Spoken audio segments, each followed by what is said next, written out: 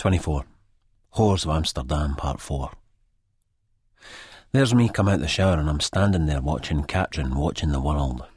She's got the huge glass doors which dominate her front room wide open, and she's leaning on the railing looking out across the canal. I can see where her line of vision's going, following that narrow street opposite us which runs right down, cutting across several other Jordan canals. I'm moving up, quietly behind her, not wanting to disturb her, almost mesmerised by her stillness. Over her shoulder I see a lone cyclist receding down the road, his figure bobbing as he bounces over a speed hump. There's something familiar about him. Maybe he passes this way a lot. I see the top beams of the buildings, the ones they leave sticking out for the purpose of swinging furniture into the narrow dwellings.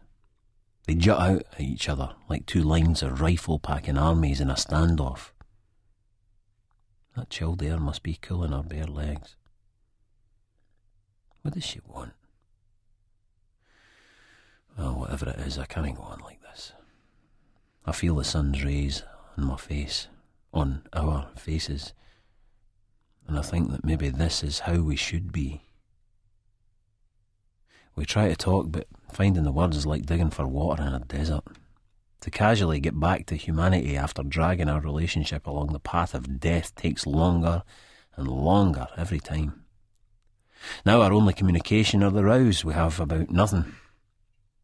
I kiss the back of her thin neck, in hurtful guilt and compassion, in a tender rage.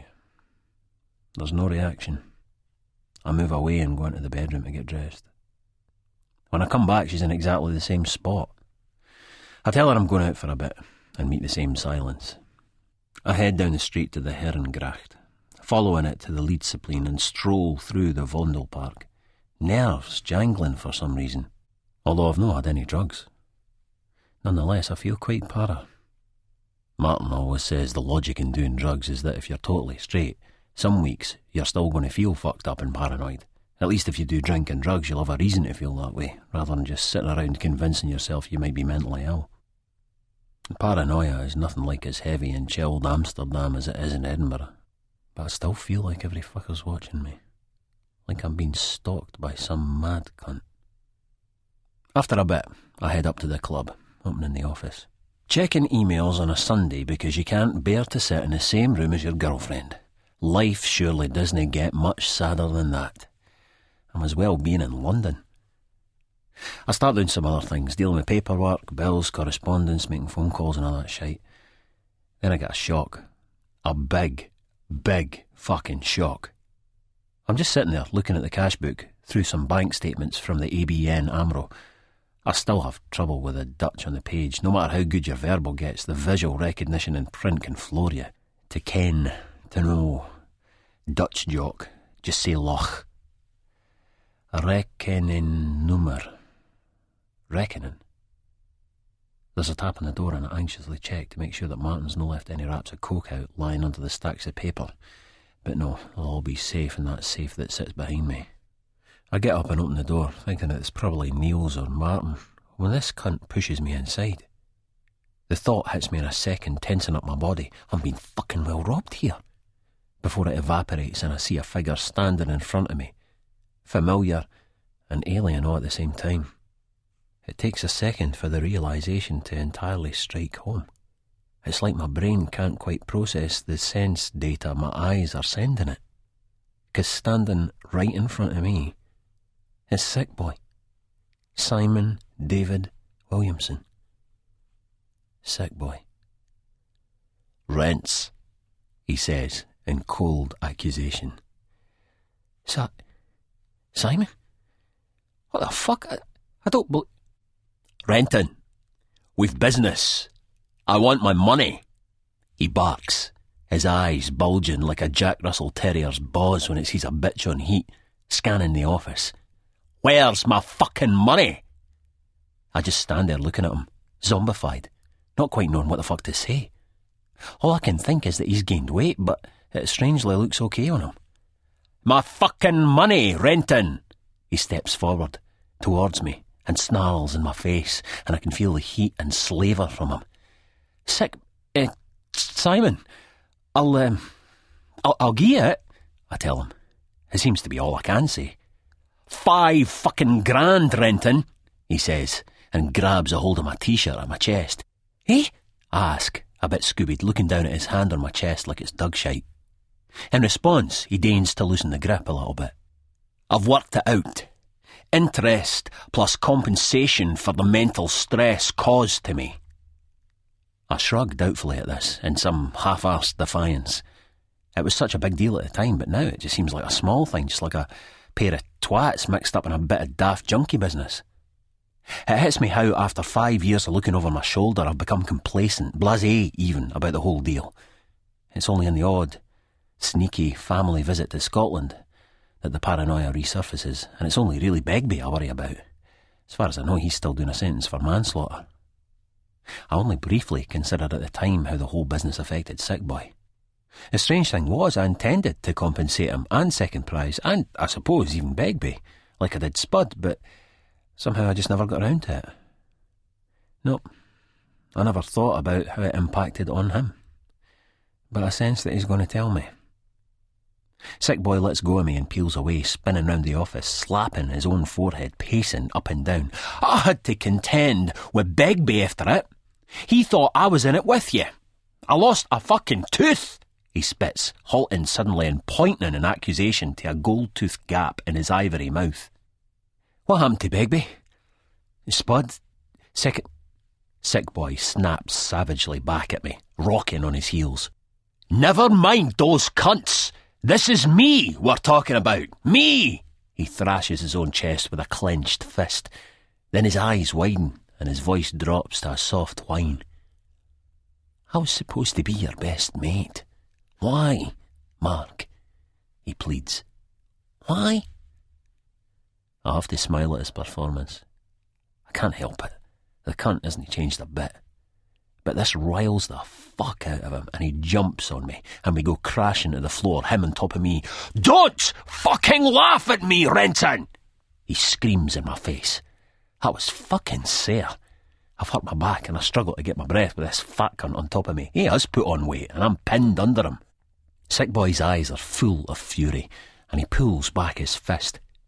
The thought of Sick Boy beating me to a pulp for the money seems faintly ridiculous. Not impossible, but ludicrous. He was never into violence. But people change. Sometimes they get more desperate when they get older, especially if they feel that their ship hasn't come in. And this might not be the Sick Boy I knew. 8-9 years is a long time. A taste for violence must be like a taste for anything else. Some people can acquire it later on in life. I have myself, in a controlled way, through 4 years of karate training. But even without that, I always thought I could take Sick Boy. I minded giving him a doing at school, at the back of Fife's Goods Yards by the Water of Leith. It wasn't a real fight, just handbag stuff between two non-fighters, but I stuck out longer, and I was more vicious. I won that battle, but he won the war, as usual, emotionally blackmailing me about it for years after. Used the best mate routine, turned those big lamps on me and made me feel like a drunken wife-beater. Now, with my Shotokan karate skills, I know I could immobilise him easily. But it's me who's doing nothing, and I'm thinking what a paralysing force guilt can be, and how righteous indignation is such an energiser. I just want to get out of this without having to hurt him.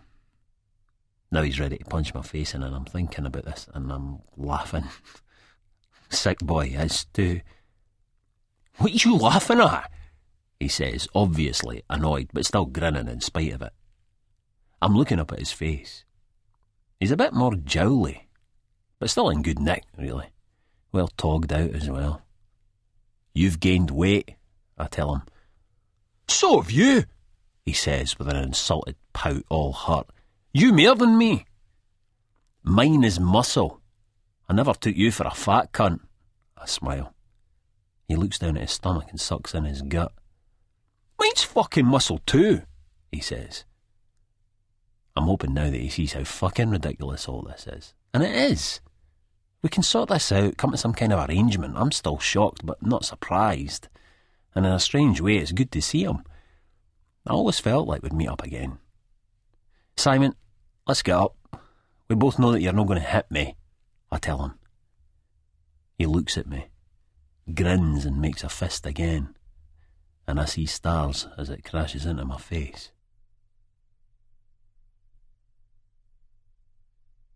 "25.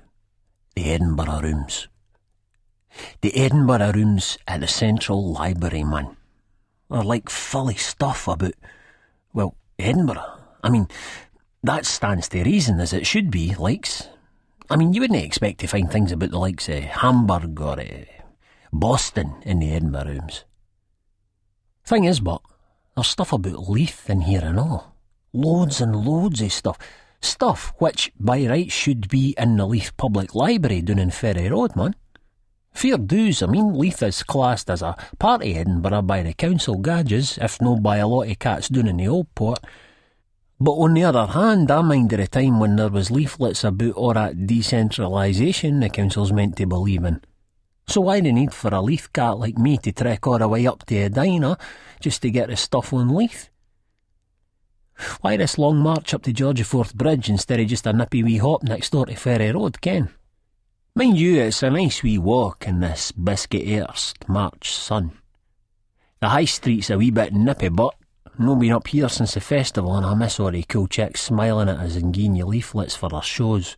It's pure raj, but the way they sort of make a statement into a question, they go, "We've a show in the festival, it's up the Pleasance, the review was brilliant," and you feel like saying, "Hold on a second, cool kitten cat, because if you want to do that and make a statement into a question, all you need to do is to add Ken on the end of it. Ken?" But of course I took the leaflets anyway, because it's no for the likes of me to say anything to posh lashes that have been to college and that, studying hot thespian action, likes it, Ken? That's always been my problem, but man, confidence. The big dilemma has been that drug-free too often equals confidence-free, man. Right now, the confidence isn't low, but it's, what's the word that cats use? Precarious, man, precarious. And the first thing I noticed when I got up here was this pub across the road for the Central Library called Scruffy Murphy's. One of the Irish steam pubs that are now like what real pubs in Ireland are like, Ken. They're just for business cats, yuppies and rich students. Looking at it made us go tense and ashamed inside, but in a just world, these cats that run that bar should pay the likes of me compensation for emotional damage incurred, man. I mean, that was all I got when I was at the school. It was Scruffy Murphy, Scruffy Murphy. Just 'cause of the old Erin name and the poor threads due to the adverse economic circumstances and the poverty that was endemic in the Murphy households at Tennantstrasse and Prince Regent Strasse. So it's like the oppo of good, man. The pure oppo of good. Just like seeing yon pub sign at fair puts us at a maximum disadvantage even before the off, Ken. So I'm downcast when I get into the library thinking to myself, how can Scruffbag Murphy here even write a book? And walking into the place was just weird. Weird. W-E-I-R-D on both sides, man. I goes through the big wooden doors and suddenly my heart was going bang, bang, bang. It felt to us like I was breaking in, man, like some cat had rammed a load of amyl nitrate up my fucking beak. I felt all faint, Ken, like I was going to pass out or something, just crumple on the deck on the spot. There's that feeling, like when you're in a swimming pool under the water or up in a plane. All that sort of muffled noise in your ears. So I was shaky, man, just pure shaky. Then, when the security cat in uniform comes over, I just sort of pure panics. I'm thinking that I'm gubbed here. Oh no, man, I'm huckled here already, and I've not even done now. I wasn't even got a day now, just look at some books, like say. "Can I help you?" the boy asks. So I'm thinking, I've done nought wrong. I'm just in the place. I've not even done now, but I'm sort of saying, I just wondered, likes, if it was alright, likes, if I could, just have a wee look in the room with all the stuff on Edinburgh. to see the books and that, likes. And I could just sort of tell that this boy kens what a tea leaf, junkie, schemy ghetto child, third generation bogwog, jippo. I just sort of ken, man, 'cause this boy's a Jambo Mason, a Rotary Club gadget. I mean, you can just tell the uniform and that, the polished buttons, man. Downstairs, the boy says, and he just like lets us go in. Just like that. The boy lets us go in. The Edinburgh Rooms, Central Library, Georgia Fourth Bridge, likes. Barry. So I goes down the big marble staircase and there's a sign, the Edinburgh Rooms. So now here's me feeling all chuffed, man, like a total scholar. But see, when I gets in, it's huge, man. Huge. And there's a load of people sitting reading at their wee desks like they're back in primary school. It's as quiet as Falkirk. And it's like they're all looking at me, man. What is it that those cats see? A junkie who's maybe going to nick some books to sell to get gear. So I'm thinking, no, stay cool. Innocent until proven. Just do what halves of the group says and try and chill out on the self-sabotage vibe. Count to 5 when the stress comes on. 1, 2, 3... What's that big wifey with the glasses looking at? 4, 5. And it was better, man, 'cause they were pure looking away after that, Ken. Not that there's much worth nicking in there. I mean, some of they books might be valuable to a collector, but it isn't the sort of goods you could shift down the wine bar. Or the old ledgers, is that what they call them, man? Ledgers? And all that microfilm and that sort of stuff, Ken. Anyway, I'm doing the wee hunt through the books, and they're saying that Leith and Edinburgh merged in 1920 after a sort of referendum. It would be like that yes for devolution vote for the Parliament and that, when the people spoke, and that was that.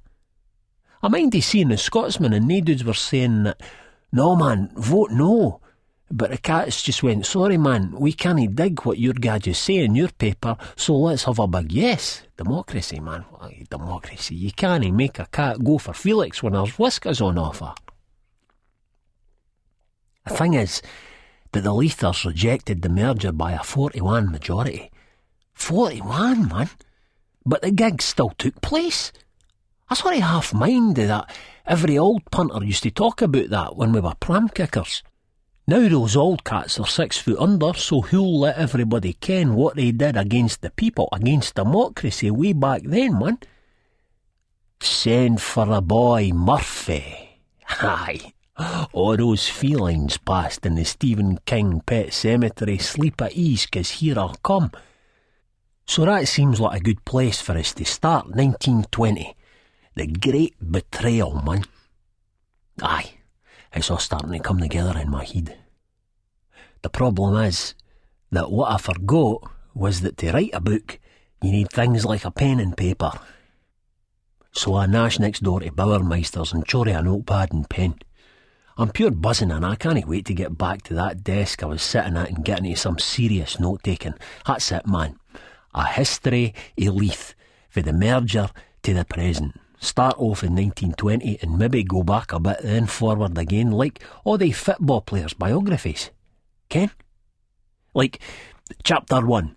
I couldn't believe it when I lifted the European Cup into the sky, man.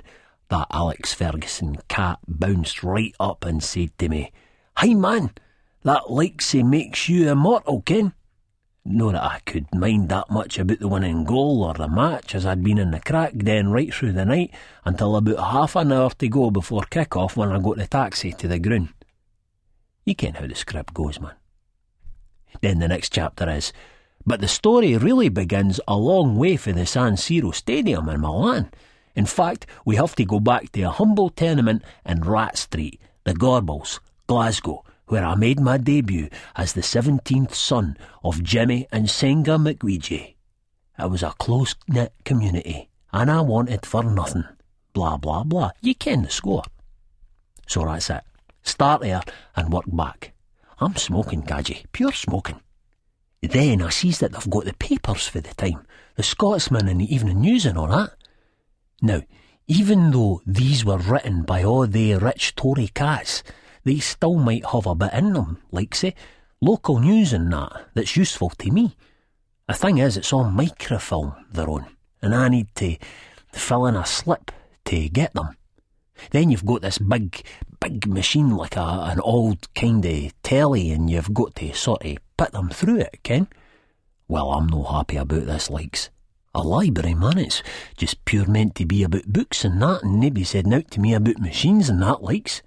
So I get the microfilm things off of the boy. I'm all ready to go, can't go, but when I see that big telly hang, I'm just going, no, 'cause I'm like, say, not that technical, and I'm sort of worried that I'll break it. I would ask one of the staff, but I ken that they'll just think I'm thick and that, ken? No, I can't work it. No way, no. So I just leave the stuff there on the desk and I go out the door up the staircase. Just so glad to get out there with my heart going thump, thump, thump. But when I'm out, I can hear all the voices in my head all laughing, saying I'm nothing, nout, zilch, and I see that scruffy Murphy's sign, and it hurts, man, it hurts. That much that I pure need to get rid of the pain. So I head down to Seeker's place, where I ken that I'll get something that I ken only make me feel like Scruffy Murphy.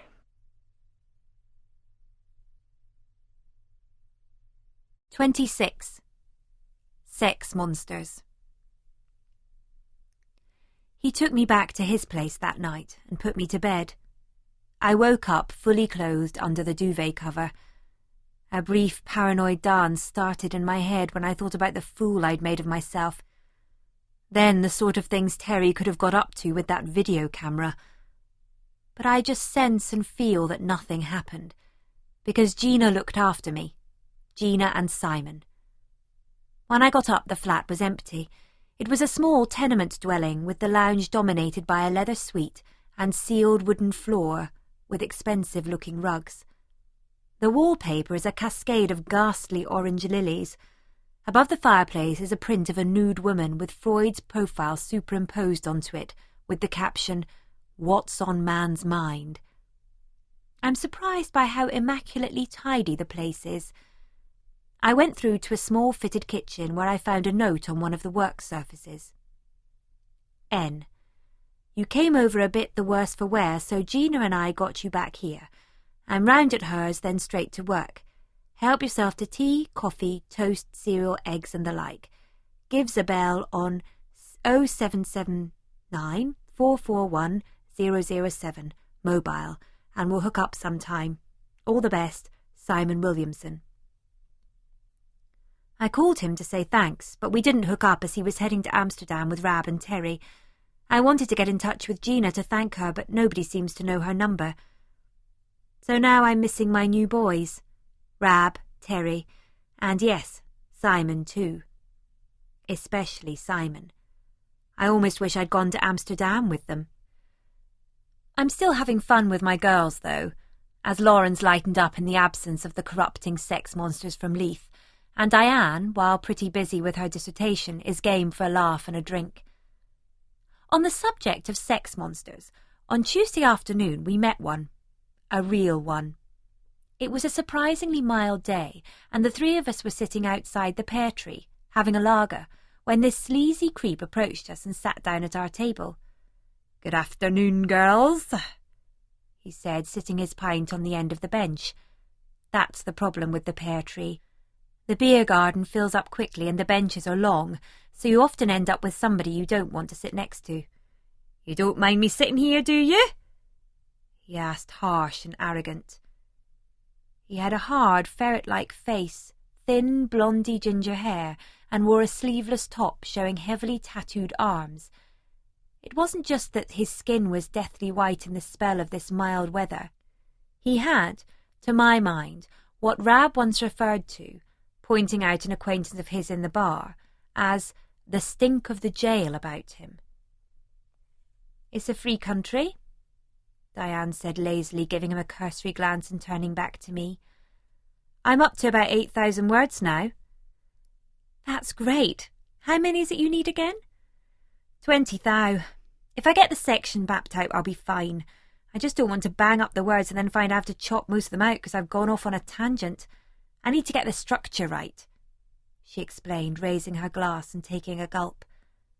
We heard a croaky voice next to us.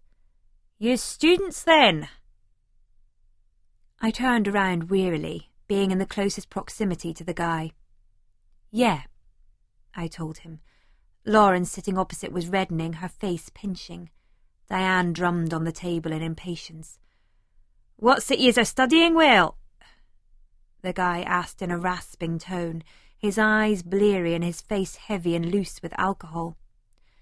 "We all do, different things," I told him, hoping that this would satisfy him. It didn't, of course. He picked up straight away on my accent.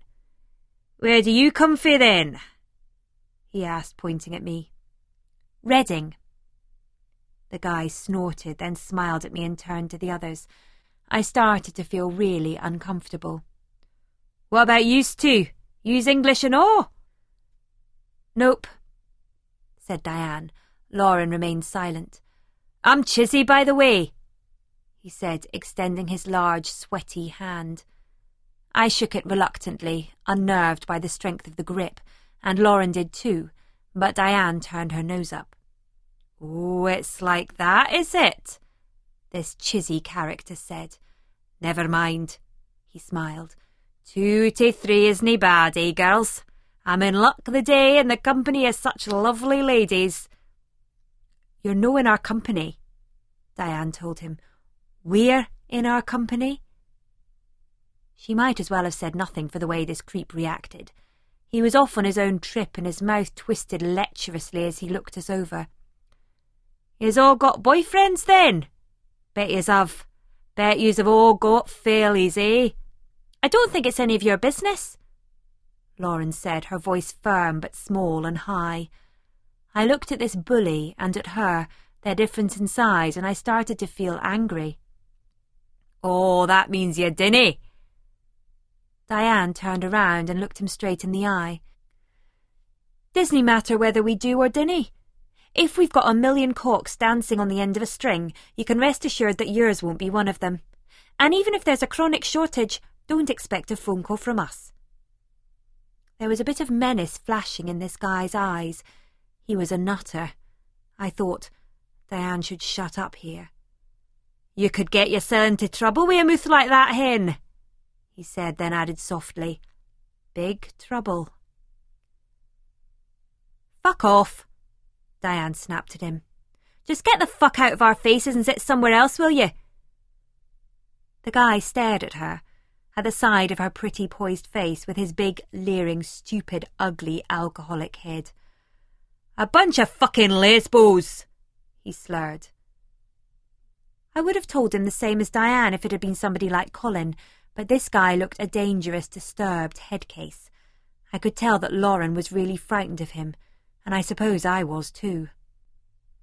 Diane wasn't, because she stood up and she was right over him. "Right, you fuck off. Now, I'm telling you, go on, git!" He stood up, but she faced him down, her eyes blazing, and for a moment I thought he was going to hit her. But some guys at another table shouted something, and a girl from the bar collecting glasses was across and asking what the problem was. The guy broke into a cold smile. "Nae problem," he said, picking up his pint, downing it, and moving away. "Fucking dykes!" he shouted back at us. "No, we're nymphomaniacs, and we're totally desperate for it, but even we've got fucking standards," Diane shouted back. "As long as there's stray dogs in the streets and pigs on the farms, we dinna need your dirty, scabby, noncy wee cocks, son. Get used to it." The nutter twisted round swiftly and looked absolutely incandescent with rage, then turned and walked away, humiliated by the laughter which rang from the tables around us. I sat in awestruck admiration of Diane's performance. Lauren was still trembling, almost in tears. He was a maniac. He was a rapist. Why do they have to be like that? Why do men have to be like that? He just needed shagged, the sad bastard, Diane said, lighting up a cigarette. But as I said, not this girl. Honestly, some people should have a wank before they venture outdoors. She grinned, hugging Lauren supportively. Don't worry about that toss hen, she said. I'm going up to get the drinks in. We got pissed and headed home. I have to admit I was a bit nervous on the journey, just in case we ran into that nutcase again. I think Lauren was as well, but I reckon Diane would have welcomed it.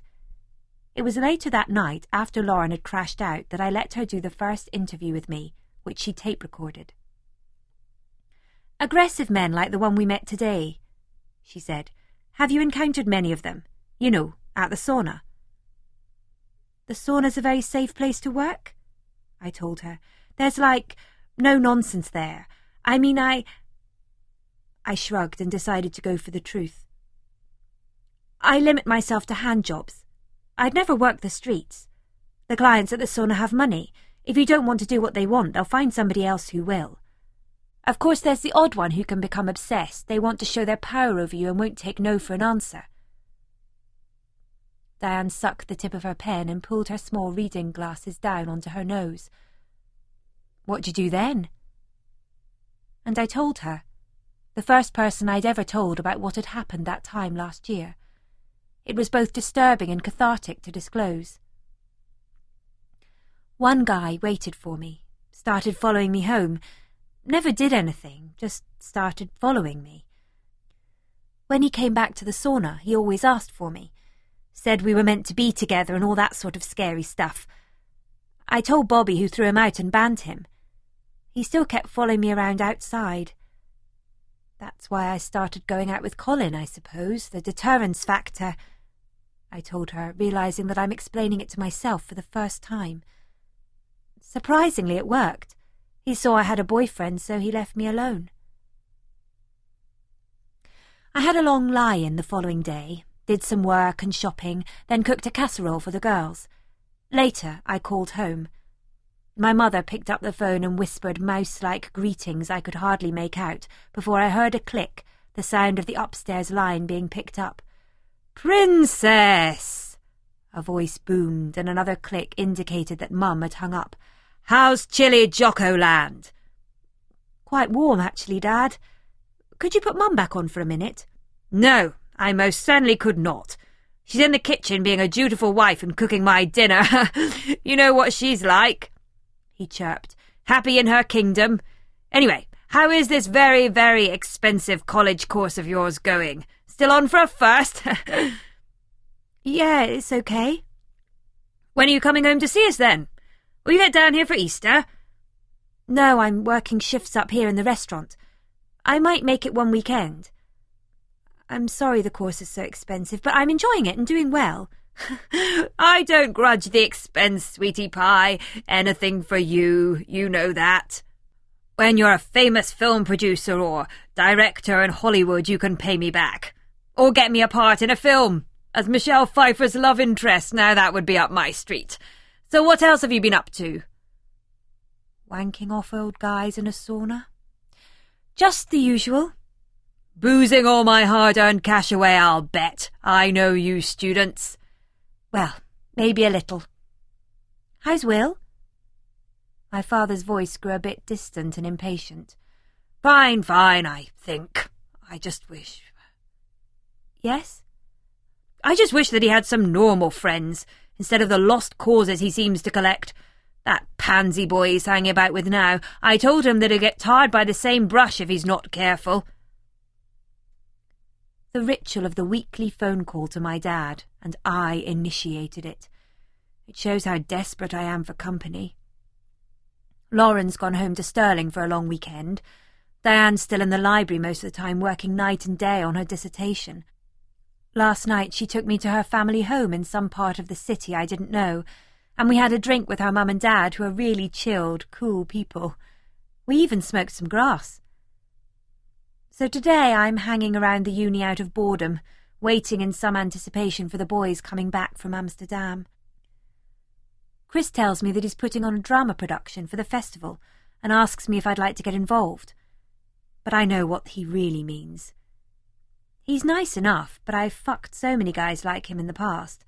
The sex is fine for a month, rapidly growing dull unless it becomes a gateway to something else. What? Status, economic gain, love, intrigue, S&M, orgies. So I tell him that I'm not interested. Too busy. Busy hanging around with those strange local guys, some of them knocking on a bit now. Rab, the bastard who rejected me. Simon, who seems to want the world and who apparently fancies that it's only a matter of time before he gets it. And Juice Terry, happy as things are. And why not? He's shagging everything and has enough cash to throw around on drinks. This makes him a formidable power, as he's already living out a dream he's been preparing for all his life. No need to make it less sordid or to go more upmarket. No, all he wants to do is just fuck, drink and bullshit. Terry was so often in the old part of Leith, I joked to Diane and Lauren that he was like Mr. Price in Mansfield Park. Once in the dockyard, he began to reckon on some happy intercourse with Fanny. This was something we got into after I realised that Terry continually referred to every woman as Fanny. So around the flat we started calling each other Fanny and began quoting passages from the book. Now I'm alone, filing my nails, and the phone rings. I thought it might be my mum calling for a chat while Dad's at work, but I'm surprised, though not unpleasantly, to find that it's Rab in Amsterdam. At first I think he more than misses me. He regrets not shagging me when he had the chance. Since he's got into all this stag stuff, his hormones have raced and he laments not having got his piece of the action. As do I, but I will. Now he wants to be Terry or Simon for a few weeks, hours, minutes before his kid comes along or before he ties the knot. I play it cool, asking about Simon and Terry. There's a chilly silence for a couple of beats before he speaks. Never really seen that much of them. Terry's whoring all the time during the day and cruising lassies in the clubs at night. I think Sick Boy's probably doing the same. That and trying to pull scams. He keeps going on about contacts in the industry and all that, and it does your nut in after a bit. Sick Boy. Vain, selfish and cruel. And that's his good side. But I think that it was Wilde who said that women appreciated downright cruelty more than anything else, and at times I'm inclined to believe it. I think Rab does too. That Sick Boy, he's a fascination to me. Lauren was right. She said that he gets into your head without you noticing. I say wistfully, not forgetting that I'm talking to Rab on the phone, but trying to make out that I am forgetting. So you like him? He says, and in what I think is quite a petty and spiteful way. I feel my jaw tighten. There's nothing worse than a man who won't fuck you when he has the chance, and then goes all funny when you consider fucking somebody else. I didn't say I liked him. I said he fascinates me. He's scum. He's a pimp. Terry's just an idiot, but Sick Boy's a scheming cunt. Rab coughs with a real bitterness I've never heard from him before. It's only then that I realise that he's a bit drunk, or stoned, or both. This is strange. They used to get on well. You're working with him on a movie, remember? How could I forget? He sniffs. Rab seems to have turned into Colin. Possessive, controlling, disapproving and hostile, and he hasn't even fucked me yet. Why do I seem to have this effect on men, to bring out the worst in them? Well, I'm not taking this. And you're having your little boys' stag night together in Amsterdam? Find a whore, Rab. Enter into the spirit of it if you want to get laid before you get married. You've had your chance here. Rab's silenced for a bit, then he says, You're mental. Trying to affect nonchalance. But you can tell by the tone of his voice that he knows he's behaved inappropriately, been undignified, and for somebody as proud as him that's a terrible thing. He's fooling nobody. He wants me, but you are just too fucking late, Mr. Birrell. Aye, he says, breaking the silence. You're in a funny mood the day. Anyway, the real reason I called was to speak to Lauren. Is she there? Something crashes in my chest. Lauren? What? No, I feel my voice waver. She's gone to Stirling. Why do you want her? Oh, that's all right. I'll call her at her mum's. I said to her I'd check if my old man had this software which converts the stuff she's got on the Apple Mac she uses at home to Windows. Anyway, he's got it, and he's happy to install it for her. It's just that she said it was quite urgent because she had stuff on the Mac she needed. Nicky? I'm here. Enjoy the rest of your stag, Rab. Cheers. See ya, he says, hanging up. I can see why Terry gets really wound up by him. At first I couldn't, but now I can. 27. Tension in the head. My head is fucking nipping. This fucking migraine. Too much thinking, that's my problem. Know that some of the thick cunts round here would understand that. Too much going on in my head. That's what comes of having fucking brains. Makes you fucking well think too much. Think about all the fucking wide cunts that need to get their fucking faces burst. And there's loads of them, I know. Crapping bastards. They're aye laughing at you behind their back. Oh, aye. I can, and I can tell. They think that you didn't see, but you fucking well see all right. You can. You always fucking well can. Sure you fucking do. I need some fucking Nurofen. I hope Kate gets back for her ma's with that greeting-faced bairn of hers soon. 'Cause a ride always helps. Cuts out all the fucking tension in the head. Aye. When you shoot your duff, it's like getting your fucking brain massaged. I can't understand all the cunts that say, "No, they know, I've got a headache," like in the fucking films and that. See, to me, that's when you need a fucking ride. If every cunt had a ride when they had a headache, there wouldn't be as much fucking trouble in the world. There's noise at the door. That'll be her now. But hold on a fucking minute. No, it's fucking well no her. Some cunt's trying to fucking well break in here. 'Cause of me sitting with the light off, 'cause of my head nipping. That's them thinking that nae cunt's in. Well, some cunt's fucking well in, all right. Game on.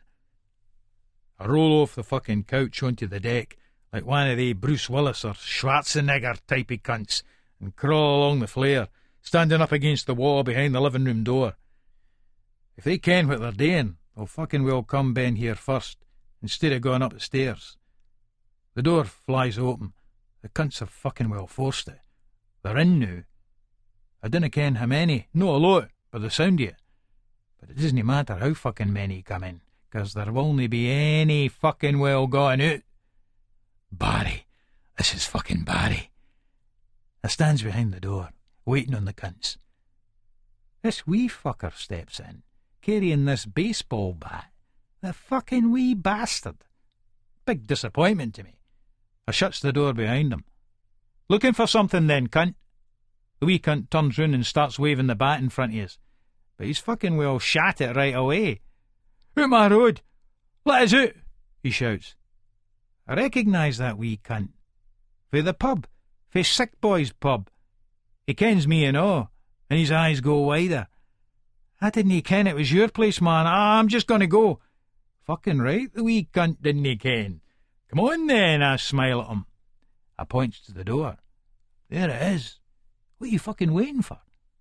Out the way. I'm not wanting any bother. I stop smiling. You've fucking well got it whether you're fucking well wanting it or no, I tell him. So gi'es that fucking bat now. Dinna make us take it off you. For your ain sake, dinna make us do that. The wee cunt's standing fucking trembling, and his eyes start filling with water. Fucking wee poof. He lowers the bat, and I grabs his wrist and takes it off him. Then I grab his throat with my other hand. What did you know fucking well leather is for, you Raj? Eh? Fucking shiting wee cunt. I didn't ken it. I lets him go to get the bat with both hands. This is what you fucking should have done, and I lamps the wee cunt with it. He puts his arms up and the bat cracks into the wee cunt's wrist and he lets out this scream like a dog getting run over, and I'm fucking leathering right into him with it, thinking about what he'd have done if Kate and the fucking bairn were here. I stop when I see that there's blood in Kate's fucking carpet. The wee cunt's lying all fucking well curled up and screaming like a fucking bairn. Shut up! I fucking shout at him. They was are paper thin, and some cunt will be on to the fucking police. I find an old dishcloth and put it over the cunt's head where it's split and put his baseball cap back on him. That'll stop the fucking Roy Hudd for a bit. Then I get the cunt to turn out his pockets and gie him stuff for the kitchen to clean the carpet with. There's nought here, just some fucking change, a set of hoose keys and a wee baggy pills. They ease. Aye. He's fucking well scrubbing away, looking round all worried. They fucking ching. No. I check the fucking locks on the door. They've been forced out with him shouldering it, but the wid hasn't fucking split, which is just as well for that wee cunt. I put them back in. It's as flimsy as fuck, and it's gonna need replaced. I goes back to where the wee cunt's still scrubbing. They bloodstains better fucking well come out. If I'm getting fucking gypped for her for having blood in her carpet, I'll make it worth my while and show you it's fucking blood all right. Aye, they're coming out, he goes. I finds out that the wee cunt's called Philip Muir and he's fae Loch End. I'm looking at the carpet. He's no made a bad job. Right, you're coming with me for a bit, I tells him. The wee cunt's too feared to say anything, and we gets to the fucking van. I opens the front passenger seat and he gets in. I strolls round to my seat and climbs in, kenning that he's shiting it too much to make a dash for it. You navigate, pal. You ken where we're going. Eh? We're going to your house. I sticks on the radio and we drives down to Loch End. This van's fucked on its last fucking legs. There's that Barry old Slade song on, Mama, we're all crazy now, and I start singing along to it. Slade's fucking Barry, I tells the wee cunt. He pulls up outside the fucking gaff. Your man Dad's? Aye. They cunt in? No, but they'll be back soon. We fucking better nash then, come on. So we get inside and I'm checking out the gear. There's a Barry telly, flat screen job, and it's got a video, one of the new types with a compact disc, but with fucking pictures like, a fucking VDU or whatever the fuck the cunts call it. There's a new stereo and one of the ends with the tons of fucking speakers. Right, cunty boys, start fucking well loading up, I tells the wee fucker. The boy's still shiting himself and I'm watching out for nosy cunts in the street. Any cunt blabs about this, and it's doon to him. He kens that. We get into the van and take the gear back to Kate's. The Barry thing is that there's a Rod Stewart CD with all the hits on it. I fucking pocketed that right away. When we comes back, she's been in the house with the bairn. Frank, the lock. She's pointing down at the screws, back in the fucking flare again. I just put my key in and they fell right through. She sees the wee cunt standing behind me. He's shiting it again 'cause of that fucking lock, and he fucking well should be. All right, I goes, and we head out and come back with an end of the telly each. She's got the bairn up in her arms. The lock? Frank, what's going on? What's all this? She's looking at the set. This wee mate of mine here, I tells her, explaining the story I'd worked out on the way back in the motor. He's a right wee fucking good Samaritan, eh, pal? Come into some gear. So I says, bring it down here, it's better than your old stuff. But the lock... Aye, I fucking well tell you about that bit, Kate. Mind I says, that lock needs fixed. I'll get my mate Steve-O onto it. He's a locksmith, he'll sort it all out. Look at this bit. New fucking DVD and all. Have to trade in all the old videos now. It's awfully nice, she says. Thanks, Frank. It's no me that you should be thanking, it's Philip here, eh, pal? Kate looks at the shiting wee cunt. He's got some fucking eye on him now. Thanks, Philip. But what happened to your face and all that? I cuts in. It's a long fucking story, I tells her. What it is that Philip here owes us a few favours. So when he got a new stereo and telly for his pad, he phoned us up and goes, you can take the old stuff if you like. So I fucking well thinks, This is just going to be a load of fucking junk, Ken. But the wee cunt says it's just 18 months old. You sure, Philip? It looks awfully dear. You ken they young cunts. It's got to be the fucking fashion with them. That's like the fucking Stone Age to they cunts. Aye, Philip thought of me first, but some other wide bastard thought he was due it. Tried to put the fucking bite into the wee cunt here. So I picks up the baseball bat. We went down and had a wee word with the cunt. Put him right, eh, Philip? The wee cunt gives a daft grin. Kate's getting the telly plugged in and set up. It's a great picture. She's like a fucking wee lassie at Christmas. Look at that, she says to the bairn. Bob the Builder. Can we fix it? Yes, we can. Nowt but the best, hen. The wee cunt says fuck all. He's lucky to be alive. I'm thinking that I might have uses for a daft wee muppet like that. I takes him outside. Right, you can go now. But you've to meet us down the Café del Sol, bottom of Leith Walk, at 11 the morning. What for? He asks, looking off feart again. A job. We cunts like you get into too much fucking bother if they aren't working. The devil makes fucking work for idle hands, eh? Mind, Leith, 11 o'clock. If I'm late, ask for Lexel. And keep out of bother, 'cause you're fucking working for me now. Mind, the cafe, the morn. The wee Radji's stopped shaking, but he still looks fucking scoobied. Do I get wages? Aye, you get to stay alive. That's your fucking wages, I whisper to him. I tell you what, but, I goes, seeing that he's got sovies on just about every finger. Nice rings, but, mate, take them off. Oh, man, no, my sovies, please, man. Off, I goes. The wee cunt starts pulling at them. They will only come off. I pulls out my blade. Right, I'll get the cunts off for you, I tells him. Funny, but they came off all right after that. The wee cunt hands them over. Oh, sad. And I pockets them, keeping one back and gain him it. You did all right the day. Keep doing all right, you get them back in payment. Get wide or fuck up, you die. The cafe, the morn, I tell him, and go back in and shut the door. I bell Steve-o and the Moby, telling the cunt it's an emergency. Kate goes, That stereo's brilliant, Frank. I can't believe it. It was so good of the laddie. Aye, he's a good wee cunt. He's going to be working with me. You've got to watch out for wee cunts.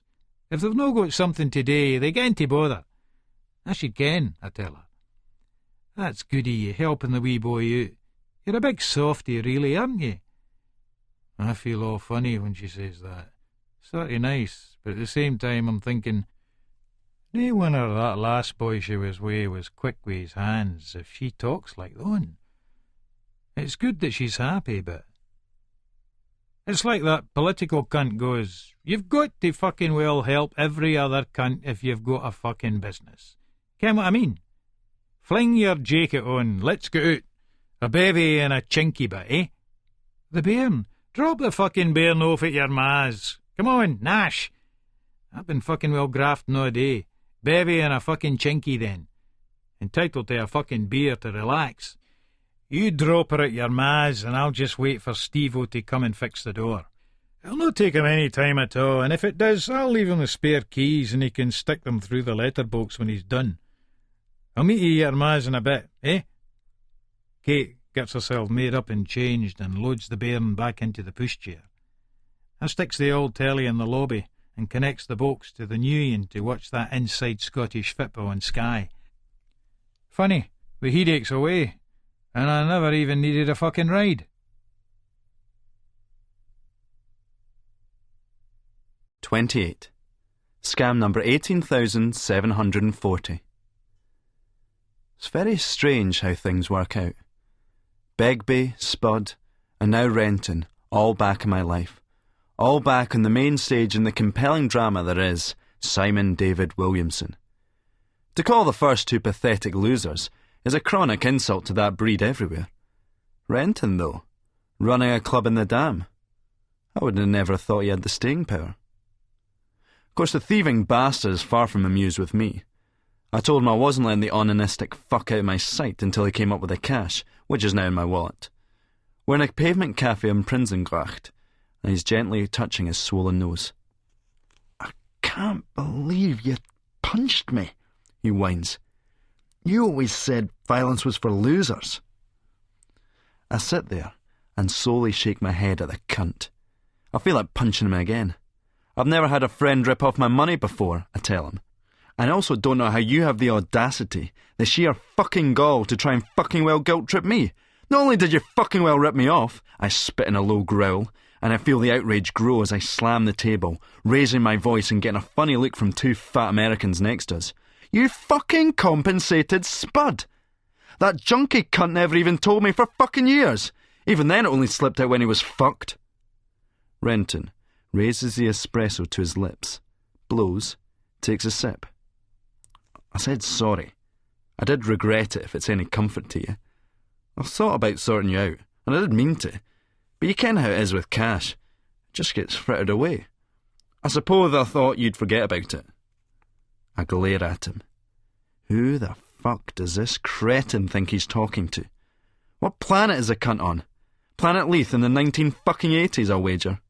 Well, maybe no forget about it. But you know. Then he shrugs. "It was a bit fucking selfish. I just had to get the fuck away, Simon. Fae Leith. For all that junkie shite. And I didn't, I suppose. Oh, aye. You are fucking well selfish, all right, chum." I smack the table again.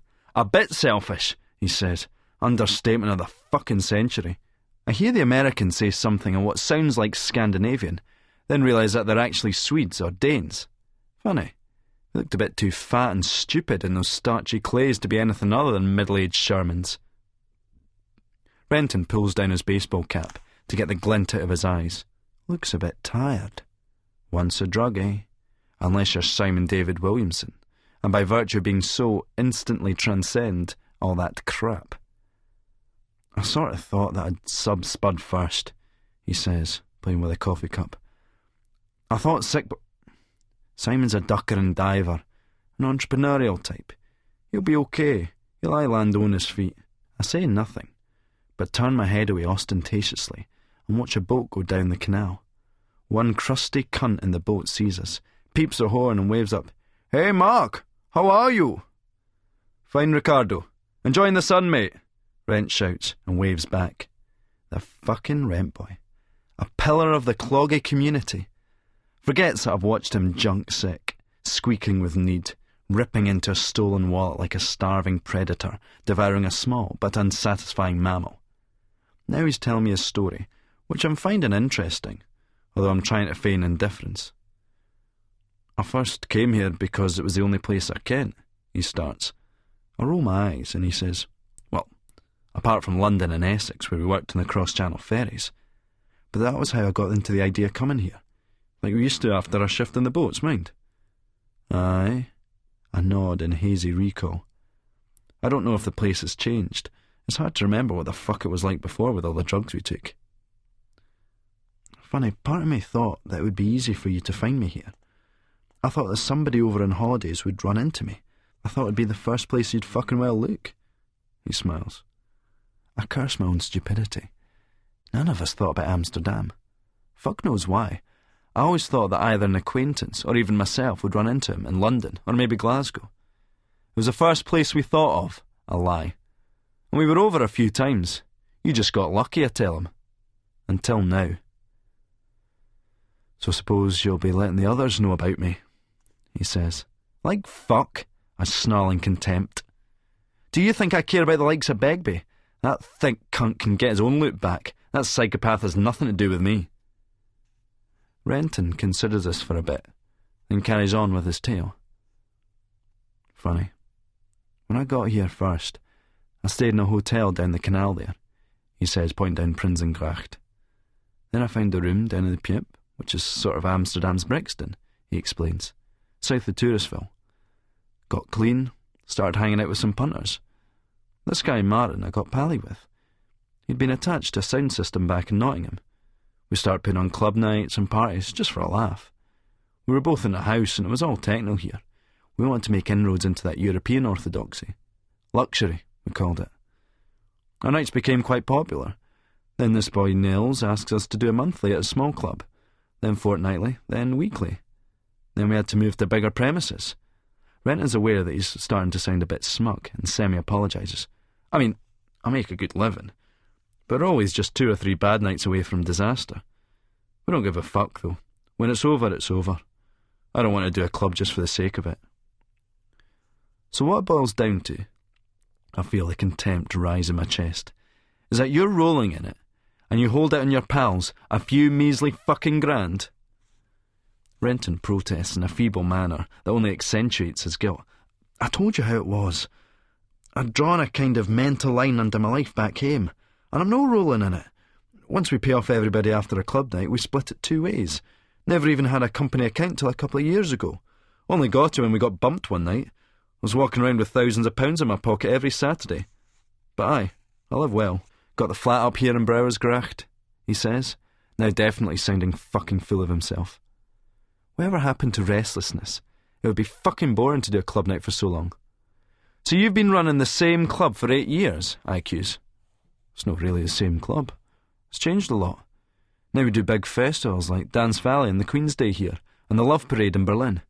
We go all over Europe and the States. Ibiza, the Miami Dance Festival. Martin's a public face of luxury for the dance music press and that. I keep in the background, for obvious reasons.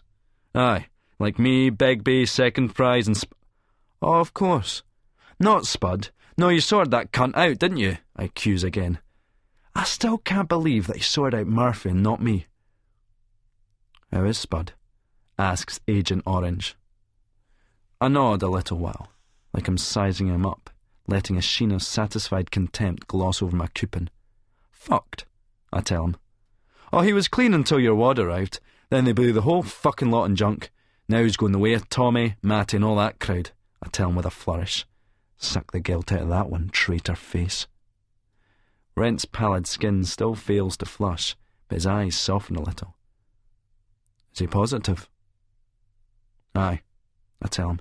And you certainly played a big part in it. Well done, I toast him. You sure? I've no idea as to the state of Scruffboy's immune system. If he's not HIV, he fucking well deserves to be.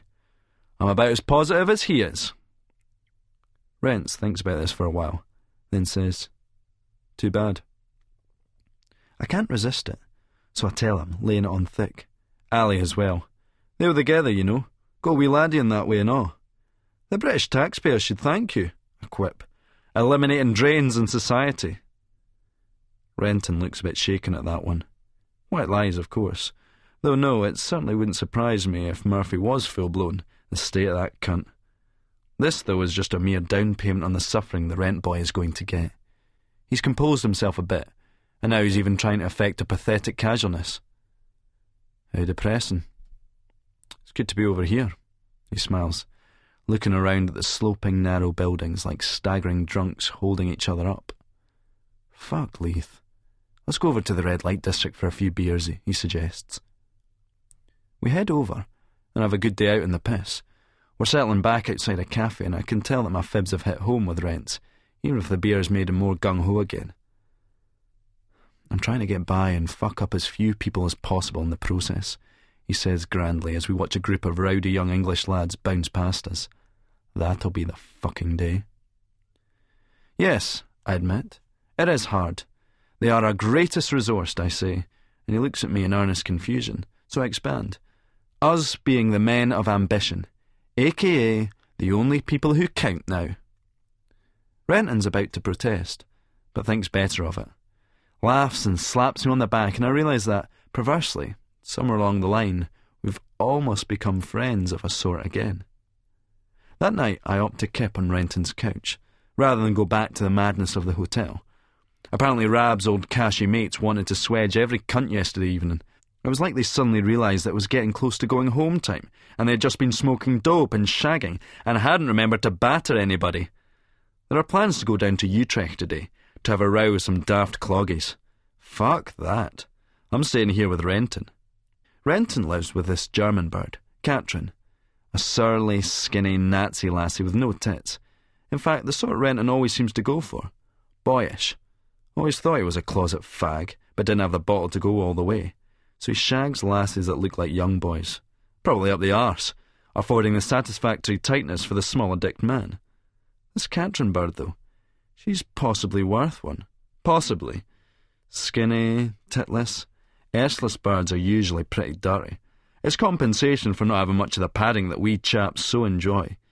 This ice-cold wee Teutonic cow hardly spoke a word, not even reacting to my attempts at flirty politeness. How the fuck could Magnifico Italia ever have thrown its hand in with these pseudo-Saxon cunts in second world swedge? But aye, I'd possibly give her one, if only to annoy Rents. It's funny him just sitting there, looking fit, almost European. He's still slim, really, but not disgustingly so. There's a bit of flesh in that old ginger skull face. His hair's a bit thinner and slightly receding.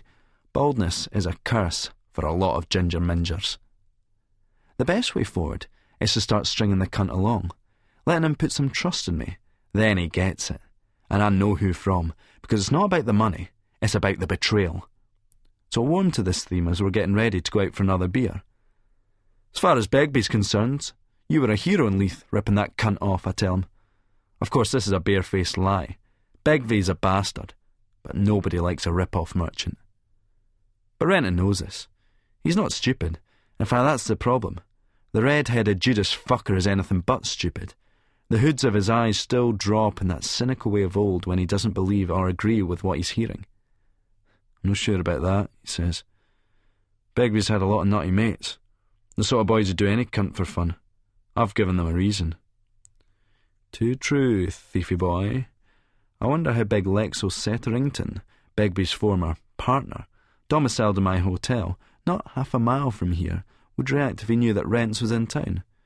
Might he be inclined to administer some justice on his mucker's behalf? Yep, he was bad-mouthing Begbie, but that of course means nothing to bams like him. At best he'd certainly be on the blower to his buddy Francois, who would be right over on the next flight. Oh aye, that big wide cunt's got a mischievous air about him. He would absolutely delight in telling the beggar boy that he knows Rent's address. Tempting, but no. I want to be the man who delivers that particular piece of good news. Renton's got a club, a flat, a girlfriend. He'll be going to nowhere in a hurry, particularly if he believes himself to be safe here. That's as may be, I say gruffly, then changing tone add, we should come back to Edinburgh. See the folks, I tell him. Remember that I've hardly seen mine since I've been back. Renton shrugs. I have done, a few times. On the quiet like. I never fucking knew, I say, peeved that the cunt could slip in and out without me knowing anything about it. The red-heated cunt laughs lightly at that one. I didn't think you'd want to see me. Oh, I'd have wanted to see you all right, I assure the bastard. That's what I meant, he says. Then he adds, raising his eyes hopefully. I heard Begbie's still inside. Aye. He'll be in for a few years yet. I prevaricate in the most expressionless manner I can master, and I fancy that I did all right as well. I might just come over then. Renton smiles. Good. Let the cunt take his chances. I'm starting to enjoy myself now. Later on I arrange for Terry and Rab to meet us, half thinking that Renton could come in useful with his music and Amsterdam contacts. When I tell him what we're up to, he seems quite interested. So it's me, Rab, Terry, Billy and Rents having a beer, blow and blether in the Hill Street Blues Cafe on the Varmostraat. Terry and Billy vaguely remember Rents from way back. Clouds, disco, the football, the lot. Terry still gives him a look like he's no too sure though. Too right. No cunt trusts a fraudster who does their own, and sure as fuck, he'll get it. Rab Birrell, who, sensibly, opted out of the Utrecht trip, reasoning that burst mouths, broken noses and black eyes do not good wedding pictures make, is explaining something to us at the cafe. Rab seems to be a bit narked with Terry and me for some reason, probably because we've left him and his football mates most of the time, and I think they wanted an old boys reunion while Rab fancied something more chilled. He knows a lot though, this Birrell boy, and he's advanced a proposition which Terry's doubtful about. I still dinna see how we need to film it over here, but, he says to Rab. Rab's looking at me, all tense and serious. You're forgetting about the polis. This type of movie, he hesitates. and gets a slight beamer as Terry purses his lips and bends his wrists. All right, Terry, this type of film that we're trying to make is illegal under the OPA. All right, Mr. fucking student cunt, Juice Terry cuts in. Tell us what the OPA is. Rab coughs and looks at Billy, then rents as if in some kind of appeal for support. It's the Obscene Publications Act, the piece of legislation that governs what we're trying to do. Renton says nothing. He's got that inscrutable look in his face. Renton. Who is he? What is he? He's a traitor, a grass, a cunt, a scab, a selfish egotist. He's everything that anyone who's working class needs to be to get on in the new global capitalist order. And I envy him. I genuinely fucking envy the bastard because he really doesn't give a toss about anybody but himself. I'm trying to be like him, but impulse, wild, passionate Italian jock impulse burns too strongly in me.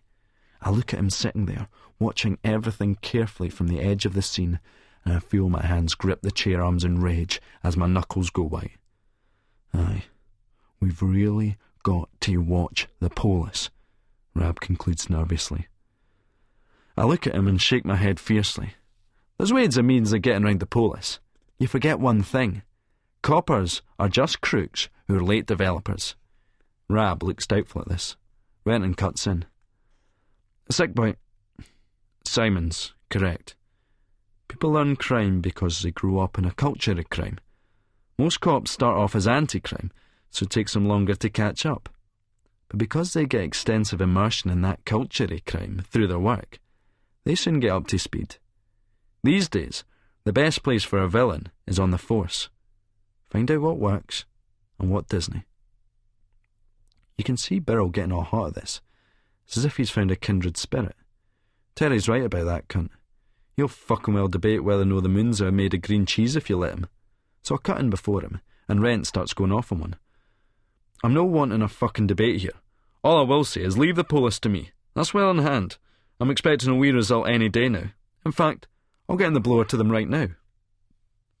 So I exit the bar and try to get a signal on the green mobile. This is meant to work in Europe, but does it fuck work in Europe? I'm tempted to throw the toy for small minds into the canal. Instead, I pocket it and go over to the tabac and buy a phone card and bell home for a call box. I feel a sweetly twisted sexual urge flush over me for no reason. So I call into Flora and send a dozen red roses to Nicky, and the same to her wee specky mate Lauren, even more aroused at the thought of how she would cope with it. No message, I tell the woman on the line. Then I call Least Finest. Hello, my name's Simon Williamson. I'm the proprietor of the Port Sunshine. I want to get the test results of the confiscated pills, I explain, pulling from my pocket a slip of paper a kebab cop gave me. My reference number is 0762. After a long wait, there's an apologetic voice on the other end. I'm sorry, sir, the lab has a bit of a backlog. Fine, I snap, impatient, unsatisfied taxpayer style, putting the phone down. When I get back, the first thing I'm going to do is to write to the chief constable and complain like fuck about this. 29. A Dozen Roses. Lauren and I get a shock delivery.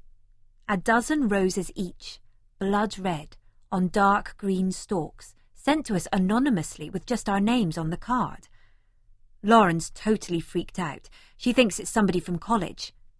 We're a bit hungover. We went out drinking last night as she had come back from the bosom of her family in Stirling. Diane comes through and she's impressed with our bouquets. You lucky girls, she said, putting on a fake crybaby face and moaning, Where's mine? Where's my fucking prince? My co-recipient has a pinched face and bared teeth as she examines the flowers as if there's an explosive device concealed in them. The shop must know who sent them. I'm going to phone up and find out. Lauren bleats. This is harassment. Get away, Diane says. That Jakey in the pear tree last week, now that was harassment. This is romance. Think yourself lucky, hen. It fills the rest of the day with an intrigue, which gets me through a couple of boring lectures before I get home and changed again for my sauna shift. I want to swap a shift with Jade and she's agreed, but I can't find Bobby to confirm this. No doubt he's in one of the steam rooms, sweating away with his cronies. It's Thursday night, which for some reason is gangster night. There's as much gold as sweat dripping from the numerous solid, slightly overweight bodies. It's funny, but Monday to Wednesday nights tend to be businessmen, Fridays mainly lads treating themselves, and Saturday it's footballers, but tonight it's the criminal element. At the end of my shift, I notice I'm out of towels and I head into the massage room next door. Jane is pummeling a huge pile of flesh on the table. It's lobster pink from steam room excess, rendered a lime green by the lights in the pine floor. Jane's face is bottom lit, and I can see the smile in her mouth but not her eyes, as I nod over to the stack of white towels, always virgin white, before grabbing a few and retreating as the wobbling mass groans under a chopping assault. As I exit, I hear what sounds like, "Harder! Dinna be feart to go harder! Never be feart to go harder!" I'm mildly put out as I realise that it's a guy who normally asks for me. Not to worry. I eventually see Bobby and make the shift switch. Bobby's with a guy called Jimmy, a client whose full name I don't know and who asks if I've ever thought about doing some escort work. I look doubtful, but he says, "No, it's just that you'd be excellent for a colleague of mine. It's good money, and you'd get wined and dined." He smiles. "It's the afters that worry me." I grin back. "The 69'd part of it." Jimmy shakes his head briskly. "No, it's nothing like that. This guy just likes company, that's all. Just likes to go out with a beautiful girl on his arm. That's the deal. Anything you negotiate separately, well, that's between you two. He's a politician from overseas." "Why are you asking me?" He gives a hearty, dental-filling, exposing laugh. "Well, 1, you're his type, and 2, you're always well turned out clothes-wise. I'll bet you're the sort of lassie who's got a few knockout dresses in her wardrobe," he says, shifting into a donkey-like grin. "Think about it." "OK, I will," I tell him, and head home without a drink for the first time in a while. I go to my room and do a few intensive stretching, bending and breathing exercises. Then I go to bed and get the best night's sleep I've had in months. I rise in the morning in some eagerness, unusually beating both Lauren and Diane into the shower before spending an age deciding what to wear. Why the excitement? Well, I'm off to Leith, and I'm more than pleased that the boys are back. It's strange, but there definitely was something missing over the last few days. When I get down to the pub, I realise what it is. Sick Boy, or Simon, as I should call him, in the short time following his departure to Amsterdam, has gone from being a distraction for me to the main dish.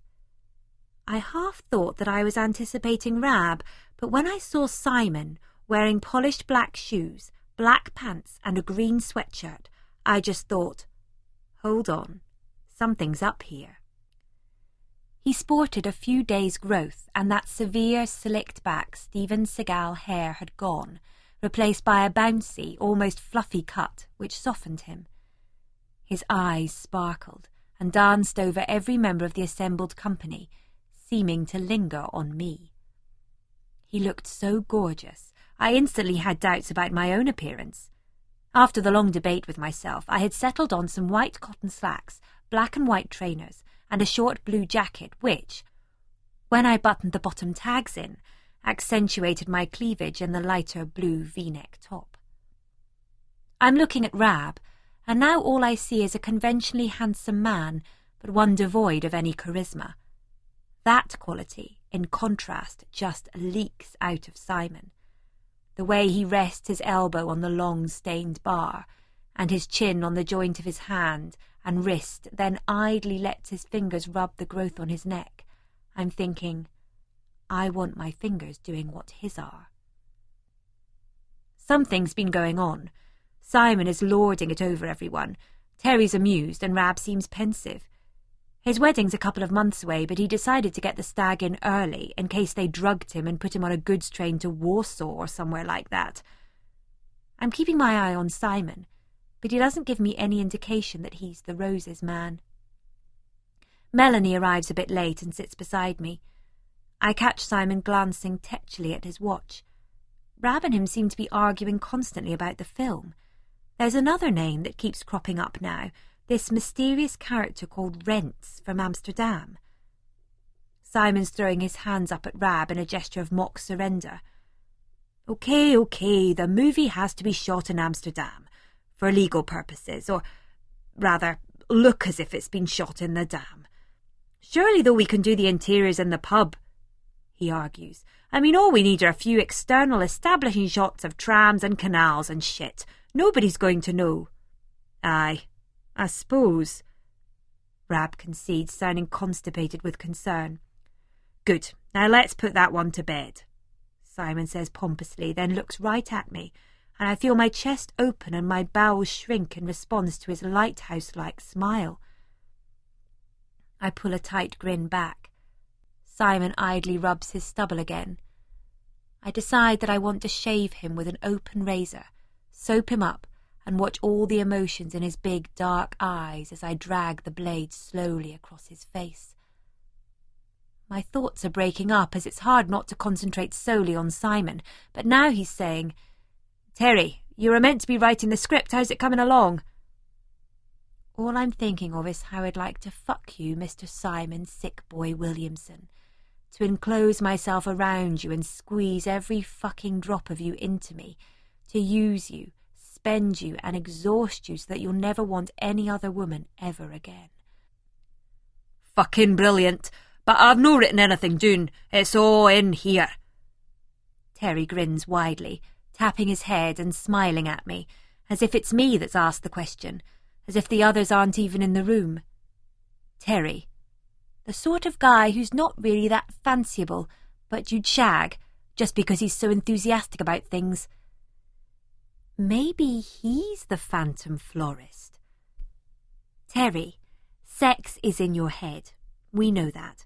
What we need is it in a script. I ken what you're saying, gorgeous. He smiles, running his hand through his curly hair. But I'm no really in for writing things down. What I might do is talk into a tape and somebody can type it out, he adds, looking hopefully at me. So what you're saying is that you've done fuck all, Rab challenges, looking round at everybody. I glance at Melanie, who shrugs, unconcerned. Ronnie grins. Ursula's eating a pot noodle, and Craig's looking like he has a stomach ulcer. Then Terry sheepishly produces a couple of sheets of A4. I would describe the handwriting as not so much spidery as scorpion-like. What did you say that you'd done nowt for, but? Rab asks, taking the papers and scanning them. Writing's no my thing, Beryl. Terry shrugs, but he's quite embarrassed. Rab's shaking his head as he passes them over to me. I read a bit, and it's so hilariously inept that I have to share it. Terry, this is nonsense. Listen to this. The boy fucks the bird up the arse, the bird licks the other bird out. It's awful. Terry's shoulders bunch up, and once again he rubs a hand through that curly mop. A tad minimalist, Mr. Lawson. Rab snorts as he takes back the papers from me and waves them in his face. This is shite, Terry. It's no a script. There's no story here, it's just shagging. He laughs, passing them to Simon, who studies them impassively. That's what we want, Beryl. It's a porn film, Terry says defensively. Rab screws his face up and sits back in the chair. Aye, that's what all the jakies want, the ones you show your stag clippings to. I thought we were meant to be doing a real film here. I mean, it's no even written like a film script. He flicks his hand through the air.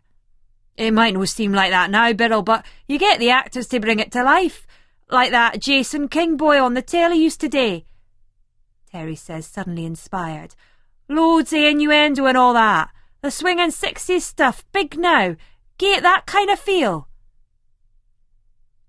During this exchange, the others, looking bored and distracted, have said absolutely nothing. Simon sets Terry's papers down on the table in front of him, reclines in his chair and starts tapping his fingers on the armrest. As someone with experience in the industry, let me intervene, he says in that grandiose manner of his, where you don't know whether he's being pompous or ironic. Rab, why don't you take Terry's script and weave a storyline into it? Fucking needs it, Rab says. Aye, well, it's no meant to be a college dissertation, Beryl, Terry asserts loudly. Right, says Simon, yawning and stretching like a cat, his eyes glinting in the weak light. I think you need a bit of help here, Terry. Turning to the rest of us, he proposes, I think the best move would be if Rab and Nicky could take Terry's basic ideas and put them into a script format. Very basic, just break it down into scenes, locations. What am I telling you this for? You're the students of film, you've seen a screenplay. He smiles at us both so lavishly that I fancy even Rab's flattered. But it's not Rab who I want to work with, Simon. It's you. Terry cuts in at this point. We're no wanting too many, no offence, by students involved. What about if me and you worked on it, Nicky? He says hopefully, then adding, I mean, we could try out some of the positions and that, make sure that it all actually worked. Oh, I think we'll be all right on the night, Terry, I tell him hastily. I look over to Simon thinking that we could try out some of the positions, but he's saying something in Mel's ear and she's grinning. If only he'd look this way. I think it'd be easier for me and Nicky to do it. What with us seeing each other at the university and that, Rab says, looking at me. I really would rather it was Simon, and I'm tempted to play games, but I nod in agreement because I'm thinking, did Rab send the flowers after all? But why Lauren? OK, I say softly, that makes sense. Terry's a bit huffy at this and looks away over towards the bar. That's fine. As long as it's got our pornographic narrative in sequence, blowjobs, straight, girl on girl, anal and cum shots. Simon expounds, adding, also plenty of bondage and as many inventive set pieces as you can dream up. Terry brightens up a bit, re-engaging as Simon gets down to the brass tacks of sex. The big problem we have is anal. Simon turns to Mel and me. Or rather, the big problem you lassies have. His cold look, accompanied by that word, makes my innards freeze. I don't do that, I tell him. Mel's shaking her head as well and speaks up for the first time today. No way will I do that. She catches Terry looking at her and she goes a bit bashful and kicks his foot. No on the camera but, Terry. Simon's face is screwed up. We need to talk about this. You see, I think it's essential these days. I mean, personally, it doesn't really do much for me. But the thing is, we live in an anal society. Rab rolls his eyes and Terry nods in emphatic support. I mean, think about it.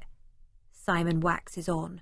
You have rednecks in hick towns telling us aliens have come all the way from another galaxy just to stick a probe up their sweaty arseholes. Modern porn, the Zanes, the blacks, it's got all that triple penetration circus stuff in it now. Look at Bendover's videos. Fit young birds always get it up the arse these days. Fucking brilliant videos, Terry adds sagely. Simon nods in impatient compliance. The point is that in the old days, if a bird got fucked up the arse in a video, it was odds on that she was a stretch-marked old boiler, dripping with cellulite and fit for the knacker's yard. Now that's all changed. For any young lassie serious about being a porn star, taking it up the shitter is almost obligatory.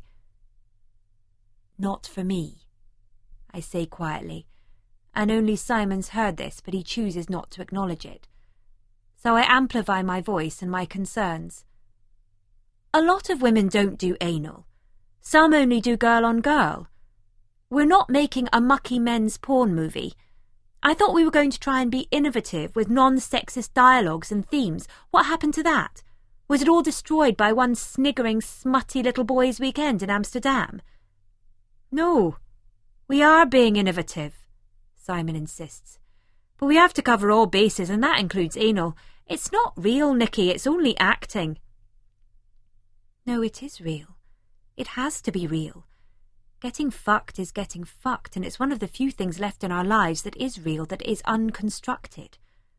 Aye, Rab says, unwittingly being Simon's stooge. We have to remember that it's the performance of sex, not real sex. It's just freak show stuff. I mean, who really has triple penetration in their sex life? Just you and your puffy mates for the college, Terry says. Rab ignores him and continues, anxious that he's not being misconstrued. Let's get a real story, with real people acting like they're having real sex. The anal stuff's a red herring. If the girls didn't want to date, then that's cool. No.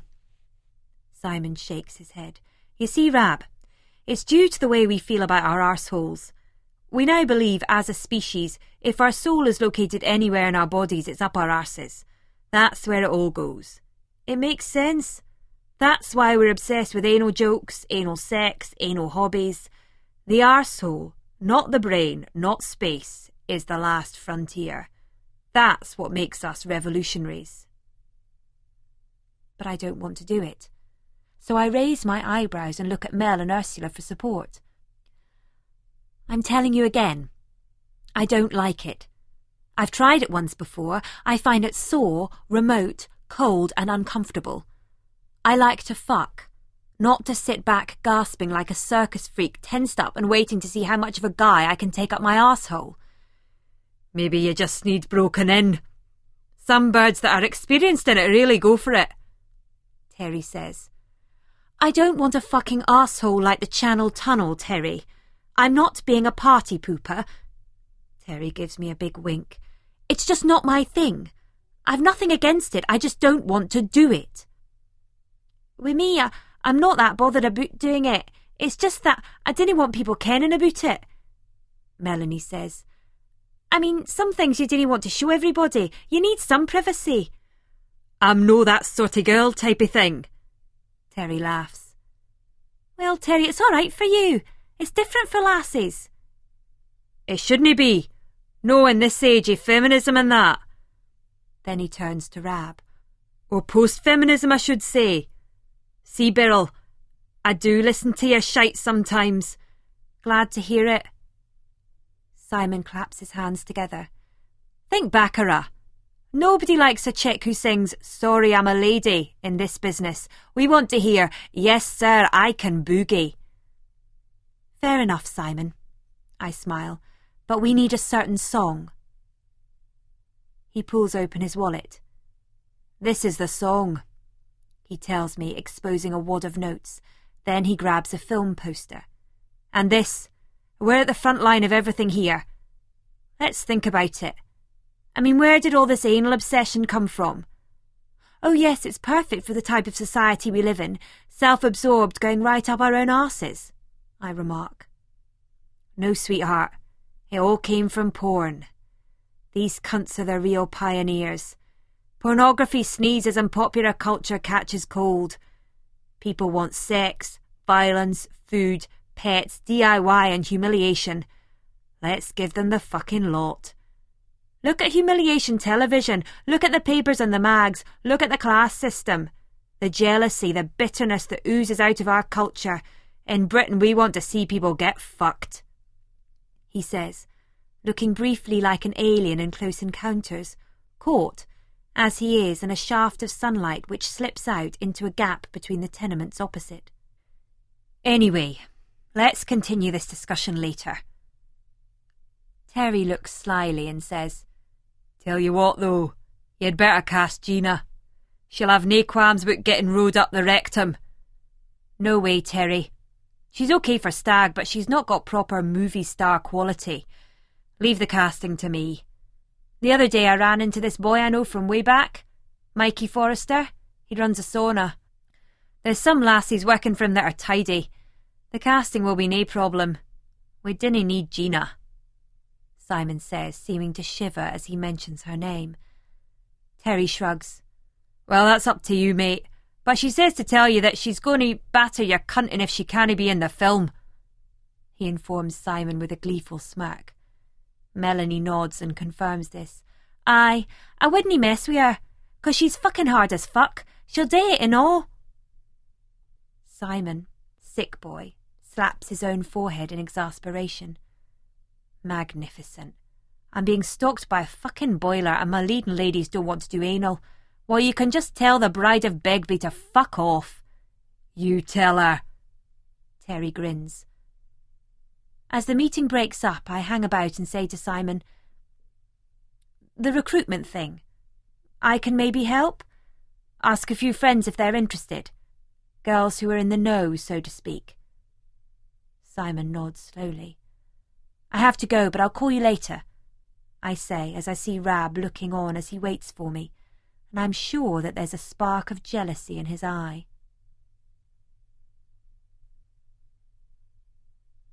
"30 packages.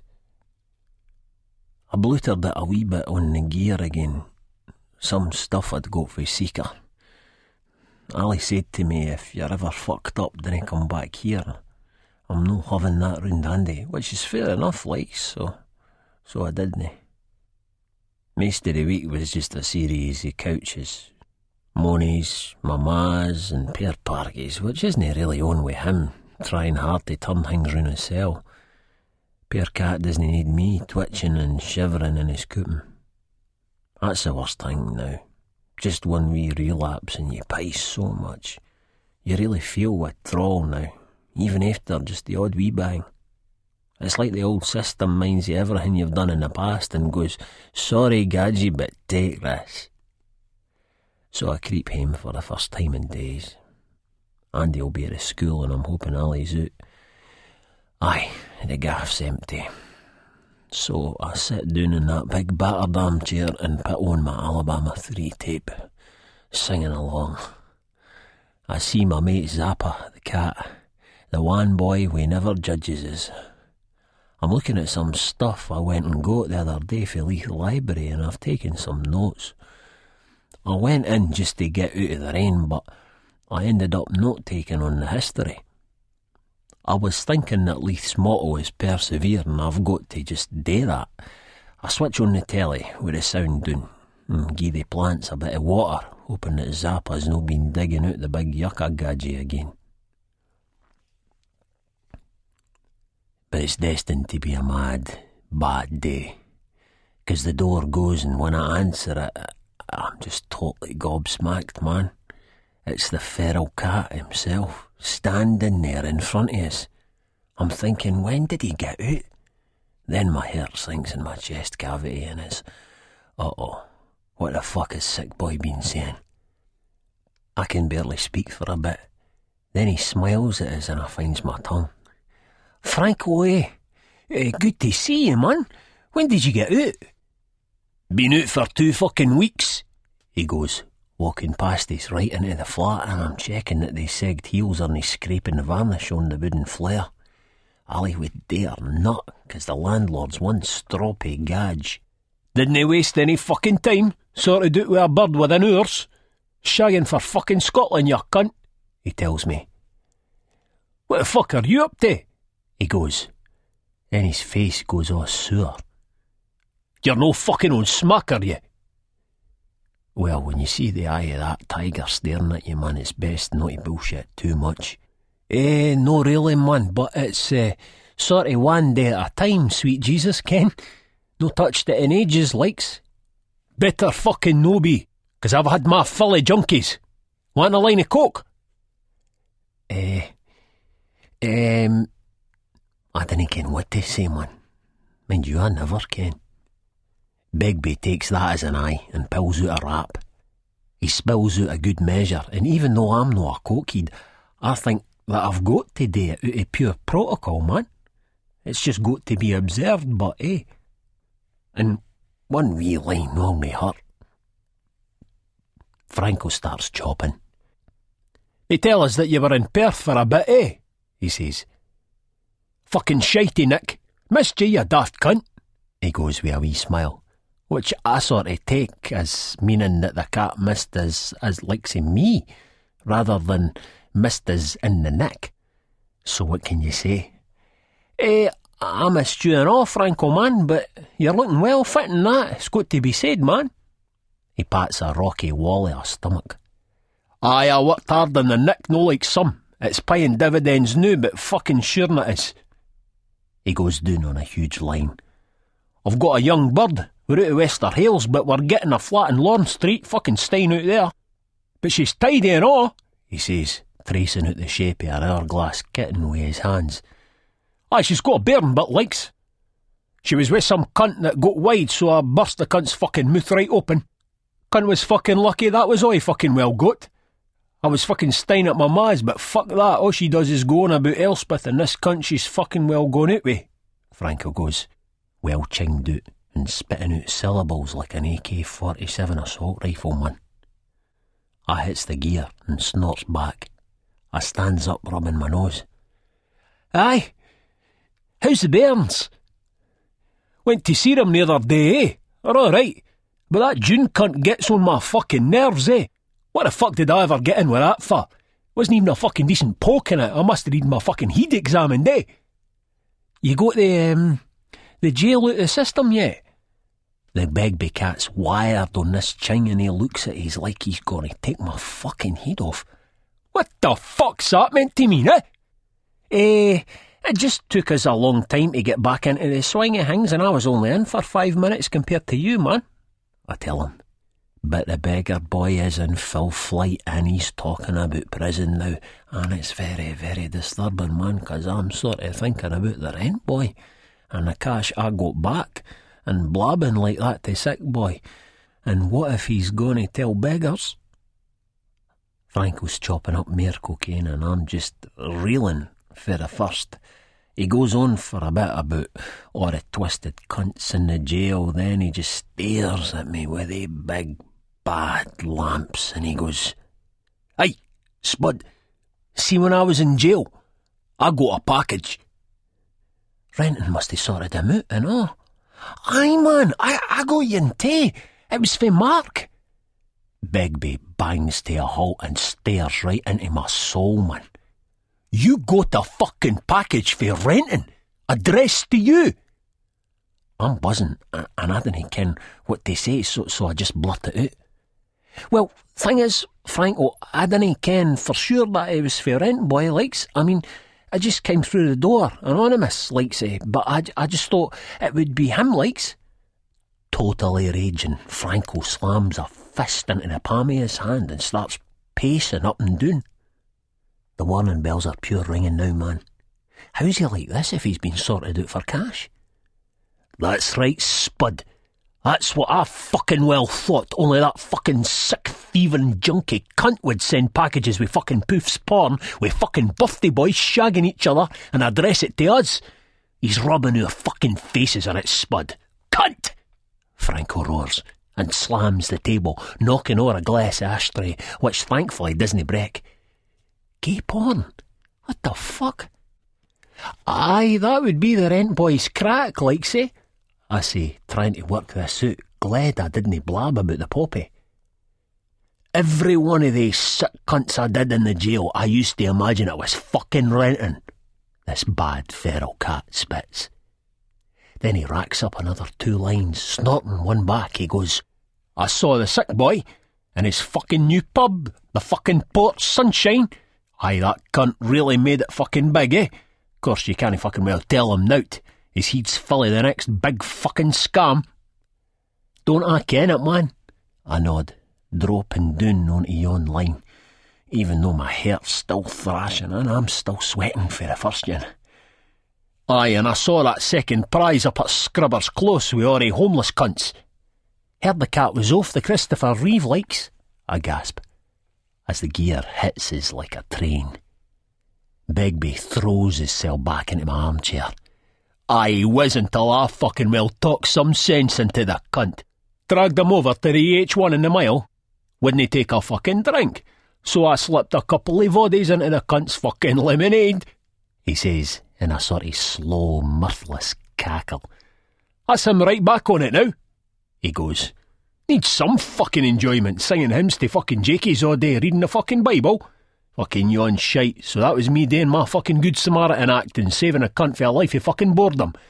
They fucking will brainwash you, they cunts up at a fucking mission. I'll gie they cunts fucking Christianity. I'm thinking about all this, and how Second Prize had done really well to get things back on track. But the doctor said that he wasn't meant to drink, Franco. I runs my finger over my throat and makes a choking noise. Or it's kaput. He came out with all that fucking shit with me and all, the doctor this, the doctor that, but I just tell the cunt straight, it's fucking quality of life that counts. Better 1 year being able to fucking go for it instead of 50 as a miserable cunt. Fucking getting like all the old cunts in the Port Sunshine, tell him to get himself a fucking liver transplant, slate white fucking clean. So it has to put up with all this for ages, man.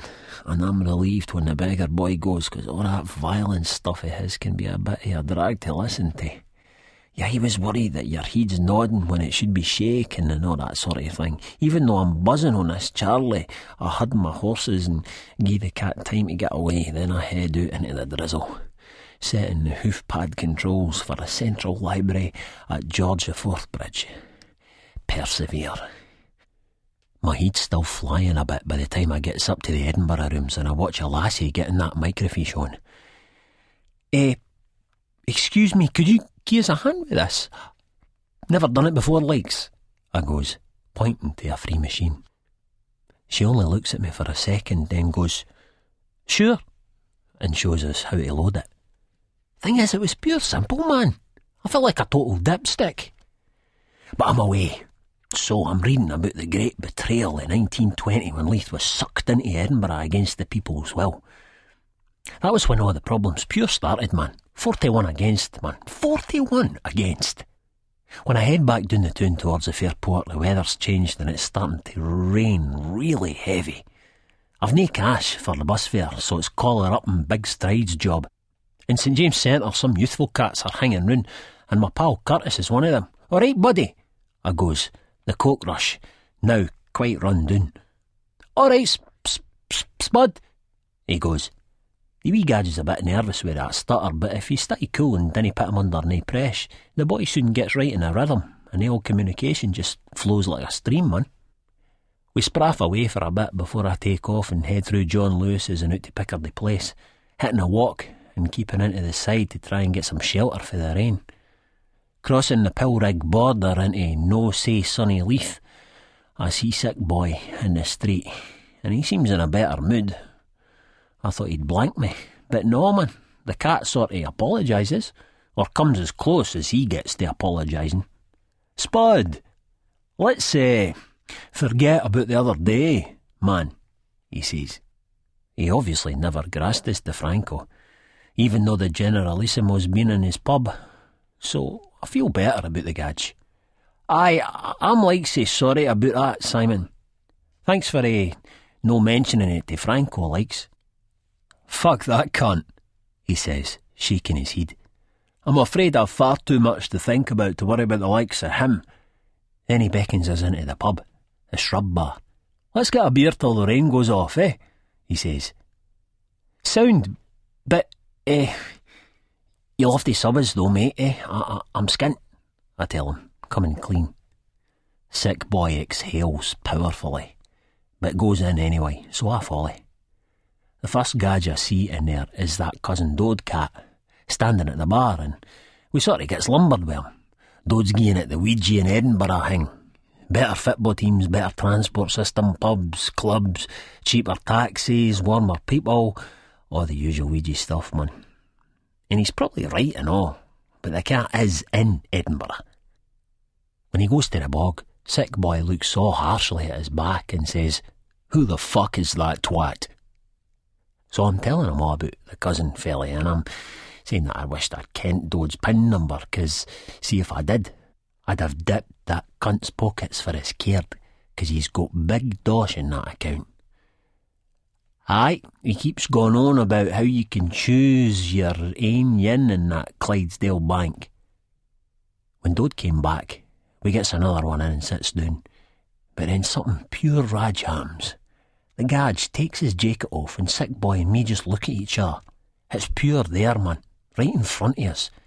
You could see Dode's lion tattoo with aye ready on one arm, and his King Billy on horse on the other. Aye, and just below the horse on a scroll was that pin number, tattooed so that he would never forget it. 1690. 31. One buttock cut off. It's quite a little factory, our Tollcross flat. Joints of hash and cups of coffee are constantly on the go. Rab and I are up working on the script. Diane's close by us, into her dissertation notes, enjoying our giggles as we batter away side by side on the word processor. Taking the occasional glance at the screen, she proffers purrs of approval and the odd worthy suggestion. In the corner, Lauren, also working on an assignment, is trying to shame us into joining her in the coursework. Obviously intrigued, she, however, refuses to look at our script.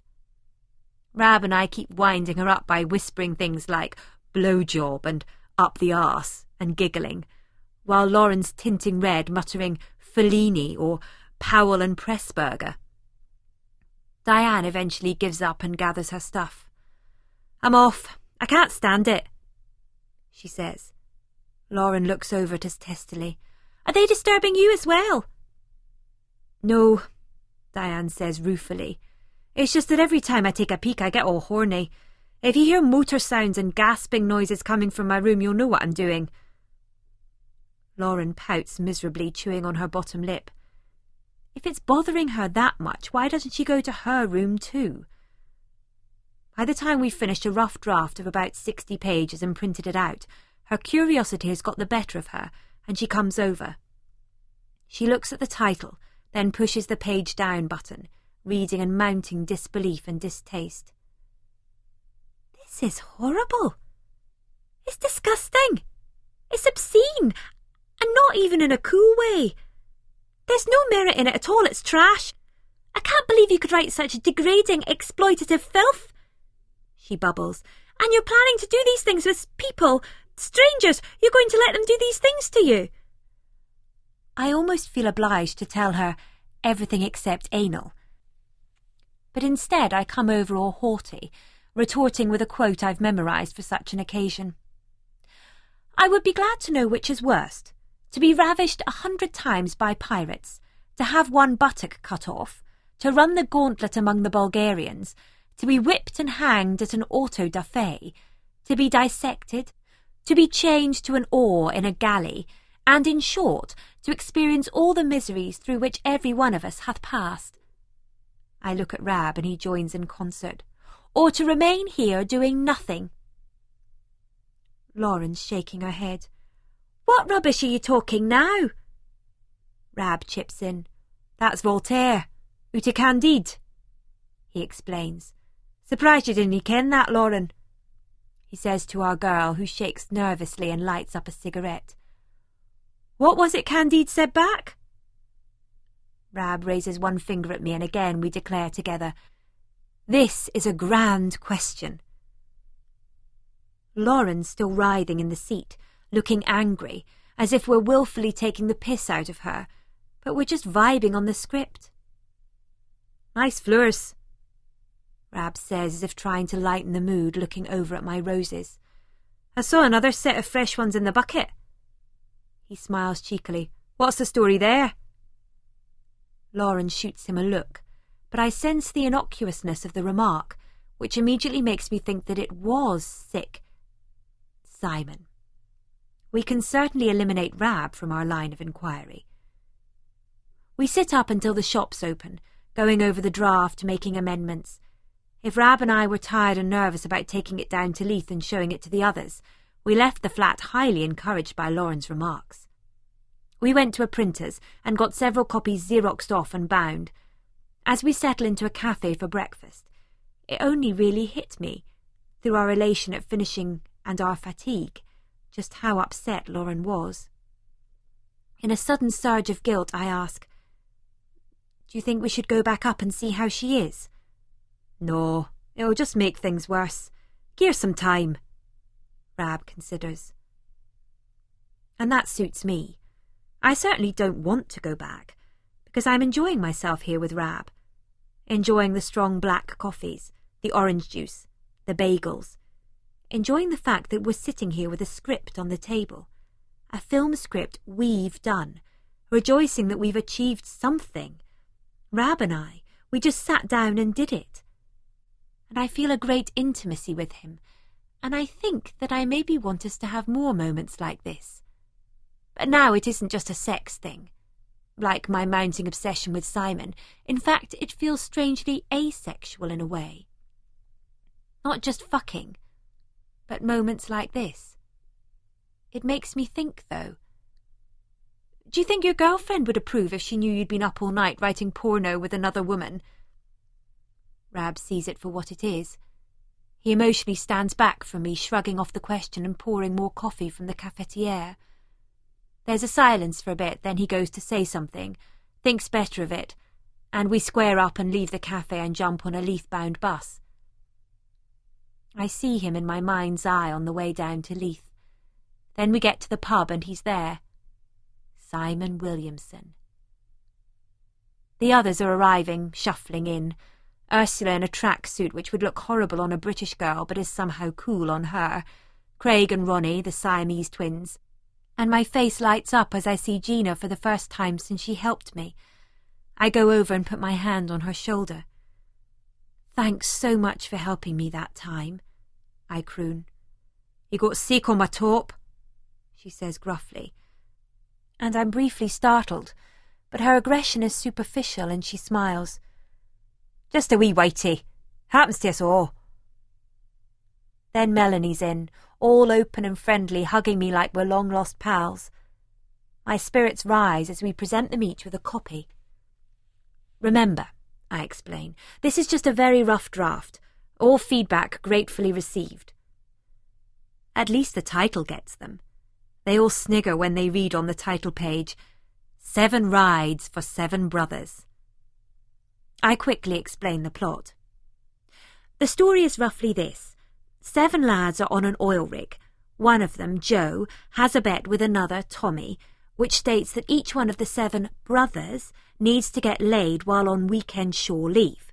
But not only do they have to get fucked, they have to have satisfied their own well-known sexual predilections.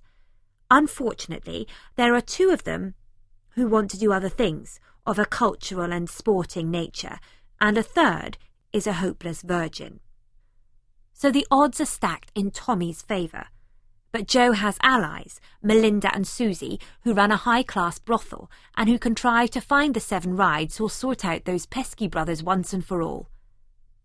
Simon nods enthusiastically, slapping his hand against his thigh. "This sounds good. This sounds very fucking good indeed." While the others read, Rab and I elect to go downstairs and have a drink in the locked, empty pub. We have a half-hour of small talk about the script and the university before we head back up. When we open the door, they're sitting in stunned silence. I think, oh no. But then I realise that they're looking in awe at us. Suddenly, Melanie's big laugh sucks the air out of the room. She throws the manuscript on the desk, unable to control herself. "This is just too fucking mad!" She smirks at me, her hand going to her mouth. "You's a Raj!" Then Terry cuts in, looking at Rab. "Aye, it's all right, but listen, Birrell, this isn't a fucking college project. You've got to be able to stroke your fucking knob and come. Know your fucking chin and come. This is the real world, mate." Rab looks impatiently back at him. "Read the fucking thing, Lawson. It's 7 brothers on the rigs, for fuck's sake. They come off their shift and they need to meet they 7 birds." Simon looks at Terry in a hostile manner. Then he turns to us glassy-eyed and seems genuinely emotional. "This is a work of fucking genius, folks," he says, standing up and grabbing Rab's shoulder and then kissing my cheek before leaning across the bar and filling up some huge JDs from the optics. "You've got the fucking lot here. I love the bondage and spanking scenes, so fruity." "Yeah," I explained, totally elated, but trying to maintain some sort of cool in the face of his comments as the grimy tiredness of our all-nighter kicks in. "British market, you know? It's very British fetish. its cultural origins are like in the public school and nanny state culture? Rab nods enthusiastically. It also shows our soft porn heritage and the repressive nature of our censorship culture, he says, our pretension now suddenly growing. How Lauren could say there was no art in it really just beggars belief. Never mind the art, Beryl. I like the bit about the boy that was obsessed with blowjobs. Terry winks, letting his bottom lip caress his top one. Simon's nodding slowly, and in grim content, with an executioner's enthusiasm, says, Now we've got to cast this. I want to play all the brothers, Terry says. You can do that with effects and editing now. Just a couple of different wigs, some costumes like glasses and that. We all laugh, but it has an incredulous edge as we know that Terry's deadly serious. Simon shakes his head. No, we all need to get parts in this, or any boy we can find wid on camera can, that is. There'll be no problems here, Terry says, patting his crotch satisfyingly. Then he turns to Rab. Notice you're keeping quiet, Beryl. No fancy a wee part, wee being the operative word. Fuck off, Terry, Rab says with a mannered smile. It's big enough, although half a dozen 12-inches would still rattle in your fucking gob. You can dream, Beryl, Terry scoffs. Children, please, Simon says grandly. It might have escaped your attention, but there's ladies present. Just because we're making a adult entertainment film, it doesn't mean that we personally need to be coarse. Keep the gutter in your head, not round this table. We're flushed with our accomplishment, Rab and I. As we prepare to head off to get up to the uni to check on our assignment results, Simon comes up to me and whispers in my ear, All my life you've been a mirage. Now you're real. He did send the flowers. We're on the bus heading up the town and Rab's going on about the movie and films in general, but my mind's elsewhere. I can't see or hear him anymore. All I can think about is Simon. All my life you've been a mirage. Now you're real. I'm real to him, but our life's not real. This is not real life. This is entertainment. When I get to the university, I see that McClement has given me 55. It's not great, but it's a pass. There are some semi-illegible notes. A good effort rendered less effective by irritating habit of adopting the American bastardized spelling of our language. Colour is not spelt C-O-L-O-R. Nonetheless, you make some good points, but don't neglect the influence of Scots immigrants in science and medicine. It wasn't all politics, philosophy, education, engineering and building. A pass. Now I can forget about that part of the course and that creepy old bastard forever.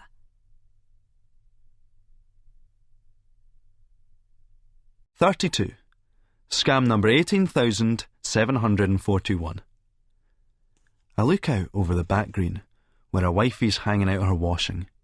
Heavy, murky clouds are racing across the tops of the tenements, blotting out the lovely pale blue sky. The wifey looks up, and with a despondent, furrowed brow, realises that it's going to piss down, and kicks her basket in frustration. The film was easy to cast. Craig and Ursula will do the bondage scenes. Terry as Keyshagger will do Mel up the shitter. Ronnie will be the boxer who gets off watching Nicky and Melanie getting it on, and he won't be the only one. And I'll be the man who wants the orgy. I'll get Mikey Forrester to do the blowjob scene with one of his daft wee whores. All we need is one more brother for the straight sex scene. And I might see if Rab's up for that one. Or Renton even. Well, I need a younger stud for the cherry-popping virgin part. The problem for this movie, to do it the way we want to, is money. I'm determined that this won't be a ham and egg operation. I'll show them all that they were wrong to dismiss SDW as a force, as a player in the industry. But it can't be done on the cheap, because that's what they expect. I haven't got access to the kind of money those spoiled cunts spunk away on nothing. But Spud and his daft soap star pal have given me an idea, and I've been doing some sounding out. It could come to fruition. Of course, as well as his paltry scheme, I have a far more elaborate plan in mind, which must, of necessity, exclude Daniel Murphy.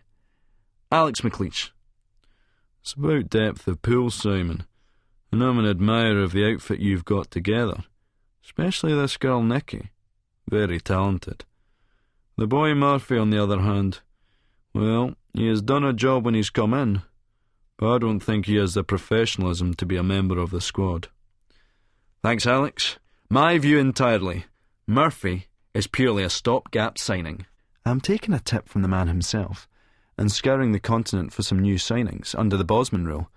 Of course, it may be difficult to entice old crowd favourite Mark Renton back to Leith, but I begin my scouting mission closer to home.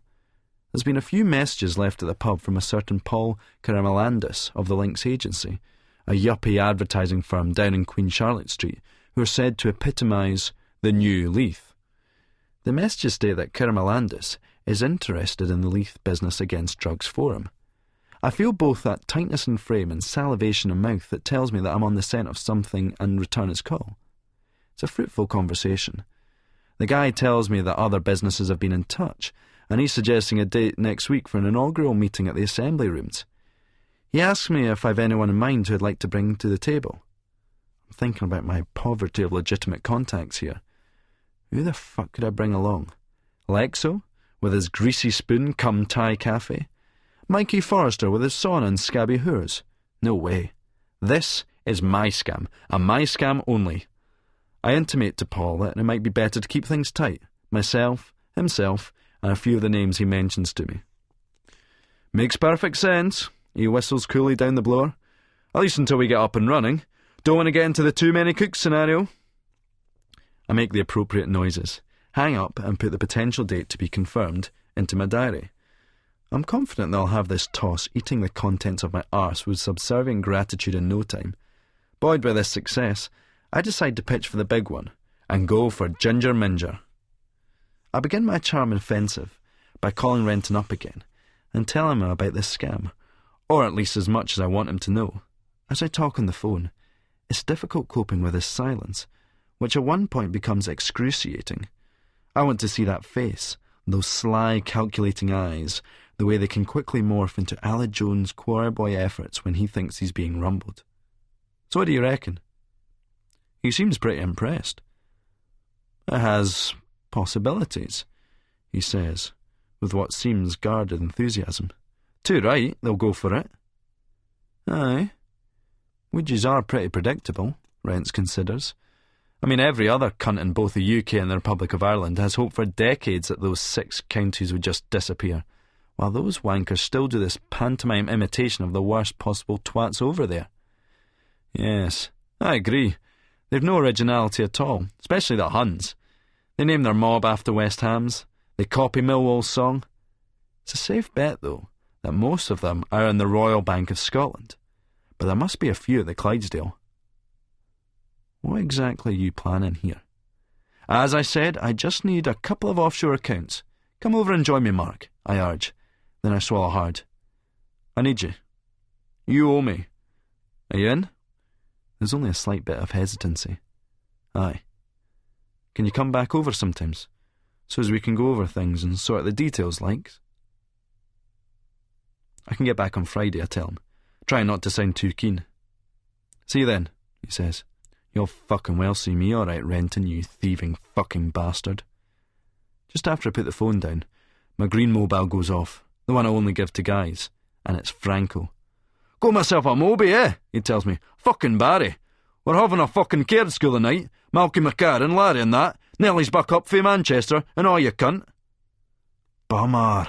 I'm working, I say in false disappointment, relieved about that psycho's Rotary Club they call Begbie's card schools. Having my money extorted from me by drunken bands isn't my idea of a good night's entertainment. But it's very interesting that Begbie called just after I talked to Renton. I think it means they were meant to be together. 33. Washing up. Ali's only been round once with a bear, and we never really had a chance to talk. Nonetheless, I'm surprisingly bouncy, man, because the research has gone well and I'm off the collies. Ali was pretty sceptical, man, because it's a well-worn path she's been doing. But fair play to her, I think she's trying to give us the benefit of the doubt. Another good thing is that me and the sick boy are sort of like mates again. I'm seeing him later on, because there's a wee scam we're working.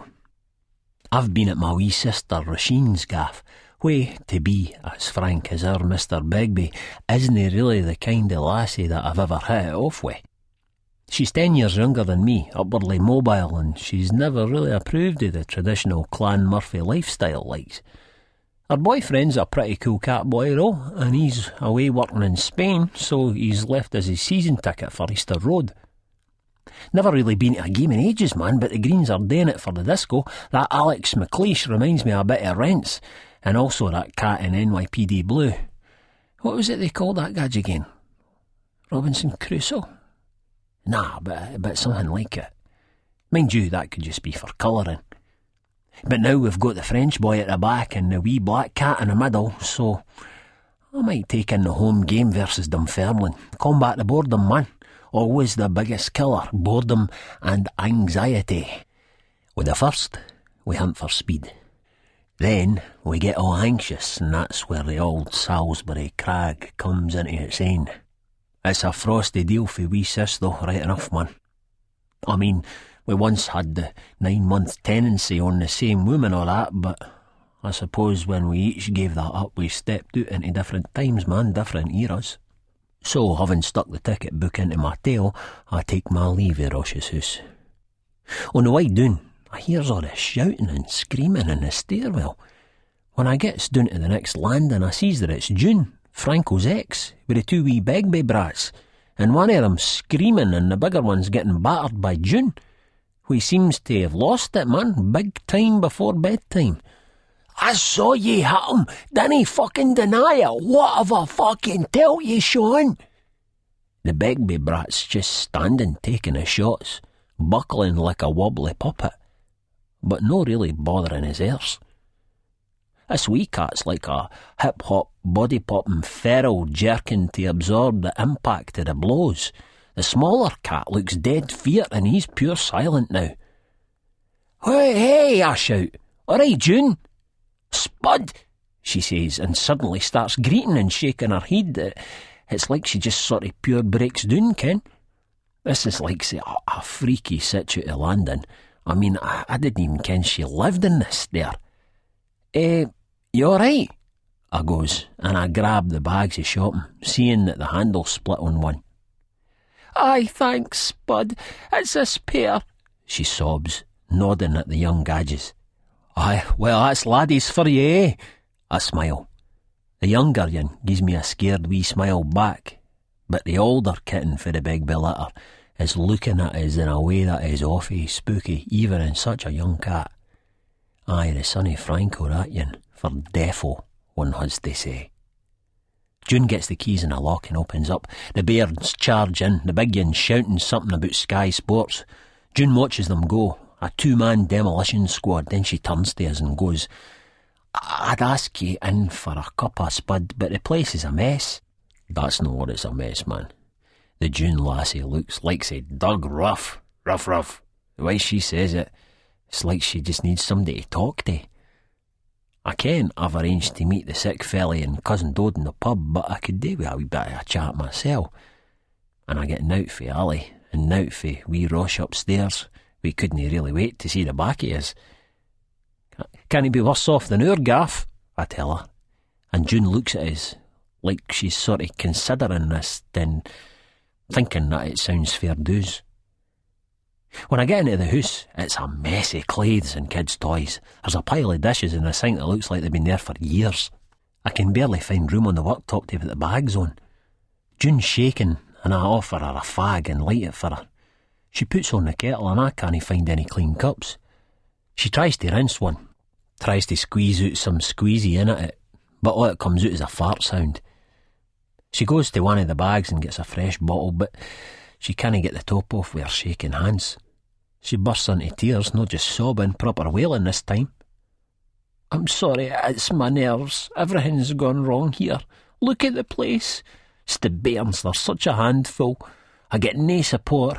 I mean, Frank's back out, but he's only been down once to see them, never even took them out. Out of jail for 10 minutes and wearing fancy new shirt and clothes and jewellery. They sovereign rings. I can't cope, Spud, I can't cope.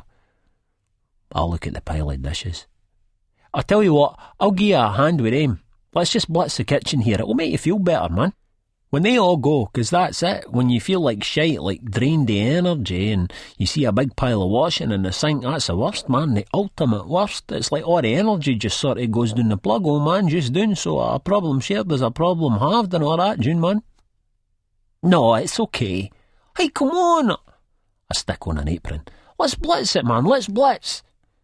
June's protesting as I fire into the dishes, but it's half-hearted, and she picks up a bit when we start making headway, and in no time I thought it's gone, man.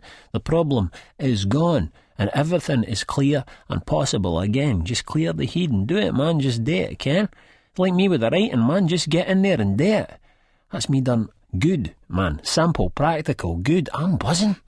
Man, I'm buzzing like I'm on the strongest speed known to man. It's got to be said that the June lassie is in better mental shape than when I found her, man. Too right. But when I get to the pub, I'm late for sick boy, and the gadge is maybe 1 or 2 miles away for the amusement arcade. Cousin Dode's bending his ear, and he looks at me and raises his watch to my face.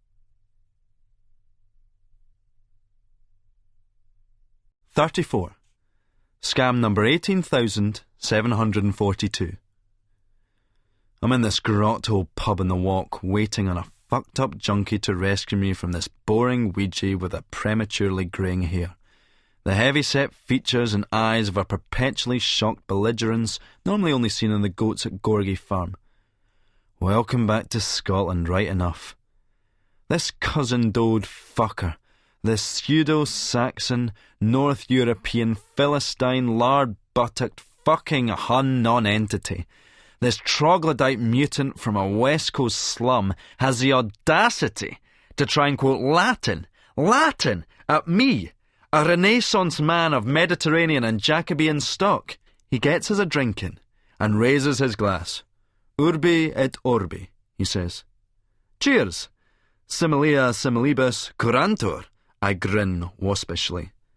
Cousin Dode's pupils expand like black holes, sucking in everything around him. I dunno that, yin. What's that, yin? He goes, more than just impressed. Actually pretty fucking excited. Well, I didn't know what this one was, but I'm fucked if I've ever met that to a soapy cunt.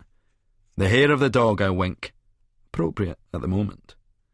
Cousin Dode twists his head to the side and regards me keenly. You're an intelligent man. I can tell. It's good to meet somebody on my wavelength. He shakes his head and a pained expression moulds his coupon. That's the thing. I didn't meet that many people on my wavelength. I can imagine, I say with a deadpan nod, which goes completely over his macaroon bar and spearmint chewing gum head. I mean, your mate Spud, a lovely fella, but maybe no that sharp. But see you've got it up tap. He drums his own head with his index finger. Aye, Spud was saying that you're into making films and that.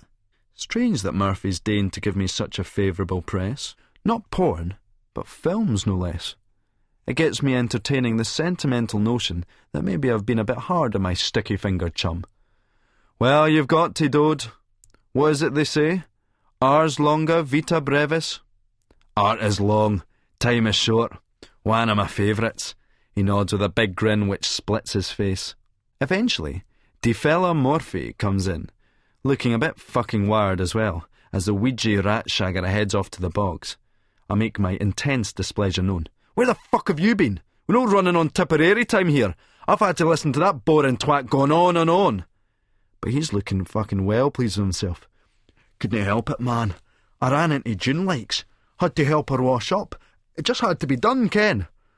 Oh, aye, I knowingly observe. I might have fucking well guessed.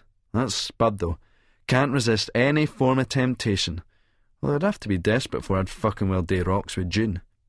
Funny, but I wouldn't have thought of her, especially with the bairns around. But I suppose everybody's on it now. And to be fair to her, she's got those frazzled and worn-out crack-hoor looks to a T. So how is June? I ask, not knowing why. I mean, it's not as if I particularly care. Spud purses his lips and blows air through them, making a vulgar farting noise which is too loud and might have occasioned some embarrassment had it been delivered in a hostelry class. "She's looking well rough if the truth be told, man," he says as this Cousin Dode character emerges from the toilet and gets up another round. "I'll bet she is," I nod. We all know why. Dode raises a glass of lager and clicks Spud's. "All right, Spud, we're on one the night." Then he repeats the stupid exercise with me, and I force a grin of superficial bonhomie.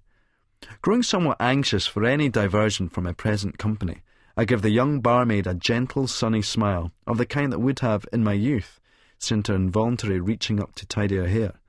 Now all I get is a coolish twist of the mouth in reciprocation. So we trek around several bars and wind up in the town, eventually in the famous City Cafe in Blair Street, an old haunt of mine. I note the pool tables, a new addition since I was last in there. They'll have to go. Encourages too many simpletons. On that note, I'm getting seriously fucked off with this Cousin Dode character's incessant droning on, to the extent I'm actually delighted when I see Mikey Forster come in with his obviously deranged but sexy-looking hooer in his slipstream. I'll be Mr. Popular in the City Cafe. I've really upped the quality of the client base. I've got in tow the biggest junkie scruff bag Leith's ever produced, a Ouija Hun, and now scabby Forrester, rubbish dressed as fancy goods if ever there was. I'm thinking, what am I? A fucking soap-free zone all of a sudden. The bar staff will need to get rent-a-kill in at closing time. "It's Mikey Forrester," I indicate to Dode. "He's a partner in a couple of saunas and runs a stable of tasty wee hooers who gam for their supper. It's the age-old trick. Get them turned onto gear, and then has them working in the wholesale department to pay for it, if you catch my drift." Dode turns and nods, giving Mikey a casual once-over of mild disapproval, laced with envy. "Aye, Seeker does that and all," Spud says, that slack-mouthed idiot leer of the troubled adolescent still sticking to his face like shite to the neck of a bottle, even after all those fucking years. I shake my head. "Seeker just rides him, but it's the only way a mess on legs like him can get his Nat King," I explain. I allow myself to feel a slight bit of unease at this slag-off as I reach into my pocket to feel the bottle of GHB, which Seeker himself supplied to me this affe. Another man who does have his uses, albeit within a strictly prescribed arena. I pull Spud towards me to whisper into his ear, noting that as a blob of brown wax plugging it. My nose crinkles with distaste at the rancid, yeasty odour. "I'm going to have a word with Mikey about some business." I crush a 20 into his hand. "You keep Soap Boy happy." "Excuse me a second, chaps, just going to say hello for old time's sakes." I explain to Dode and head over in the direction of Forrester. Forrester's the sort of guy that nobody really likes, but everybody seems to end up doing business with. He flashes me a smile, and his teeth remind me of the Bingham district of the city. The whole scheme's substantially rebuilt since I last saw it. I'm surprised that Mikey's opted for a tasteful natural effect capping, rather than going for gold. He's got a sunbed tan and his salt and pepper thinning hair has been shaved like a cue ball. The silver blue cloth on him looks quality. Only the shoes, expensive leather, but needing a polishing, and crucially, the white toweling socks. A bulk buy Christmas present to every nutter from their mother since the early 80s. Gives him away as an ex-Murphy soulmate. "Hi, Simon. How's it gone?" I feel grateful that he's chosen to call me Simon instead of Sick Boy and respond accordingly. "Graceful, Michael, graceful," I turn, smiling to his company. "Is this the lovely young lady you were telling me about?" "One of them," he grins, then goes, "Wanda, this is Simon Williamson. He's the boy I was talking about, just back up from London." Miss Lassie's very tidy, slim, sleek, and with dark looks so well. Latin. She should come with a Cousin Dode phrase. She's in that first flush of junk whoredom, where they actually look really great, just before the big decline kicks in. Then she'll need to go on the pipe to get up and keep working, and her looks will go, and Mikey or some other cunt will relegate her from sauna to street, or crack den. Ah, Dame Commerce. A grand old lady who rocks in such predictable ways. "You the movie, man?" she asks wastedly, presenting that smackhead's lugubrious, slightly arrogant bearing which I seem to have encountered in every other social transactions since I was about 16 years old. "Pleased to meet you, sweetheart," I smile. wrapping my hand round hers and planting a kiss on her cheek. "You'll day, hen." So Mikey and I quickly come to a casting arrangement. I like this Wanda lassie, even though she's completely reliant on Mikey and therefore totally in his power. She's still unguarded about showing her contempt for him, which only really makes it all the more pleasurable for him to incrementally increase his hold over her. She's got pride, though, although the junk will suck up the vestiges of that before it gets to her looks. A formula which spells quids in for Mikey. So we're all set. And I head over to Spud and Dode, the latter telling the former, quite loudly, about women. "That's the only thing you can do with women. Love them," he drunkenly contends. "I'm all right there, Simon. Tell him." "You could be onto something there, George," I smile. "Love them, and be brave enough, be strong enough to love them. Fortes fortuna adjuvat. Fortune favours the brave. Am I right there, Simon? Am I right?" Spud tries to cut in, thankfully saving me the bother of attempting to mouth an enthusiastic affirmation to this fucking rat-shagging oaf. "Aye, but sometimes it's like, say—" Cousin Dode cuts him off with a swish of the hand, which nearly knocks another boy's full pint from him. I nod at the guy in mild apology. "Nay buts. Nay sometimes. If they complain, gie them mair love. If they're still complaining after that, even mair love," he proclaims stridently. "Exactly right, George. I firmly believe that man's capacity to give love exceeds women's capacity to receive it. That's why we rule the world. It's as simple as that," I curtly explain. Dode looks at me open-mouthed, his eyes rolling slowly like a fruit machine being nudged towards a jackpot. "This man here, Spud. This man's a fucking genius." This cousin Dode's chap is one of those typical Ouija's. He gets drunk very quickly, pished his lords after about 1 or 2 peeves. Then instead of doing the decent thing and passing out, they seem to maintain that state for fucking ages, lurching around, repeating the same mundane, obsessive messages, but with escalating stroppiness. "Thank you, George," I nod. But I have to say that I'm getting a bit fed up with bars. You see, it's a bit of a busman's holiday for me, and it's full of gadgies. I nod over towards Forrester, that I don't particularly want to be around. Let's get a carry out and head off somewhere. "Aye!" Dode roars. "Everybody back to mine. I've got an absolutely fucking blinding tape I want yous to hear. A mate of mine's got this band. They're the best. The best, I'm telling you." "Fantastic." I smile, grinding my teeth. "Is it all right if I phone for some company to join us, as in the female sense of the term?" I shake the red mobby. "Is it all right? Is it all right? What a man! What a man!"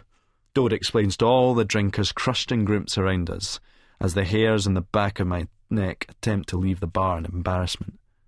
Some people would be chuffed by this endorsement, but not me. I firmly believe that a good character reference from a witless moron is far more damage to one's standing than condemnation from the hippest ranks of the cognoscenti. We head for the door, me taking the lead and passing through the crowd with haste, pausing only to smile at a girl in a tight green two-piece who has a pretty face, but one that is topped with a bad Manchester perm. Then there's an involuntary stall as I work my way around 2 ballooning 30-somethings who've ditched the diet for good and decided that the rest of their lives will consist of vodka, Red Bull, and comfort eating. Then I swerve to avoid an oncoming posse of goldfish-mouthed, shifty-eyed young men who push to the bar. Dode's still singing my praises to Spud as we stride out into the night. I shiver. It's not the cold, it's not the drugs.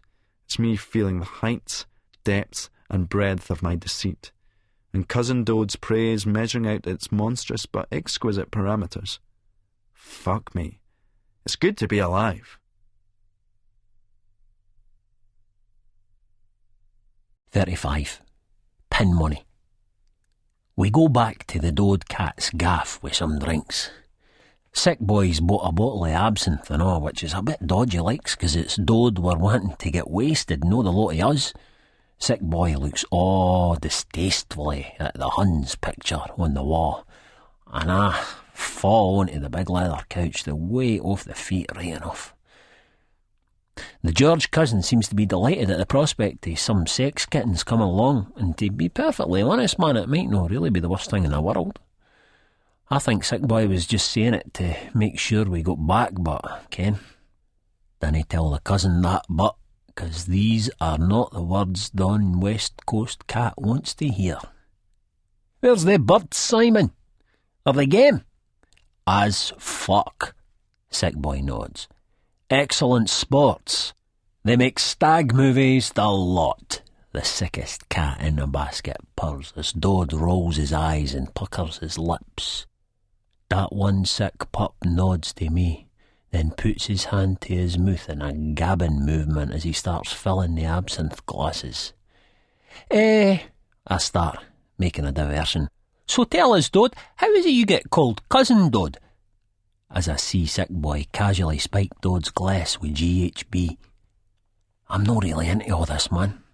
They say that if you put too much in it, a gadget's heart can just like to stop, man. Just like that.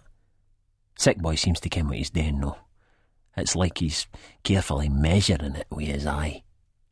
Dode's only too happy to tell us a tale and oblige my curiosity likes.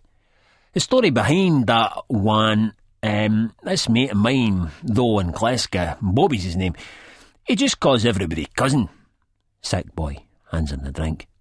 It's just the boy's patter, like, since we were wains in the drum, he says, taking a swally. Then a few punters for the tune on night suit we weren't in the know kept hearing them talk about Cousin Dode, so it just sort of stuck. He goes, still nipping away at the glass. Soon Dode's eyes are getting heavy, and he doesn't even notice when the sick cat takes off the tape of that band of his mates and changes it for the Chemical Brothers. Stag movies, he slurs, and he's sinking into the couch as his eyelids shut, then he's right out for the count. Me and sick boy are straight through the gadget's pockets, and I thought I might feel a bit bad about this, 'cause Dode's alright, really. But no, man, the old thieving gene kicks right in, and I'm buzzing, rifling the cunt for all he's worth. But sick boy goes, fuck off, leave it, nodding to the wad of cash that I've taken for his pockets. And he's right, man, I'm just getting a bit greedy there, thinking about the boy wouldn't miss a few notes off of that healthy wad. I ken what sick boy wants, but that Clydesdale card, which we find and confiscate. Then we go downstairs to the cash point at 11:57 p.m. and key in the number. Neither of us in the slightest bit surprised when it works, withdrawing £500, and doing just the very same again at 12:01 a.m. Ouija's, eh? Sick boy chuckles a bit, then adds affectionately, Doss cunts. Aye, and a good thing and all, but, I tell him. Too right, sick boy says, handing over half the wad, but stalling a bit before he lets it go into my mitt. Nae skag, mate. A nice wee present for the missus, eh? Aye, right, I tell him. The cat's even telling us how to spend the dosh now, man, and that is just no on. But this does feel good, like old times, me and sick boy scamming away to fuck, and it reminds me that back in the day we were good, man. We were the best. Well, maybe not as good as a few of the boys I can think of, mind you. I feel pure bad about Cousin Dode boy now, because he's alright, really, even a sort of pal. But it's done now, Ken. And he shouldn't have been, say, superior, like, say, with that proddy supremacist stuff, man. You act all high and mighty, somebody'll cut you down to size. Sick boy should mind that and all. But hey, man, that's me sounding like Franco now. But we're back up to Dode's flat, and we puts the cards back into his wallet, and his wallet back into his pocket. Sick boy makes some black coffee, lets it cool, then makes Dode sip it. The caffeine brings him back up, and his legs sort of kick out, hitting the coffee table and spilling some drinks. Whoa, cat boy, whoa! You got out for the count, Dode. Sick boy laughs as our favourite Ouija boy, all sort of bemused, sits up rubbing his eyes. Aye, Dode says as he starts to get his bearings. That absinthe is mental, by the way. He groans and looks at the clock on the mantelpiece. Fuck me. Tempus fugit right enough. Typical soap dodger, says Felinus Vomitus, which is like my new Latin name for yon sick cat. They take a good session, but when it comes down to it, they can't stand the pace with the Leith boys. Dode lurches up and staggers towards the carry-out in pure defiance. You want to see drinking? I'll show yous drinking. Me and the sickest cat gie each other a quick wee scan, hoping that the Dodd boy passes out again before he runs out of money.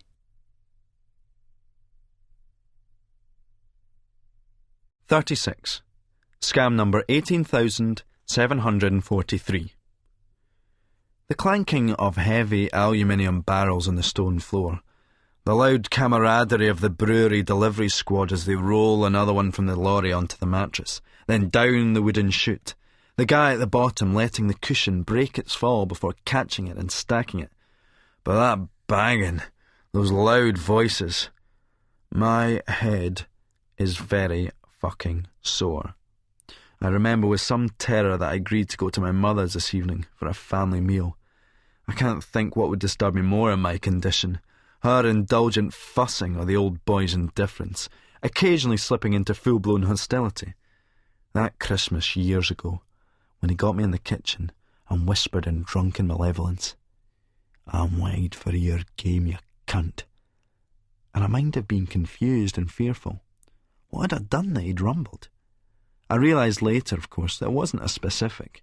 He was just projecting his own self-hatred, saying that he understood me, my nature, because he shared it. The crucial difference he missed, though, was that he's a loser, and I'm not. But my heat is nipping. That sesh last night. What a performance to go through for just 500 bar of a Ouija's cash. Of course, Mr. Murphy's delighted with his share of our ill-gotten gains, but for me the whole thing was simply a trial run. Spud may have done well in a devalued domestic cup fixture, but that doesn't mean that he can be considered for the European ties. Alex? Well, it's horses for courses, Simon. I'd be inclined to bring in the Renton fellow from Europe. He's a temperamental player, and he's let us down in the past. But sometimes you need to take the risk at this level. Alex Ferguson proved that with Eric Cantona. But I seriously think that the Murphy boy would be out of his depth in this one.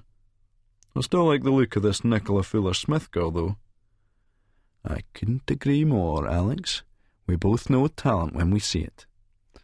This fucking hangover is doing me in, though. I'm shaking as the brewery boys sing cheerfully and Morag's shouting at me, "We're needing some Becks up!" This is not the life I had planned. I struggle, shivering up the stairs with one case, then two, and start methodically stocking the bar fridges. Later I submit to nerves, lighting up a cigarette in the office. It's easier to give up smack than fags. Still, the post arrives, bringing better news in the shape of a letter, and it's from the Chief Constable's office. Lothian Police, serving the community. 12th March. Your reference, SDW. Our reference, RL/CC.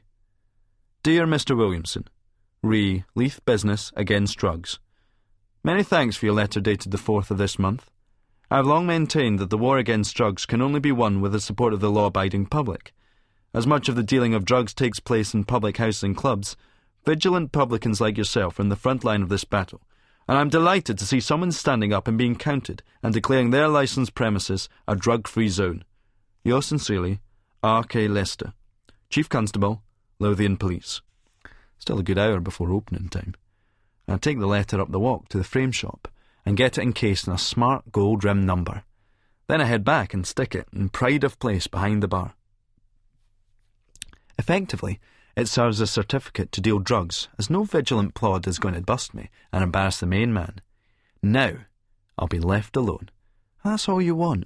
All you crave out of life, to be left alone while you get on with the business of interfering with others. In other words, to be a bona fide, fully certified member of the capitalist classes. The sunbed I ordered finally arrives. I don't want milk bottle bodies on the set. I get under for half an hour's tryout. Fired up, literally, I go outside to a call box, from where I bell the evening news, and hold my nostrils shut as I talk. Is a boy down in Leith there, at that Port Sunshine Tavern, trying to start this Leith Business Says No to Drugs campaign, He's got a letter from the Chief Constable backing him up, How hot they get at the mention of the Chief's name.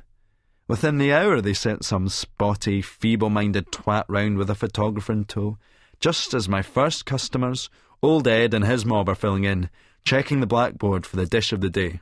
Shepherd's pie. The newsmen take some snaps, and ask a few questions, me sitting back and giving it the big one. I tell the boy that Moe's Stovies are as famous in Leith as Betty Turpin's hot pit used to be in Weatherfield. The wee guy looks stupefied, but seems happy enough with what he's got. It's not been too bad a start to the day, and I'm 500 quid richer.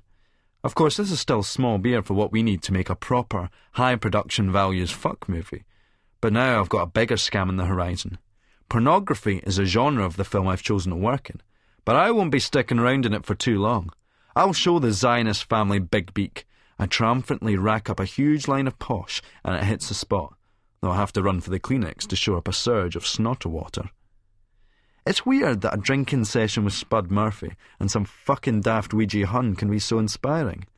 That Charlie's Top Gear, it fair knocks the old hangover for 6. The phone goes and Morag answers it, holding up the other end of the bar. Worth her substantial lard and gold, John Olgin. Yes, I could get a fuckable young student, maybe like Nicky, for some iron cock relief, but no way would she be able to run the place like this old boiler. For you, she goes. I'm expecting it to be some top fanny, even hoping it's that Nicky. But no, it's fucking Spud. Want to go out to a club and spend poor Soapy Dode's cash, as if me and him are big mates again. Sorry, mate, too busy at present, I swiftly inform him. What about Thursday, Lexi? Thursday's out. How about never? Is never any good for you? I ask curtly, then snap. Excellent! As a stunned silence on the other end of the line before slamming down the phone. Then I pick it up and dial someone who can be of use, namely my old mate Screel and Postle, and ask him to check out somebody for me. At an early age, I decided that other people were objects to move around, to position as it were, to obtain the outcome from which I derived the optimum satisfaction. I also found that it was better to use charm rather than threats, and that love and affection worked easier than violence. With the former, all you had to do was withdraw it, or threaten to. Of course, some people fuck up your master plan. Usually it's friends and lovers. My best mate ran away with my money, renting. A second person who fucked me up was my wife's old man. I shall get both of the cunts. But right now, it's Creel I want to speak to. My old Ouija pal. Yes, it's time we caught up, now that I'm back north of the border permanently. I give the greetings, go through the banter, then get down to business, and Squeal can't quite believe the request. You want me to find you a lassie that works where? In the ticket office at Ibrox Stadium, I repeat patiently. Preferably a shy lassie, vulnerable, quite innocent, maybe who lives at home with her folks. Doesn't matter what she looks like. The last part makes him even more suspicious. What the fuck are you up to, Williamson? Can you do it? Leave it to me, he snaps emphatically. Anything else? A specky cunt who lives with his ma. That's easy. But who works in a central Glasgow branch of the Clydesdale Bank. Skreel again asks me to repeat the request and starts laughing down the blower. You matchmaking? In a manner of speaking, I tell him. Just call me Cupid, I quip, before signing off and digging into my pocket to feel that reassuring rap of ching. "37. A politically correct fuck. Lauren has taken the strop with me big time, and I can't find her anywhere. She may have gone back to Stirling. On the plus side, this shows she cares. Yes, she does. Diane's relaxed about it, working on her project. Drumming her pencil on her teeth, she considers. Lauren's an intense wee lassie, but she's still quite young and she'll lighten up soon. The day can't come quick enough, I tell her. She makes me feel like a fucking whore. I get the word out and it cuts me in half. I'm thinking about what I agreed with Bobby and his mate Jimmy yesterday, about where I'm going tonight. It's different in the sauna.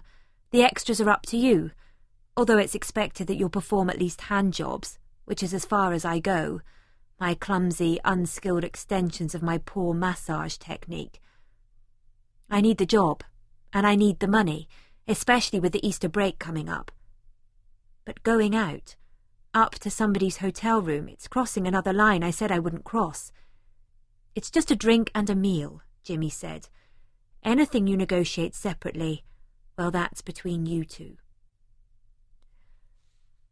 I head out, done up to the nines, my red and black dress under my black Versace overcoat. I'm trying to get out before Diane sees me, but she does and wolf whistles. Hot date, eh? I smile as enigmatically as I can. Dirty lucky cow. Diane laughs. I head out into the street, unused to making progress on heels, and flag down a taxi. I stop about 50 yards away from the plush Newtown Hotel. I don't like arriving abruptly in a place. I like to savour my arrival, take everything in.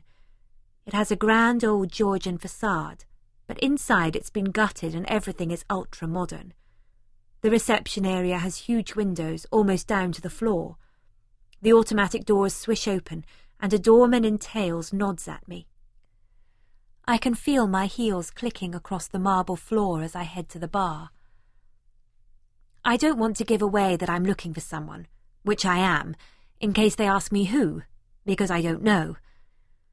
What does a Basque politician look like?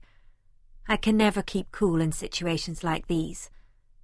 The barman in this hotel has seen me before. I know it. At the sauna, maybe, and he gives me a tense nod. I smile warmly back at him, feeling a flush rising in me, like I've downed a double scotch too quickly. No, it's much worse than that. I feel totally naked, or like a hustling street corner tart with a bum-hugging Minnie and a big pair of thigh-length boots. The escort thing works well, though. They don't want their clients upset, the men who use this hotel. If I was just some freelance strumpet, I'd be out on my ear by now, probably with a couple of cops standing around. My client is a prominent Basque nationalist politician who is, ostensibly at any rate, over here to see how the Scottish Parliament works. I was told he would be wearing a blue suit. There are 2 men at the bar in blue suits, and both of them are looking at me. One has white hair and a good tan, the other dark hair and olive skin. I'm hoping it's the dark-haired younger one, but I'm expecting that it's the other. Then suddenly, I feel a tap on my arm. I turn round, and there is this almost stereotypical Spaniard in a blue suit, light blue, which matches his eyes. He's in his 50s, but well preserved. "You are Nicky?" he asks hopefully. "Yes," I say as he kisses my face on each side. "You must be Severiano." "We have a mutual friend." He smiles, exposing a row of capped teeth. "And what would his name be?" I ask, feeling as if I'm on the set of a Bond movie. "Jim. You know Jim." "Ah, yes, Jim." I was worried that he'd tried to take me upstairs there and then, but he orders drinks and says confidentially, "You are very beautiful. A beautiful Scottish girl." "Actually, I'm English," I tell him. "Oh," he says, obviously disappointed. Of course, he's a Basque. I have to be a politically correct fuck now. Although I am of Scottish and Irish descent. "Yes, you have Celtic bones," he says approvingly. So much for Miss Argentina.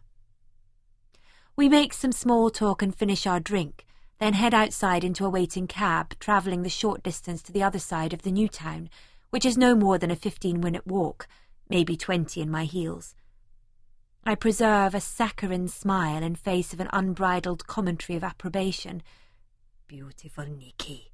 So beautiful." We have dinner in a restaurant which is rated the current place to go. I have a seafood platter to start, which includes squid, crab, lobster and prawn, and is garnished by an imaginative herby lemon sauce. The main course is a Nouvelle Cuisine-style roast lamb with spinach and assorted vegetables, and for the dessert I enjoy a caramelised orange with rich ice cream topping. This is washed down with a bottle of Dom Perignon, a fruity but quite heavy Chardonnay, and 2 large brandies. Excusing myself, I vomit everything up in the toilets, and then brush my teeth, swallow some milk of magnesia, and gargle with Listerine. The food was excellent, but I never digest anything after 7. Then Severiano calls a taxi and we head back to the hotel. I'm a bit nervous and rather tipsy with the drink when we get to the room, so I switch on the television where a news programme or documentary showed cliched scenes of famine in Africa. Severiano takes the complimentary wine from the ice bucket and pours 2 glasses. He slides off his shoes and eases himself onto the bed, resting on the puffed-up pillows, and grins at me, the smile pitched halfway between endearing little boy and sleazy old pervert. In it, you can see what he's been and what he will shortly become. "Sit beside me, Nicky," he says, patting the space next to him. For a split second, I'm almost tempted to obey, but I click into business mode. "I'll give you a massage and some hand relief. That's as much as I do." He looks at me sadly. His big Latin eyes almost seem to be welling with tears. "If this is how it is to be," he says, and then starts to unzip. His cock bounces out like an enthusiastic puppy. And what happens to enthusiastic pups? Well, I get started stroking all right, but then that old problem presents itself. I'm simply not very good at hand jobs. I'm eating him with my eyes, loving my power over him. His burning eyes contrast with the ice in Simon's, the ice, as they say in that advert, that I'd love to melt. But I feel my wrist growing tired with the repetition, and it's just not stimulating enough for me. No, it fucking bores me. This transmits, and he's looking frustrated, upset, and even irritated. However, I like the way that fruit pops up through the implausibly long foreskin, and decide that I want to feast on it. I look at him, and lick my lips, and tell him, "I don't normally do this, but..." This Basque man is delighted at the bonus on offer. "Oh, Nicky, baby." I quickly negotiate a very good price, capitalizing on my high bargaining power right now, and I take him in my mouth, making sure that I generate enough saliva first to act as a barrier against any acridness. He does have a big foreskin, so the chances of his cock tasting foul on the first few licks are high. However, on my initial contact, he has a fresh, sharp taste, which makes me think of Spanish onions, but that could just be the ethnocentric association. I might be clumsy at hand jobs, but I know how to give a blowjob all right. Even as a child, I was always an oral, suck-it-and-see type. I can tell when he's about to blow, so I pull his reluctant prick from me, and he's moaning and begs and pleads, but I'm not taking his cum. He's deranged now, and my body freezes in a spasm of fear as he gets a grip on me, and I'm coldly thinking for a couple of seconds that I'm going to be raped and trying to work out what defensive violence I could employ.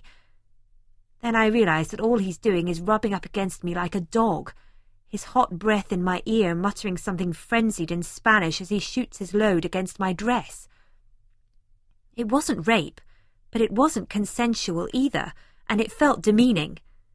I push him away in anger, and he's crumbled back onto the bed, full of regret now, apologising profusely. "Oh, Nicky, I am so sorry, please forgive me."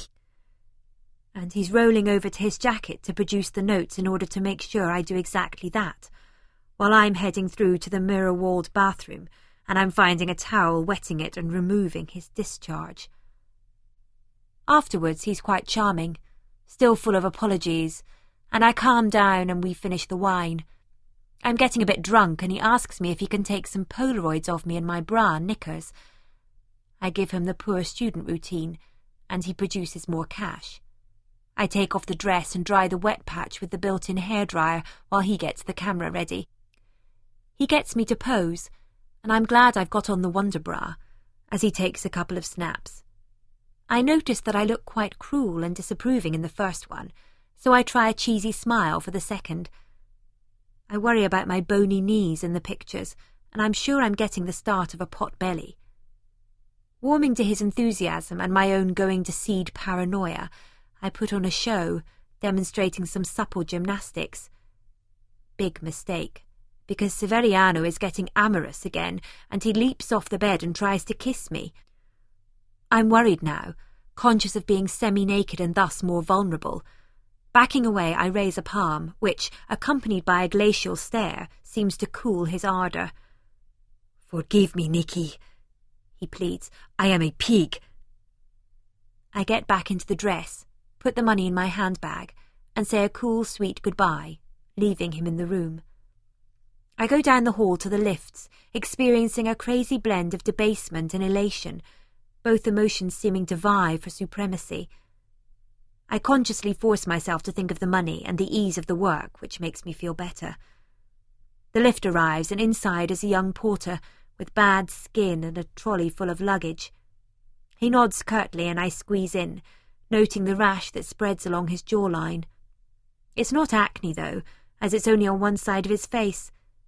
I realise it's like he's been in a fight, or drunkenly scraped his face against the wall or the pavement. As we descend, he looks at me with a guilty smile, and I give him what I imagine to be a similar one back. The doors of the lift click open, and I'm out, head still racing, confused. I just want to be out of the hotel, extricated from the scene of the crime. So I'm heading out across the lobby, and I can make out, through the glass door ahead, the pavement outside glistening with the streetlights and the rain. Then it opens suddenly, and a horrible recognition jolts me, as in discomfort, I see who's coming into the hotel. It's my fucking tutor, McClement, and he's walking right towards me, his face moulding into a grin in recognition. Oh, my God. That face crumples up like a crushed newspaper, and a look of sleazy contempt fills his eyes. "Miss Fuller-Smith." That voice, harsh yet soft, rasps into my consciousness. Oh, my God. I feel my heartbeat rising, and the sound of my soles clicking on the floor seems deafening. An overwhelming sense takes over. It's like every eye in the hotel foyer is on McClement and me, like we're being framed at the centre of the picture. "Hello, I try to start, but he's giving me a strange look, like he knows all the secrets of my soul. He looks me up and down, and there's a steely glint in the eye of this most decidedly lecherous lecturer. "Join me for a drink." He nods over to the bar, more by way of a command than a request. I just don't know what to say here. "I can't. McClement shakes his head slowly. "I'd be very disappointed if you didn't, Nicola," he says, rolling his eyes, and I get the message. Of course, I've handed in my last piece of work, but something still compels me to obey. My attendance record has been poor, and he could still fail me on that. If I don't stick it, my dad will cut off my allowance, and that'll be me. I make the humiliating U-turn and start to regain my composure and follow him over to the bar, the barman looking coldly at me as McClement asks what I want to drink. So I'm sitting at the bar with this dirty old git, and before I can establish the upper hand in asking him what he's doing here, he asks me the same question first. "I was waiting on my boyfriend," I tell him, raising a glass of malt whisky to my lips. This is Simon's doing, and McClement obviously approves of the choice of drink. But he called me on my mobile to say that he'd been delayed. "Oh, how sad," McClement says. "What about yourself? Is this a haunt of yours?" I ask. McClement goes a bit stiff. He obviously feels that I'm either his student, or a woman, or younger than him, or all three, and therefore he should be the one asking the questions. "I was at a Caledonian Society meeting," he says pompously, "and on my way home I got caught in a shower and decided to stop here for a drink." "Do you live near here?" he asks. "No, up Toll Cross. I shudder as out of the corner of my eye I see Severiano, the Basque man, coming down into the bar with another guy in a suit. I turn away, but the guy in the suit, not the Basque, comes straight over to us. "Angus!" he shouts, and McClement turns around and grins in recognition. Then he notices me and raises his eyebrows. And who is this lovely young lady? This is Miss Nicola Fuller-Smith, Rory, a student at the university. Nicola, this is Rory McMaster, MSP. I shake my hands with this mid-40s rugby bore type. Why not come and join us? He says, pointing over at the Basque, who looks across at me with a twisted grimace. I try to protest, but McClement's grabbed our drinks from the bar and he's taking them across to the table. I try to flash a tense, "I'm sorry" grin at the Basque, who looks harshly at me, as if he's being set up. I sit down in as chaste a position as this dress allows. I feel more powerless and objectified here than I ever could fucking some stranger in front of a DVC lens. This is Senor Enrico da Silva from the Basque Regional Parliament in Bilbao, McMaster says. Angus McClement and Nicola, Fuller-Smith, is that right? Yes. I smile meekly, feeling myself shrinking into the chair. Enrico. He told me that his name was Severiano. He glances at me in mournful connivance. This young lady is your partner, no? He asks McClement in some trepidation. McClement flushes a little, then lets a smile crinkle his face before laughing.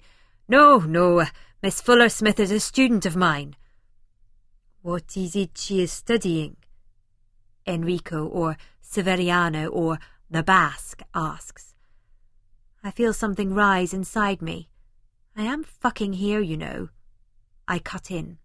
My major's film, but I do Scottish studies as an option. It's very interesting, you know. I smile in pain, thinking about how I had that man's penis in my mouth only a few minutes ago. I excuse myself and get up to go to the toilet, aware that their eyes are on my arse as I depart, that they'll be talking about me, but I can't help it. I need space to think. I feel helpless and I don't know who to call on my mobile. I almost phone Colin at his home. That's how desperate and irrational I am, but I decide on Simon. I'm in a bit of an embarrassing jam, Simon. I'm at the Royal Stuart Hotel in the New Town. Could you please help me? Simon seems quite cold and tetchy, and there's silence for a while, but he eventually says, I suppose Mo can handle things for a bit. I'll be there presently. He coughs out and hangs up. Presently? What the fuck does that mean? I retouch my makeup and brush my hair and go back out. When I return to the table, the three men are sitting in lecturous complicity. They've been talking about me. I know that they have. McClement, in particular, is pretty drunk. He makes a long-winded, rambling statement about something. I think it's about Scotland's prominence within the Union, finishing up with, and that's exactly what our English friends fail to take into account. It's not so much his comment, but his intense waspish gaze on me that riles. I don't follow you. Are you making a nationalist or a unionist point there? Just a general one, he says, eyes crinkling. I reach for my glass of scotch. It's funny, but I always thought that North Britons was a term used in irony, in sarcasm by nationalists in Scotland. I was surprised to find out that it was coined by unionists who wanted to be accepted as part of the UK. I look across at my Basque and the MSP. So it was an aspirational term, as no English person has or probably ever will refer to themselves as South Britons, in much the same way as Rule Britannia was written by a Scotsman. It was a plea for an inclusion you can never have. I shake my head sadly. Exactly, the MSP says. That's why we believe. I'm still looking at McClement as I talk over the politician. But on the other hand, it's a bit sad that Scotland still hasn't been able to obtain its freedom from the Union. It's been a long time. I mean, look at what the Irish have achieved. McClement looks very angry and starts to say something, but I catch Simon coming into the hotel foyer and wave in his direction. He's looking smart in his casual jacket and crew-neck top, but somehow darker than before. Yes, it's obvious that he's been on the sunbed. Ah, Nicky, baby. Sorry to be late, darling, he says, bending over and kissing me. Ready to trip the light fantastic? He asks, then he looks at the other men for the first time. His expression is like a spoilt cat that's offered the leftovers, grudging but scalpel sharp, and he briskly shakes hands with each of them. He's full of commanding bombast, completely in charge of the situation.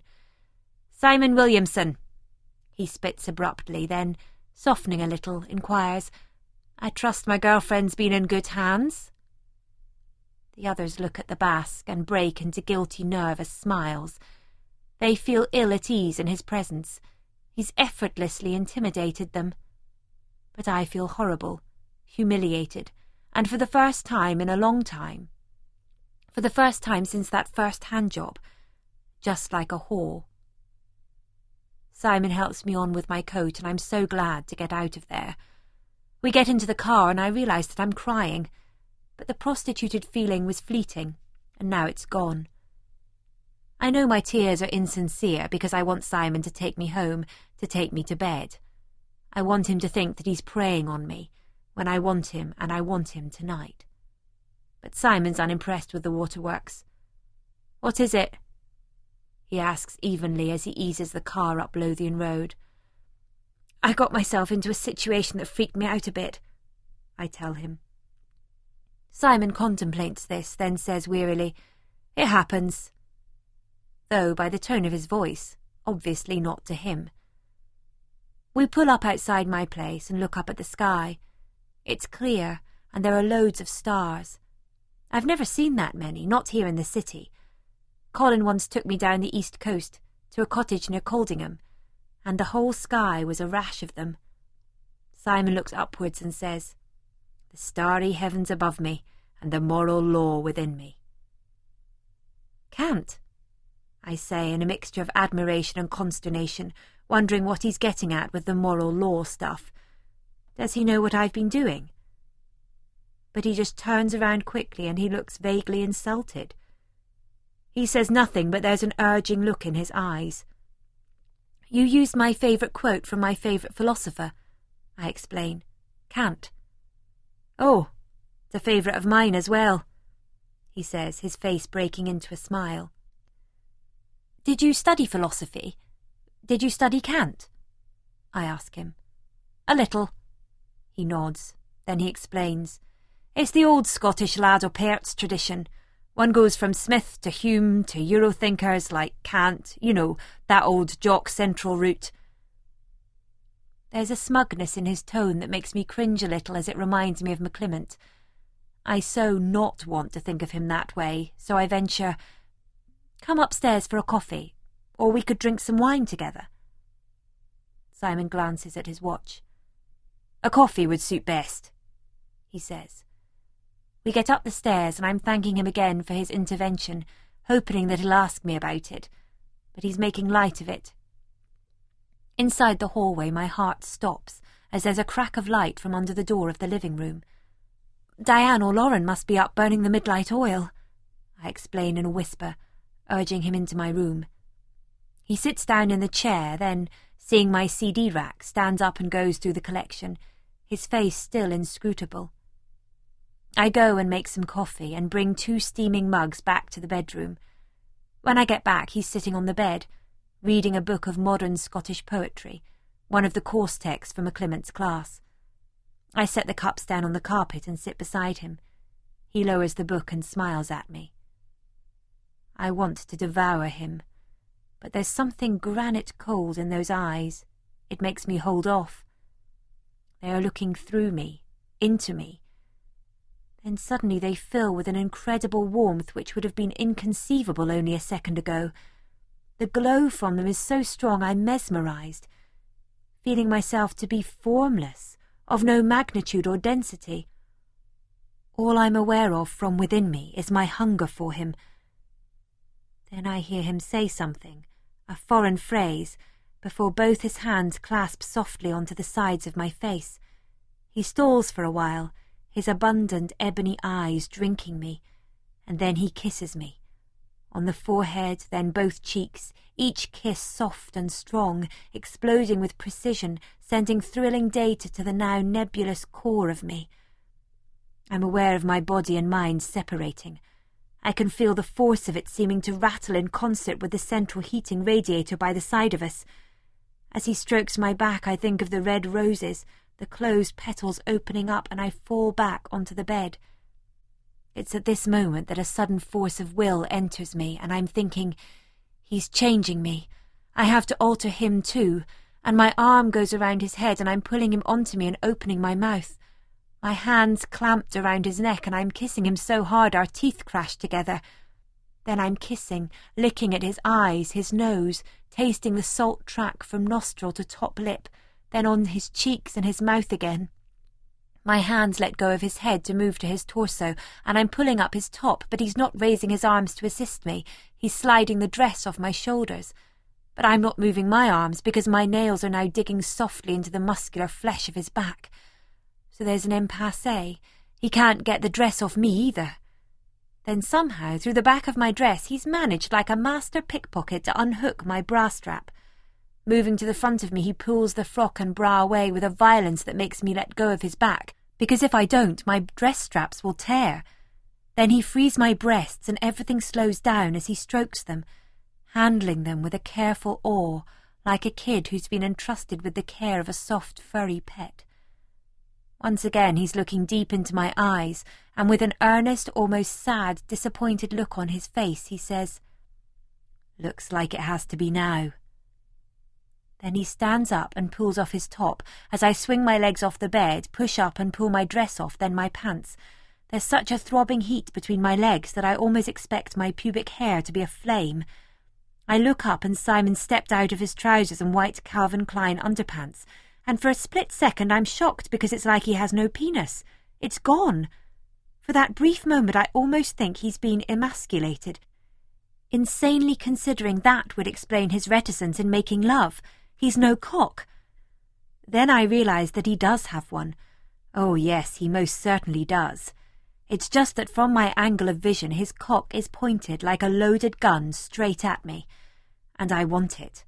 I want it in me now. I don't want to have to say to him, "We can make love later. Later I can suck you off, you can lick me, frig me, explore me any way you want, but please, let's just get this out of the way. Just fuck me right now, right this second, because I am on fire."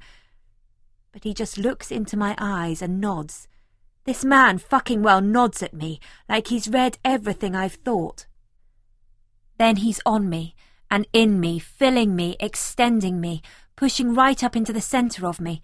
I gasp, then adjust, and he grows harder, but I roll us over and we're a twisting, buckling, thrashing mass, and I don't know who slows it down, but we're savouring it again, and then the velocity of our love pumps up like a force of its own accord, and we're pummelling each other in this fucking war of one against one, which feels like all against all. For a second I feel like I've defeated us both, me and him, that I want more than he can ever give, more than anyone can ever give. Then the force wells up like something inside me that seems to have escaped, and is running away before it grabs and drags me along with it. I climax in explosive, angry bursts, aware only as my orgasm subsides that I've been shrieking loudly, and I'm thinking that I hope neither Laura nor Diane are in, as it seems show-offy, ridiculously performative. Simon takes this as permission to do what he needs to do, sweeping back my hair and holding my face to his, forcing me to look into his eyes as he comes so intensely that his orgasm prolongs mine. Then he pulls me into his chest, and as I briefly catch his eye, I'm almost sure I see a tear. He won't let me move to check and confirm this, though. His grip is hard, and anyway, I'm totally spent. We lie in the wreckage of the sweat-drenched bed, and all I'm thinking, as I drift off to sleep with his sweat, scent, and the musty fried breakfast smell of our sex in my nostrils, is just how good it feels to get fucked properly. 38. Scam 18,744. That was a pleasant surprise, as a phone call on the white mobile generally is. Of course, having sex with Nikki was excellent, but it was that first shag syndrome. No matter how good it is, there's always a perfunctory element which you can't help but find distasteful. Later, when I got ready to go, she asked me if I was playing mind games. As a comment, it was playful rather than heavy, Or perhaps the brevitas was designed to conceal something weightier at the same time as it flagged it up. No matter, because it's like any sport. The most gifted know you always concentrate on your own game rather than the opposition's. So I grinned enigmatically without answering. Fuck liberals wittering on about honesty in relationships. What a colossal bore that would be. Nope. Relationships are all about power, and now is the time to cool it with her. She'll crack before me. I know she will. And it'll be a sweet moment. I tell her that I've changed my number and give her the one for the red phone. The best part is erasing the number from the white mobile and sticking it onto the red. That was a strange one outside hers, when she caught me looking up at the stars. I gave that quote from a Nick Cave song, and I thought she called me a cunt. I didn't realise she was referring to Kant, the philosopher. I even called Renton up about it. He reckons that Cave lifted that line verbatim from a Kant book. What the fuck is the world coming to when your favourite lyricist let you down with such shoddy plagiarism? Yes, the sex was excellent. Her level of fitness, power and suppleness impresses and means that I'll need to watch the weight and keep those gym visits up. But the buzz I got from it, nothing like the one I get when I nip into bars' newsagents at the fit of the walk and pick an early edition of the news. The story is on page 6, with a picture of yours truly and an insert of Chief Constable Roy Lester. A surprisingly youngish guy with a mouser looks a bit like a Village People extra. I nip next door to Mac's bar and have a bottle of Beck's as I read eagerly. Leith Publican in Anti-Drugs Crusade. Barry Day. One Edinburgh publican has declared war on the ruthless dealers of killer drugs such as ecstasy, speed, marijuana and heroin. Local man Simon Williamson, the newly installed proprietor of the Port Sunshine Tavern in Leith, was disgusted when he caught 2 young men taking pills in his bar. I thought I'd seen everything, but I was shocked. What got me was the openness and audacity of it. This so-called drugs culture is everywhere. It has to be stopped. I've seen what it can do to wreck people's lives. What I'm proposing is more than a campaign. It's a moral crusade. It's about time we businessmen put our money where our mouth is. Mr. Williamson recently returned to his native Leith after a spell in London. Yes, I feel sorry for a lot of youngsters today who haven't got any opportunities outside a life of lawlessness. After all, I'm only human. But there comes a time when you have to say that enough is enough and take off the kid gloves. Too many people sit around in darkened rooms feeling sorry for themselves. This is excellent news for one Simon David Williamson. The picture has a grimly serious Williamson at the bar with the subheading, Drugs Menace. Simon Williamson's fears for Edinburgh's youth. But best of all is the editorial the newspaper carries. Leith can be proud of principled local businessman Simon Williamson, whose new initiative signals the start of a grassroots fight back against the scourge that has infected our communities. Though such problems are international, and by no means confined to Edinburgh, local people have a crucial role to play in eradicating them. Mr. Williamson typifies a new Leith, progressive and forward-looking, but at the same time having a sense of responsibility towards his ain folk, particularly the young kids who are prey to the evil dealers whose sole aim is to wreck and destroy young lives. The ne'er-do-well should remember, though, that Leith's motto is persevere, and Simon Williamson is doing just that. The news unswervingly supports his campaign. Wonderful. I down the drink and go back to the flat and chop out a huge line to celebrate. My campaign. They love a trier. I think back to Malcolm McLaren and the Pistols. Well, Malcolm, that worn-out old man of yours is about to be updated. I decide to take a cab up to my mother's. When I get there, she's absolutely delighted. I'm so proud of you, Ma Simon, into the evening news. After all I went through with these drugs. It's payback time, Ma, I explain. I know I was far from an angel in the past, but it's time to make amends. Casting glances of obstinate smugness at my old boy, she quotes from the paper. All for the younger people.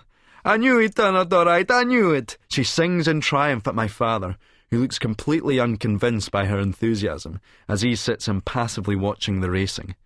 He has it on all the time, though nowadays he never bets. So I might as well just rub the old fuck's face right in it. There's a new girlfriend on the scene as well, Mum, and this one's a wee bit special, I tell her, and she gives me another hug. Oh, son. You hear that, Davy? Grumps the old scoundrel, looking sceptically up at me. Seasoned ticket holder at Cad Rovers can always spot a kindred face in the bounder's stand. Matters not, though, Pater. Simon David Williamson is still in pole position. David John Williamson, on the other hand, is a fucked-up, bitter old has-been who's achieved nothing except give a good and saintly woman a hell of a life for years. I mind of when I was a kid. I used to really look up to him. And to be fair, he was kind to me.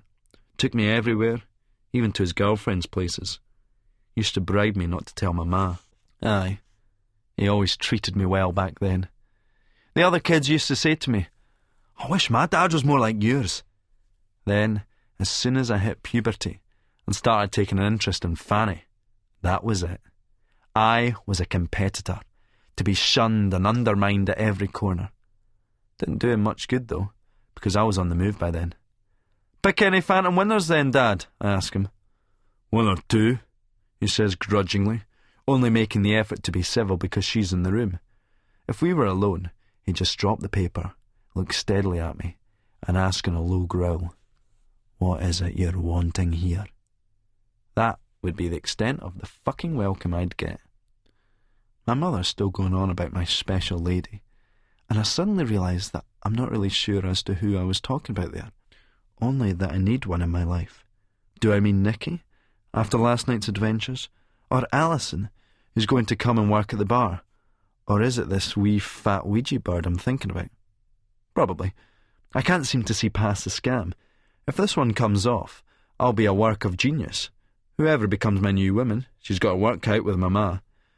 As long as she looks after my laddie, and doesn't try and take my bambino away, she purrs in threat at this invisible harlot. I don't stay long. After all, I've a bar to run. But no sooner do I get out the door when the green mobby goes off, and it's Skrill, back with me with the information. "I went and done the business for you," he tells me. I quickly express eternal gratitude then, wasting no time. I bell the bar, leaving Mo and our new employee, the lovely Ali, to cope, muttering something about a licensing trade conference that had slipped my mind.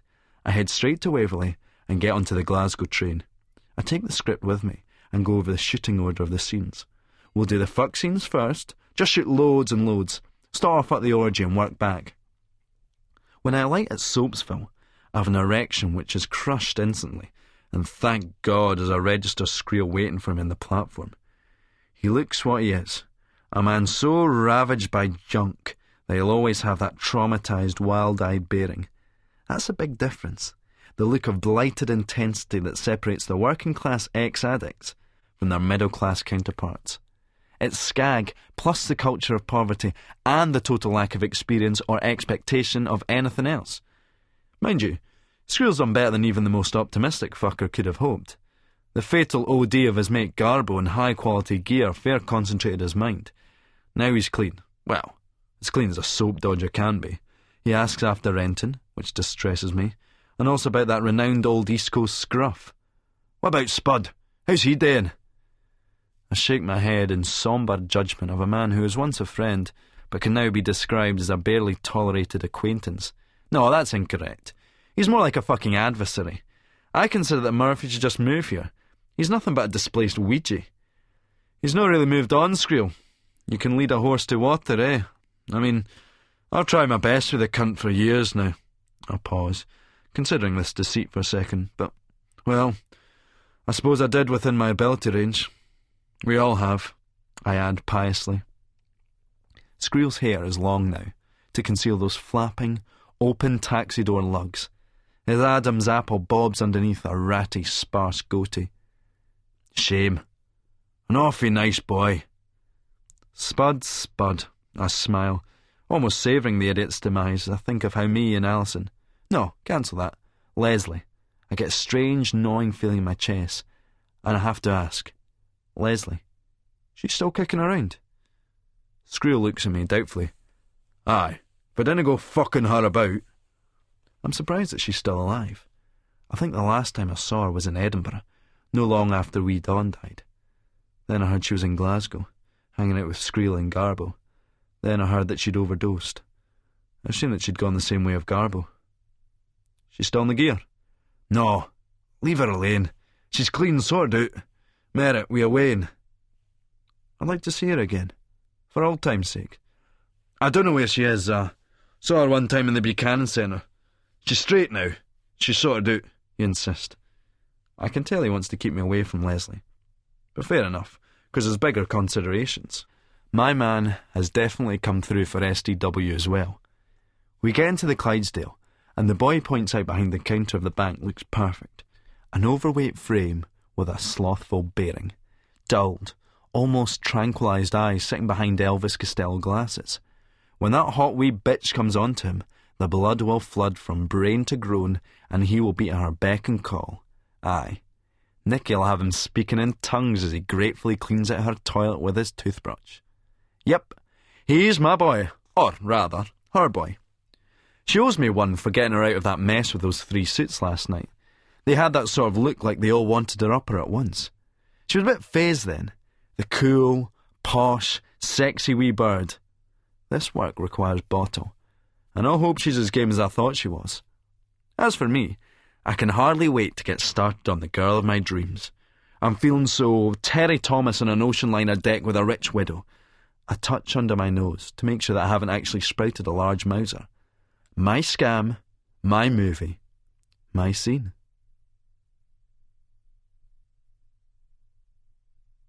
"39. A Question of Tits." Lauren has returned from Stirling. I'm wondering what happened at the parental home to give her such a hearty infusion of live and let live spirit. She almost apologises to me for interfering, while maintaining, of course, that I'm wrong. Thankfully the phone goes and it's Terry, who invites us out for a liquid lunch. I want to go as we're engaging in filmed sex in 2 days' time, so it might be good to get to know him a little better. It took Lauren a bit of convincing to come out, as she wanted to celebrate our newfound unity by having a joint and laughing at the TV news before heading to the Safi's lecture. I insisted, though, even managed to get her to put on a bit of eyeliner and lippy, and we headed downtown. Just as I prepare to leave, the phone rings again, and this time it's my dad. I'm feeling guilty about my activities the other night at the hotel as he goes on about Will, still in complete denial that a son of his could possibly be queer. What's the difference between his 2 children? They both suck cocks, but his daughter does it for a living. I can't wait to get off the phone and out. The business bar is one of those places which is somewhere between a club and a pub, with a DJ box and a set of decks in the corner. It's mobbed because word of mouth has it that Ensign's doing a DJing set in here. Apparently he's an old pal of Rab's brother Billy and Juice Terry's. Terry introduces us to Billy, who's pretty hunky. In fact, looking at Rab, it strikes me that Rab's like a watered-down version of his brother. Billy smiles and shakes our hands in a gesture which seems quite gentlemanly and somewhat old-fashioned without being at all contrived. He looks so fit and wholesome. I confess to an immediate hormonal reaction, but he's back behind the bar, too busy to flirt with.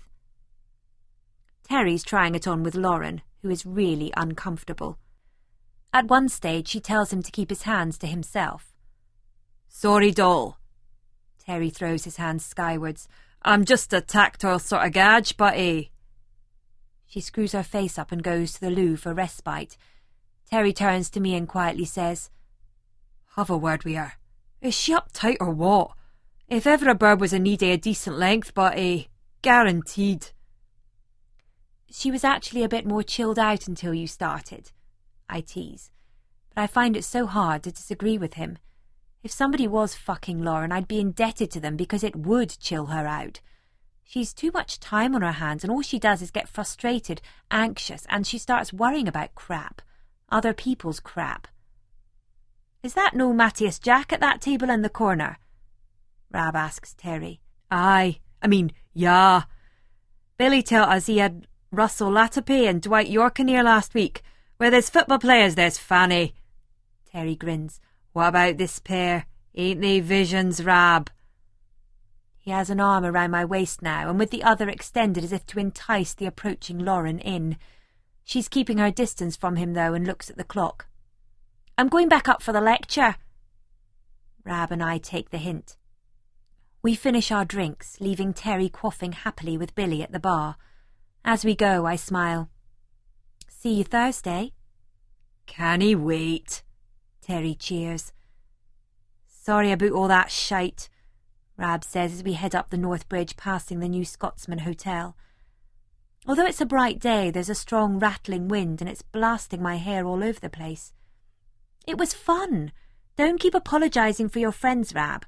I know what Terry's like and I think he's brilliant, I tell him, pulling my hair down and trying to stick it behind my ears. I see Lauren, who's chomping a chunky Kit Kat, brace herself and screw her face up against the wind, curse and blink rapidly as some grit gets in her eye. I'm thinking about how it's the Bergman seminar next, and I'm almost tempted not to go as I've made inroads into this assignment. I stick it out and feel guilty at being bored, as Rab and Lauren are totally engrossed. Afterwards I don't feel like hanging about. Rab gets off and Lauren and I head home where Diane's made some pasta. The food is fine. In fact, it's excellent. But I'm almost choking on it, because she's on the television. Britain's Olympic medal sensation, as Sue Barker calls her, Carolyn Pavitt. And Carolyn's got the toothy smile and the dyed blonde hair which she's letting grow a bit. She's being all cutesy pie, but with that subtle hint of dynamism which is bringing out the wolf in John Parrott and some guest footballer. I'm hoping Ally McCoy's team thrash the thick, titless cow and make her look like the imbecile she is. A question of sport? What the fuck does she know about sport? It should be called a question of tits. Where's yours then, darling? Then I look again. There are tits there. In horror, I gape at her and realise she's had them done. Britain's Olympic medalist anti-performance enhancing titless gymnastic cow has, along with the bottle blonde hair and the capped teeth, had a set of implants fitted in cynical preparation for a new media career. I fucking know the lying, hypocritical cow. Diane heads out to her folks' place that evening. Lauren and I are staying in watching more television. She's irritated by an arts show where a group of intellectuals discuss the phenomenon of Japanese girl novelists. They display a selection of author dust jacket photographs which show pretty young girls in almost soft porn shots. But can they write? One pundit asks. A professor of popular culture, completely serious, barks impatiently, I don't see how that's of any importance at all. Lauren is fairly enraged by that. We smoke some dope and get the munchies.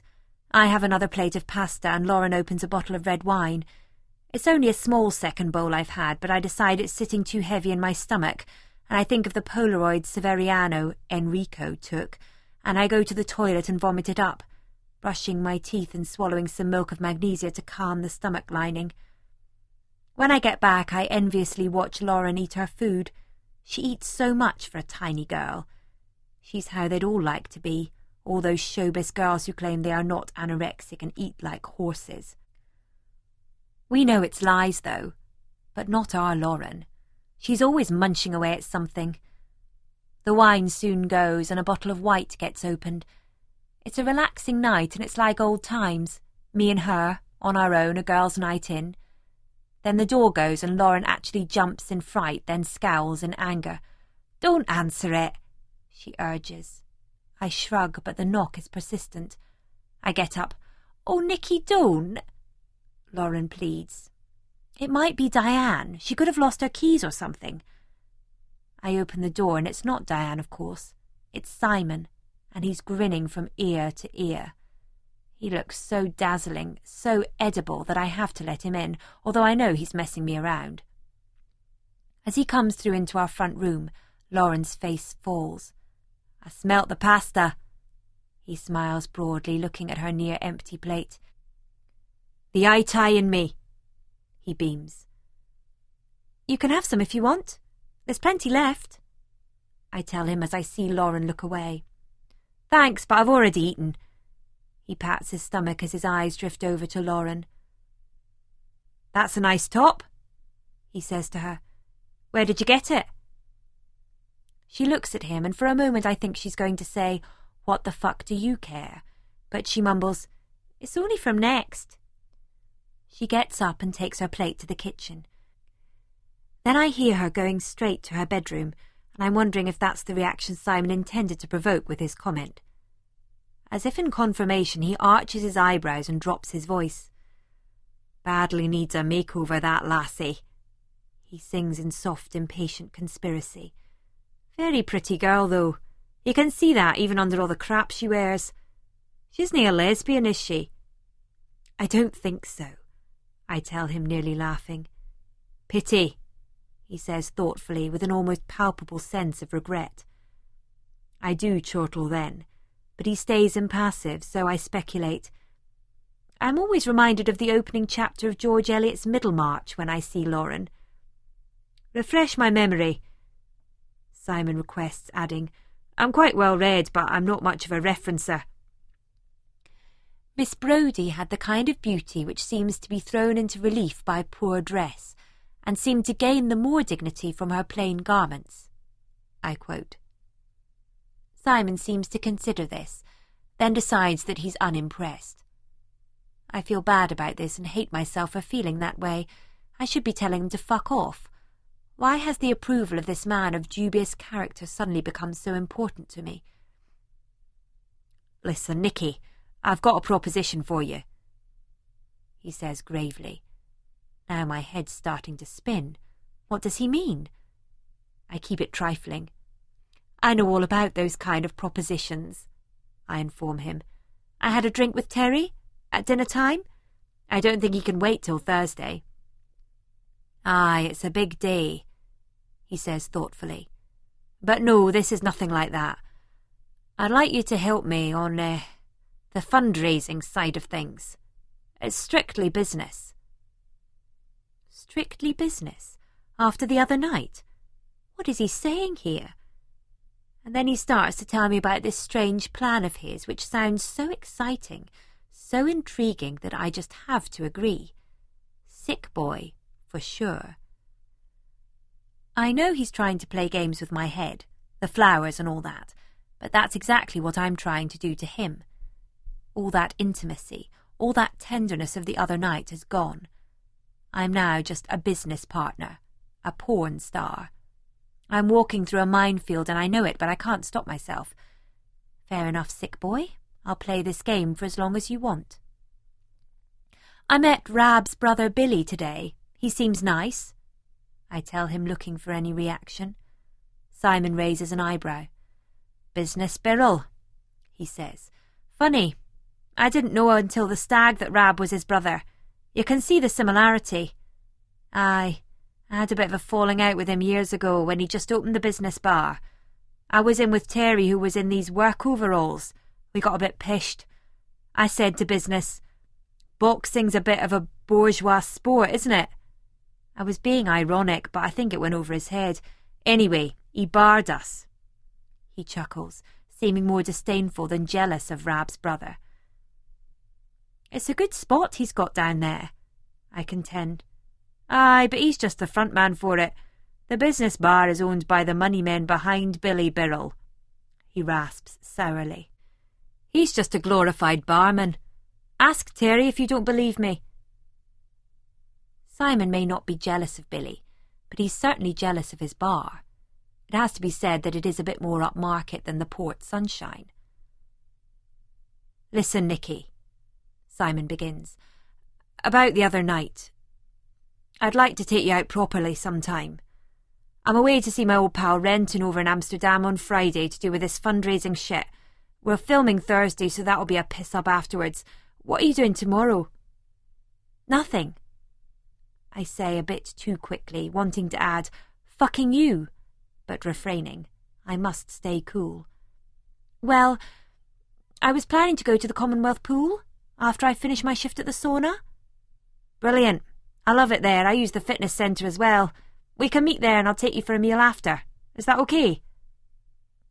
It's more than okay. My heart's racing because I've got him now. He's mine, and that means...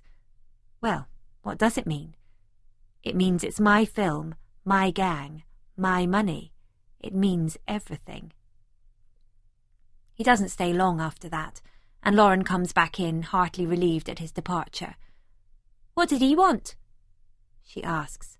"Oh, he was just giving me some details about the movie," I say, watching her face screw up. He really loves himself, that guy, doesn't he? Oh, for sure. When he wants to have a wank, he books into a hotel first, I tell her. We laugh loudly together for the first time in a long time.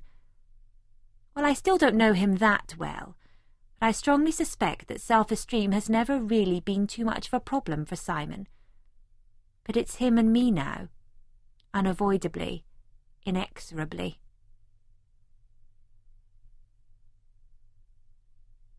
40.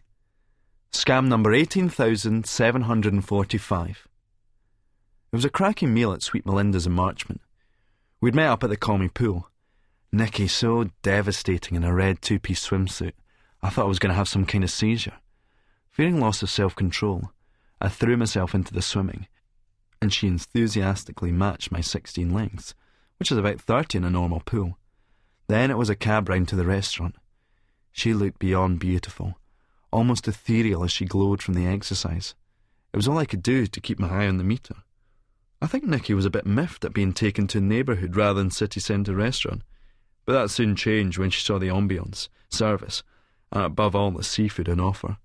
I enjoyed a fried squid with pernod and chive mayonnaise, while Nicky was wowed by the fried king scallops with sweet chilli sauce and creme fraiche. I picked a nice chablis to wash it down with mouthfuls of that gorgeous homemade bread. All I can think about is getting her to my place. The image of that perfectly toned body and that red two-piece searing into my brain to the extent that it was difficult to talk, or even think about scamming. And she's not shy at coming forward. In the backseat of the taxi she has my ballot open, and her hand slips inside and she eats my face with unnerving ferocity. At one stage, the pain of her teeth chewing on my bottom lip is so severe that I almost squeak and push her away. We stop and pay the cabbie, and my flies are still open, and as we get into the stairs she's unbuckling my belt. I pull her cardigan over her head and lift up her top, whipping her bra off. We're tearing each other apart on the stair, and the door opposite mine opens, and this paedophile sort of guy who lives with his mother looks out from behind the door and slams it shut. I fish out my keys and open the flat door as Nicky pulls down her black-brushed velvet jeans, and my strides fall to the floor as we're in the gaff, kicking the door behind us shut. I remove her jeans and pull down her lacy white pants, and I'm slurping on her fanny, which tastes faintly of pool chlorine, enjoying my tongue's exploration, then sucking hard on her clit. I feel her nails digging into my neck, then the side of my face, and it's hard to breathe. But she's forcing me back, and she's moving round, me not giving up on that sweet minge, but her twisting round to get at my cock. Her tongue hits it with sharp electric flicks, then she's enclosing it with her mouth. This impasse goes on for a while until we instinctively break. Our eyes meet, and things turn woozy and slow like a road calamity.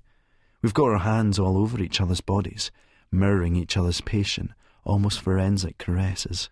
I'm feeling every muscle, tendon and sinew below her feather-soft skin, and I feel her probing me sharply, like my flesh is being slowly taken off the bone. It hots up, and she pins me down with the tremendous power she has in those thighs, which appears so deceptively slight. She's got the end of my cock, and she's rubbing it against her bush, then inching it into her. We fuck slowly for a bit until we both get there. Then we stagger to bed and lie on top of my duvet. I reach for the drawer and pull out a wrap of coke. She's reluctant at first, but I chop two up and rolling her over, I dry out the wet hollow of her back at the base of her vertebral column with the corner of the duvet. Almost choking at that beautiful arse in front of me, I put a line in that nook at the bottom of her spine and snort. My finger goes down between her buttocks, over her inverted pout of an arsehole, making her tense a bit, then shoots into her soaked vagina. Then, as a coke rush tears into me like the Norwich train through Hackney Downs, I'm in her again, and she's back up on her knees, thrashing, pushing against me. Snort it, I gasp, pointing to the line on the bedside table. I don't do that shit, she heaves, as she twists back like a snake, skewing onto my cock with ferocious power and magnificent carole. Get it fucking up, you, I shout, and she looks round at me with a wrenched leer on her face and says, "Oh, Simon!" And she's reaching for the note, and snorting as I'm fucking her, slowing down to let her hoover up the line. Then I'm going as hard at her as I can, and my hands are round her thin waist. That arching snake has gone rigid, and we're like two parts of a piston, and we scream together as we come. We shagged another couple of times in the night. When the alarm rang, I got up and made a Spanish omelette and put up some Italian coffee. After we had breakfast, we fucked again. Nicky headed uptown to the uni, and I snorted a line. Had another double espresso, put some clothes and toiletries into my bag for the dam, slung it over my shoulder, and went to work in hazel exultation. There's nothing like going into that fucking place to bring you back down. I'm having problems, and I'm trying to work out whether they are of staffing or plumbing nature. A bit of both. It seems like there's no boiler on the verge of exploding. Amsterdam again! You've just been. It's no on, Simon. It's just no on, Mo says, head burling tersely, refusing to meet my eye as she polishes the bar. Mo rag. I appreciate that I've been a bit demanding of late, but you've got Alison in as extra help for you. It is a très crucial business meeting, I tell her, leaving the old Bathlax grumbling away to herself. It's freezing as I get out to the airport. My flight is predictably delayed, and it's early evening by the time I meet Renton round at his pad. There's a bit of an atmosphere at Chez Rents. It's very edgy between him and this Catherine bird, which I, fortunately, don't help by presenting her with some duty-free Calvin Klein perfume. It's okay for third division fanny. For you, Catherine, I grin, holding the gaze but meeting only Teutonic steel in her eye. That wee Krautjen might be some fuck right enough. After a couple of beats, the stare softens, and she even looks a bit coy. Why, thank you, she drawls. Of course, this is all done to wind Renton up, but if he's upset, he's not giving me the satisfaction of showing it. We head out to the Café Thyssen, the unanastic Ginger clicking on his mobile to bell some pal of his whom he wants me to meet. The guy apparently works a porn distributor across here. Yes, the bastard does have his uses. The idea we've hatched is that we'll set up 2 bank accounts in Zurich. Different bank accounts, one for the general film account fund, one for production. The instruction to the first bank is that when the general account goes over £5,000, any surplus monies are transferred to the production account in bank numero 2. The Swiss bank asks no questions, Renton explains. And using 2 of them means that the money's practically untraceable. The porn partners here all use them, and some of the big club people. Excellent, Rents. Let's sort it out, I tell him. We crack on, but after a while he seems a bit distracted, and I know why. The lovely Catherine not going to come over and join us for a drink, Mark? I smile as we cross a sloped canal bridge to the pub on the corner. He mumbles something by way of a reply as we hit the bar. It's such a beautiful bar as well. An old Dutch brown bar with wooden floorboards and panelling and huge windows letting in the fading light. I stop to admire the views so that Renton has to get them in. Old habits die hard. Maak ik 2 beer, he says to the smiling barmaid. After a bit, his friend of his turns up. A Dutch guy called Peter Muren, whom he refers to as Ms. Ms is apparently a distributor of what he prefers to call adult erotica. This chappie looks like the term sleaze was invented with him in mind. He's thin, with short black hair, a wizened face, keen rodent eyes, and a dirty, sparse beard. I'll keep my eye on that snidey fucker as he takes us over to the red light district. He's blethering 20 to the dozen. I have a small office in Neusiedl for Borgwall. From here I distribute videos. From my own production company, French stuff, European and American imports to gun show, and even stag stuff if it's well made. If the pussy is hot, the image is sharp and the sex is inventive or enthusiastic enough, then I handle it, he says, pulling on a tab. Fucking loathsome grebo. We head over to the red light district and go up a narrow staircase to his office. There's a glass partitioned room at the back of it with a huge video editing suite, a couple of monitors and a console desk. All of Mrs. work seems to go on here.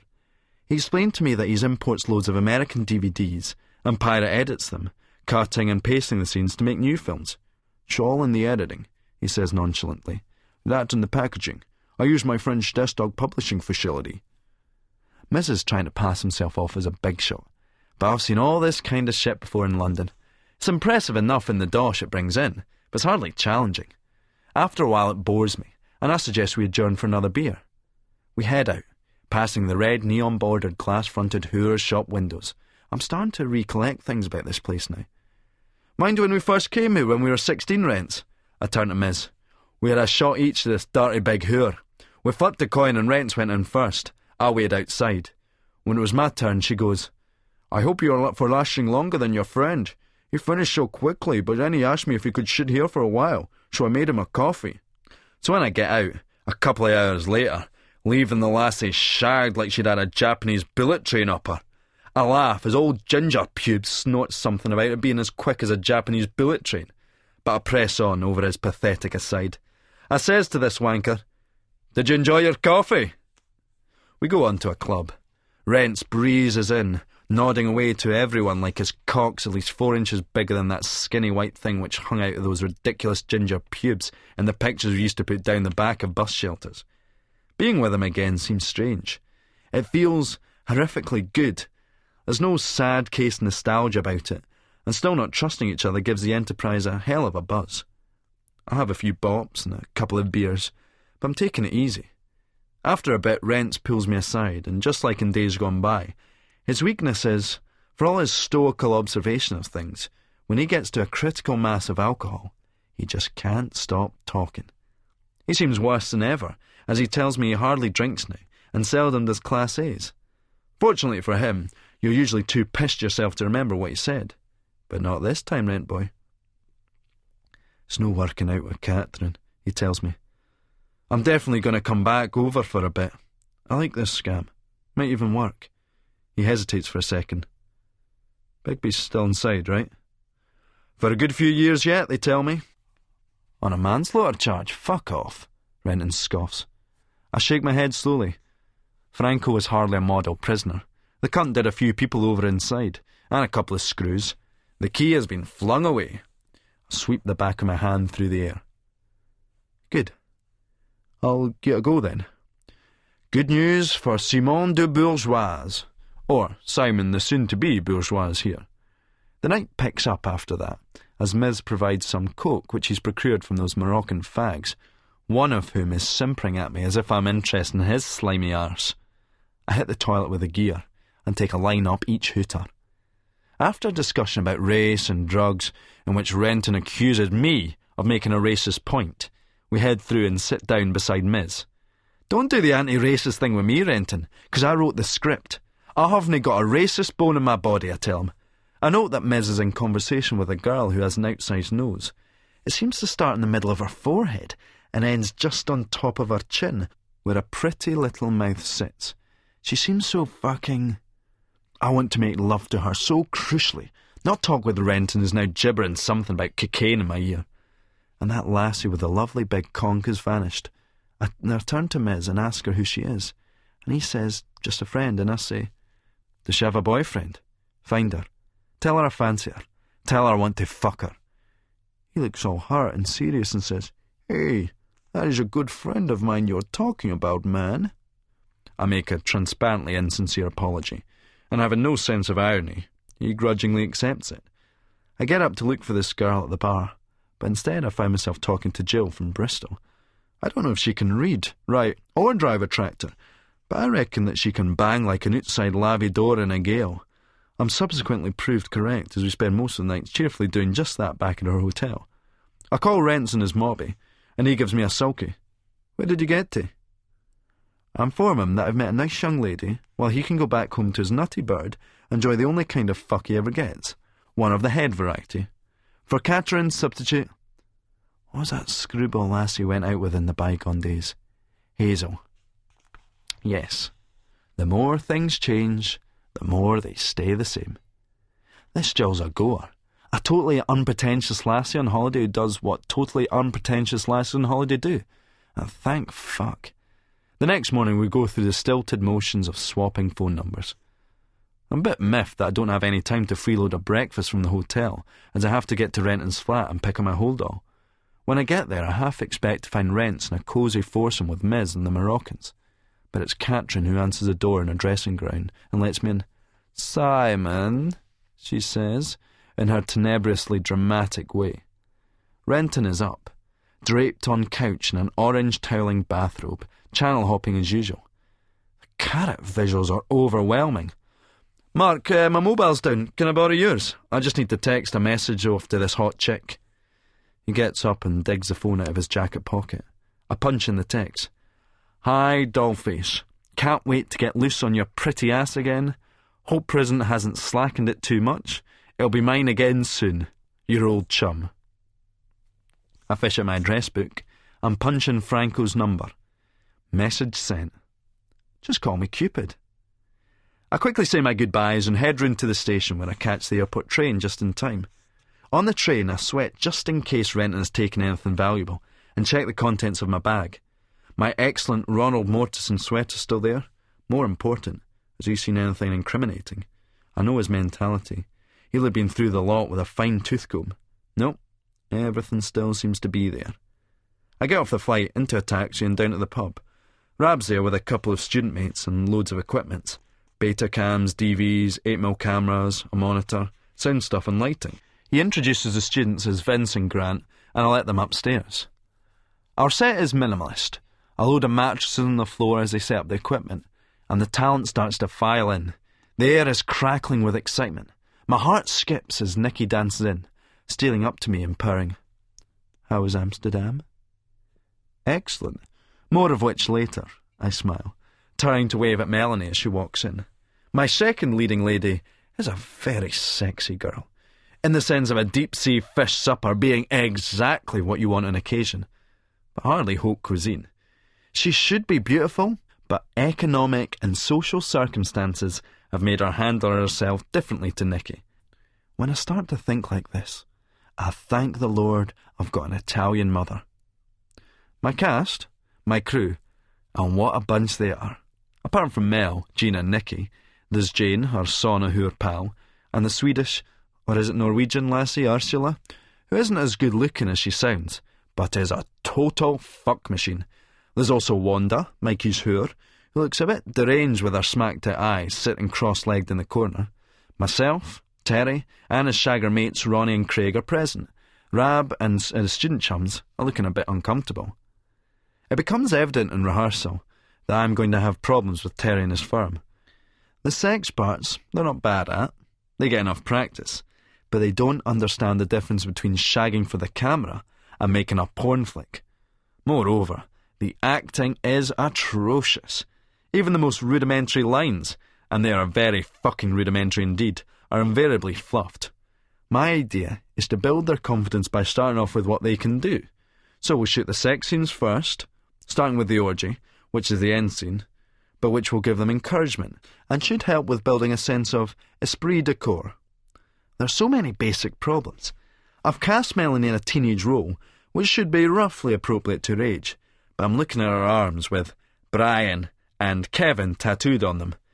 Melanie, you're supposed to be an innocent virgin. Those tattoos need to be covered up. She raises her eyes through a fog of embassy regal, then has a giggle with Nicky. That Gina's looking around as if she wants to fuck, tear apart, then eat every person in the room. Très game. 'Tis a pity she's a hound. I slap my hand together for attention. Righto, folks, come on, lovies, come on, listen. Today is the start of the rest of your lives. What you've done before is stag. Now we're doing a proper adult movie, so the ability to get right into it, to stop and start, is crucial. Has everybody learned their lines? Yeah, Nicky drawls. Suppose.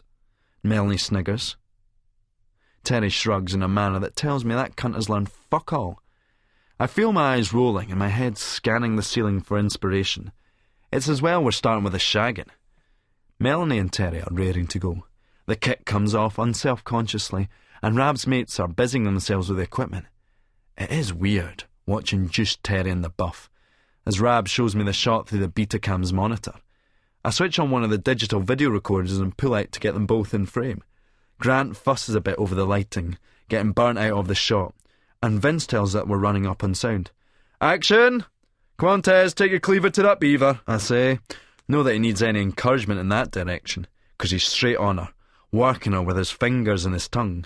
I zero in slowly, my intrusive eye on that slurping tongue and that moist gash.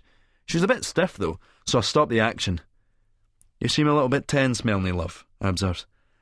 I can't get into it with everybody watching, she complains. It's no like back in the pub when we're all gone for it. Well, you'll have to. That's the porn business, darling, I tell her. I watch Nicky looking at them, wanton and animalistic, her sharp wee tongue flicking horn salt from the slightly cruel lips, and I feel a bit of inspiration. I can read a bitch like a book, and she is hot for action. Look, a new rule on the set. Either you take off your clothes or you fuck off downstairs, I say, unbuckling my belt. Rab looks mortified, standing there behind the tripod. He glances at Nikki, then at Gina, who's already peeling off her top. Nikki starts to take hers off as well, and I pause for a second to admire the motion of it being pulled over her head. Fuck me. That lassie's well fit, in quite a wholesome, sporty, pea-girl manner. Nikki says to the crew, "Come on, boys," as she removes her bra and exposes those tan tits, which look as firm as rocks, sending a strong radar signal to my groin. She unbuttons the skirt and then pulls down her pants and steps out of them to expose a freshly shaved minge. Nikki, I say, involuntarily sounding like Bend Over in his videos. That appreciative punctuation are absolutely essential. Ready for action? She pouts and purrs. Fuck me. This was the lassie I was supposed to meet years ago. We would have ruled the world. Still will. Concentrate, Simon. I take refuge behind the lens, trying to snap into technical mode. Now Gina's big tits are bouncing around everywhere, and Terry's eyes are popping out of his head. Sometimes he distresses me, the sordid appreciation for quantity versus quality. Poor Rab is still shiting it, but you can tell that he wants to say, "I'm just on the creative side. My fiance's having a kid. I don't want to do this. I want to be a filmmaker, not a fucking porn star." Well, the crew can do what they want, but I'm getting into the spirit of it, I announce, taking off my t-shirt and glancing at the wall mirror. The gut doesn't look too bad, the gym and the diet kicking in. I put it on easily, but I lose it easily. Just a fine-tuning of the regime. No fried food, spirits rather than beer, the gym 3 times a week rather than just once, walking rather than piling into motors, cocaine in and weed out. And yes, back on the cigarettes. The result? The pounds fairly fly off. Wanda looks up and announces in a smacked-out drawl that the sexiest-looking guys are the ones with their clothes on, which disconcerts me and the rest of the talent. "See, you're big with junky hooers, Rab," Terry says. And Wanda flips him a casual V sign. My tactic has worked, though, because soon Terry and Melanie are really going for it, and I'm getting horny. Then Nikki comes over to me and says, "I think I'd like to sit on your knee." I'm almost ready to respond with, "Go away, I'm directing," but it comes out as, "Okay," in a low gasp, as those delightful buttocks are gracefully lowered onto my thigh. I feel my cock stiffen and bend up into the hollow of her spine as we watch Terry and Mel in action. I must remain focused. Remember that I'm in the director's chair. "Lie back, Terry. Sit on it, Mel." Discipline. Mel's sucking on Terry's dick, flicking the end, slurping the shaft, and after a bit Terry guides her across the back of the big padded chair. Nikki twists a little, easing further back against me. Discipline will ease my hunger. Mel's elbows are on the chair, and Terry slipped one in from behind. Nikki's hair flows down her back, its peachy scent dancing in my nostrils, threatening to drench my senses. Discipline will quench my thirst. Now Terry's withdrawing, and I cough out some words of encouragement as my hand rests idly on Nikki's thigh. That smooth, unblemished, silk-like skin. Discipline will make me stronger. Terry's in again, and he and Mel are fucking piston hard now. Mel's setting the pace, thudding back into that dick of his like she's trying to devour it. Terry's got that complacent, dreamy look men have when they're enjoying sex, like it's no big deal. That kind of zoning off when you're with a tidy bird to stop you from blowing your muck. Or when you're with a hound, only then it's in order to keep it up. Basically, though, it's the same fucking thing. If it doesn't kill me first. I decide to stop the action there. "Cut! Stop, Terry, stop!" "What the fuck?" Terry groans. "Right, Mel, Terry, I want you to try the reverse cowgirl, the classic shot we need for a porn movie." Terry looks over at me and moans, "You can't get a good fuck that way." "This isn't about you having a good fuck, Terry. It's about you looking as if you're having a good fuck. Think Hyries. Think art." I briefly glance round to see that the others are sleazing each other up, except Rab and the crew. Gina's looking at me with a predatory smirk on her face. She asks, "When do we go in?" "I'll tell you," I nod, fully intending even at this point that most of her scenes won't survive the edit. Melanie's got a good frame for the Pope John Paul, as we in the trade call the reverse cowgirl, or RC. Light and lithe, but with a bit of power to her. Terry's just lying there, that fine piece of wood he packs enclosed by Melanie's, who's going up and down on it. His hands grip her waist as he alters the pace and digs a bit more, and she starts skilling. "That's the game, Terry. Earn your corn. Fuck her. Mel, try to keep your eyes on the camera. Keep looking at the camera. Fuck Terry, but love the lens. Terry's just a fucking prop. Just an appendage to your pleasure. You're the star, baby. You're the star." Nikki's reached behind and wrapped a hand around my shaft. "And you're beautiful. This is your show." I push Nikki away gently, then, standing up and taking her by the hand, I shout, "Cut!" Then explain to Nikki, "I want you in there, down on Terry's cock. Terry, you're doing great. Now you lick out Mel while Nikki sucks you off." "But I want to fucking come," he moans, as Ursula approaches him with towels and he pulls her face before heading to the toilets for a clean-up. "Come on, Tell," I shout at him. "Don't be so fucking ungrateful." I said, "You're licking out Mel while Nikki's sucking you off. Aye, it's a hard life, right enough." We get that shot sorted out. Nikki's down on Terry's knob makes me feel strangely weird, especially as she seems to be loving it. I'm relieved when it's over and we knock off for lunch, or at least the rest do. Rab and I go over what we filmed on the monitor. I have to mobby the others because they're just sitting in that fucking pub. Nikki seems to have been drinking. Probably needs it for Dutch courage. It's strange, but I'm starting to feel that uncomfortable, proprietorial way about her. I'm not happy at the thought of her being done by Lawson on camera. There's a lot worse to come. Gina's still whinging at me. "Me and Ursula and Ronnie and Craig haven't done out yet." We introduce each person one at a time, building up to the climax, I tell again. Patience. I get Terry and Mel back, pumping away. "Try it in her arse now, Terry," I say. "Come on, Lawson, let's see some anal action." My motivating powers aren't really needed here. It's like encouraging Dracula to go for the jugular. Terry pulls Mel from him, lays her out, and bends her legs right back over his shoulders. He spits ferociously, working the gob into her arsehole, and then edges in slowly. I nod to Nikki, and we each take one of Mel's buttocks, and we're pulling them apart as Terry pushes in. I've instructed Rab to attend to the position of the cameras, so we've one close-up on the arse action, and one on Mel's face, so we can cut between them in the edit. Melanie's grinding her teeth and grimacing, a required shot from misogynistic power merchants who want to see the bitch suffer.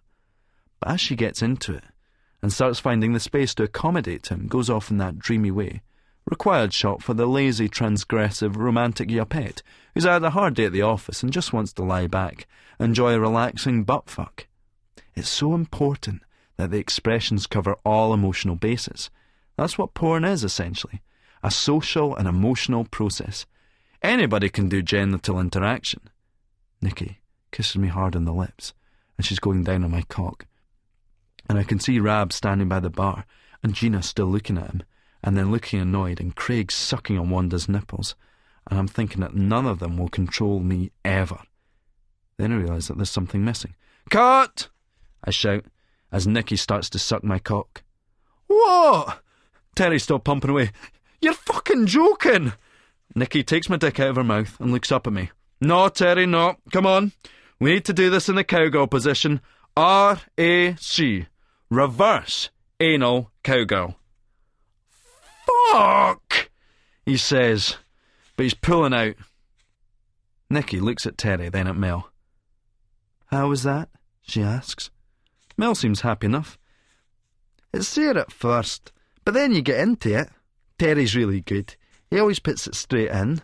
Some laddies dinna ken how to do it. They batter the bit of skin, the perineum, and make it really sore and tender. Terry kens how to pitch it straight in," she says. Terry shrugs proudly. "Experience, I saw." "Sucked in night, say tell," I quip, and Rab Barrow laughs at that, and so does that Gina, a lassie with court and veil bound, writ large all over her. Warming to the theme, I sing to the tune of Summer Nights from Greece. Ba-da-ha, those softening nights. Tell me more, tell me more. The laughter rises, and even Terry joins in. Nicky now seems in a businesslike mode, though, taking my lead and shedding the horn, anxious to move on. Listen, Mel, Nicky says. You know what I found really beautiful? What really turned me on? It was when Terry spat in your arse. I, worked it in. Could I do that for you? Aye, if you like, Mel smiles. Terry's not bothered, but I'm elated. Yes, Nicky's the star here. The lassie has quality. Alex McLeish? The predators will be circling unless we get her tied down soon, Simon. Think of that. Latape. I think it's got to happen, Alex. Don't worry.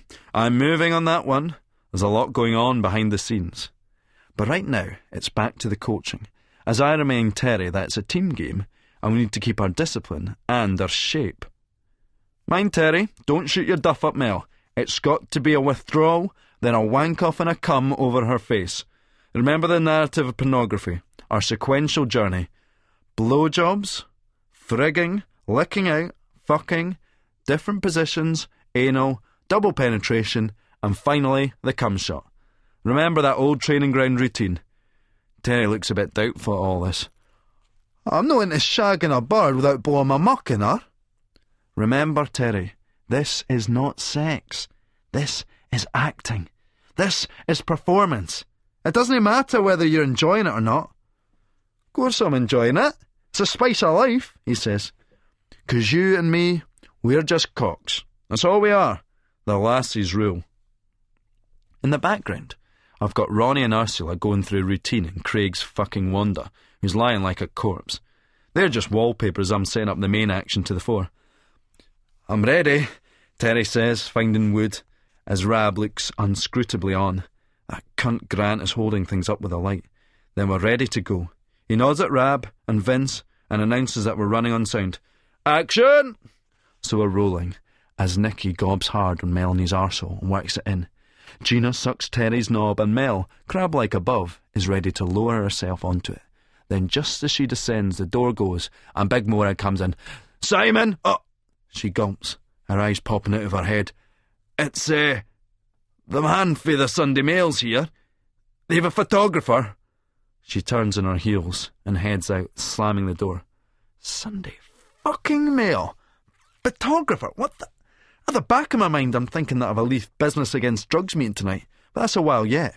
Then I hear a terrible scream behind me. I turn to see that Mel slipped with her full weight falling on top of Terry. Ah! You can't! He wails in agony. Melanie's up and she's saying, Oh, Terry, I'm really sorry. The door went and I got out of fright and I slipped. It's Terry's cock. It looks like he's ruptured, the fucker. It's crumpled and it's black and blue and red. He's screaming and Nicky's phoning an ambulance on our mobby and I'm thinking, the fucking Sunday Mail. What the fuck are we going to do if his cock's knackered? He's my leading fucking man. Rab, take charge here. Get Terry to the hossie. But what? The fucking press are downstairs. When I get down, there's a young, keen tabloid sleazeback that you can imagine doing the same job in a grubby Mac in 20 years' time. Tony Ross, he extends his hands. I'm shying about the cameraman being here and looking to Mo, who's making non-plus signs back at me. It's about the Leaf business against drugs. We're doing a feature. Ah, how timely. I'm just on my way to the first meeting round at the assembly halls. Come with me, I urge, anxious to get them out. We need shots of the bar, the lensman pouts. You can get those any time. Come down to the assembly rooms and you can meet the main players, I explain to the journo as I'm heading out the door, forcing him, the flustered cameraman, to follow. But Morag's in pursuit as well, waving me back. Simon, she hisses. What's all this? It's a first aid thing, Mo. Terry's no well. Take charge. As I head down Constitution Street with the newsman in tow, I realise I'm early for the meeting, but I say to the guy in the door at the assembly rooms, Bummer. I thought it was 7:30. This Tony Ross guy suggests we go back to the Port Sunshine, but I hired him into Noble's. It gives me the chance to give it the big one about the drugs project, but I'm distracted a bit, worried about Terry's cock and how it's going to hold us back. I excuse myself, slipping outside and belling Rab and the green mobby. It doesn't look good. Then I take Ross and the photographer back to the Leith Assembly Rooms for the inaugural get-together of our Leith Business Against Drugs organisation. Paul Kermalindis is the main man to network with, a yuppie ad man who pushes alcohol for the corporate drug barons, trying to keep their share of the market for their products. Paul stands out here. The others on this Leith Business Against Drugs forum are your classic concerned citizens, namely clueless fuckers who never had and never will have any drug experience or even know anybody who has. There's a couple of old-school Leith shopkeepers, but most represent the incoming blue-chip businesses. There's one guy from the local council, a red-faced alcoholic who ran out of steam 20 years ago and is ploddingly attending graveyard meetings nobody else wants to go to. Ross asks a few questions, his buddy takes some snaps, but they get bored quickly and depart. Not that I can blame them for that. There is a fair bit of expertise around the table, but it comes from about 3 heads here. The rest are beyond gormless. At least they have the sense to remain silent, which ensures that the discussion progresses intelligently. We decide to apply for a wad of cash earmarked by some government department or quango for local education purposes, and we're electing a committee to administer these monies and run the business of the group. I've already bonded quite a bit with my Mediterranean-origined mate, Kermalindis, and second his nomination for chairman, feeling sure he'll reciprocate with my own preferred role. Yes, I'm happy to be Gordon Brown to his Tony Blair, and I set myself into a fiscally prudent dour Scot mode. It's a thankless task, but I don't mind being treasurer, I tell the herd of tight faces round the table. Fuck me. If this lot represent the cream of Leith business, then the pot should really worry about the stability of its supposed regeneration.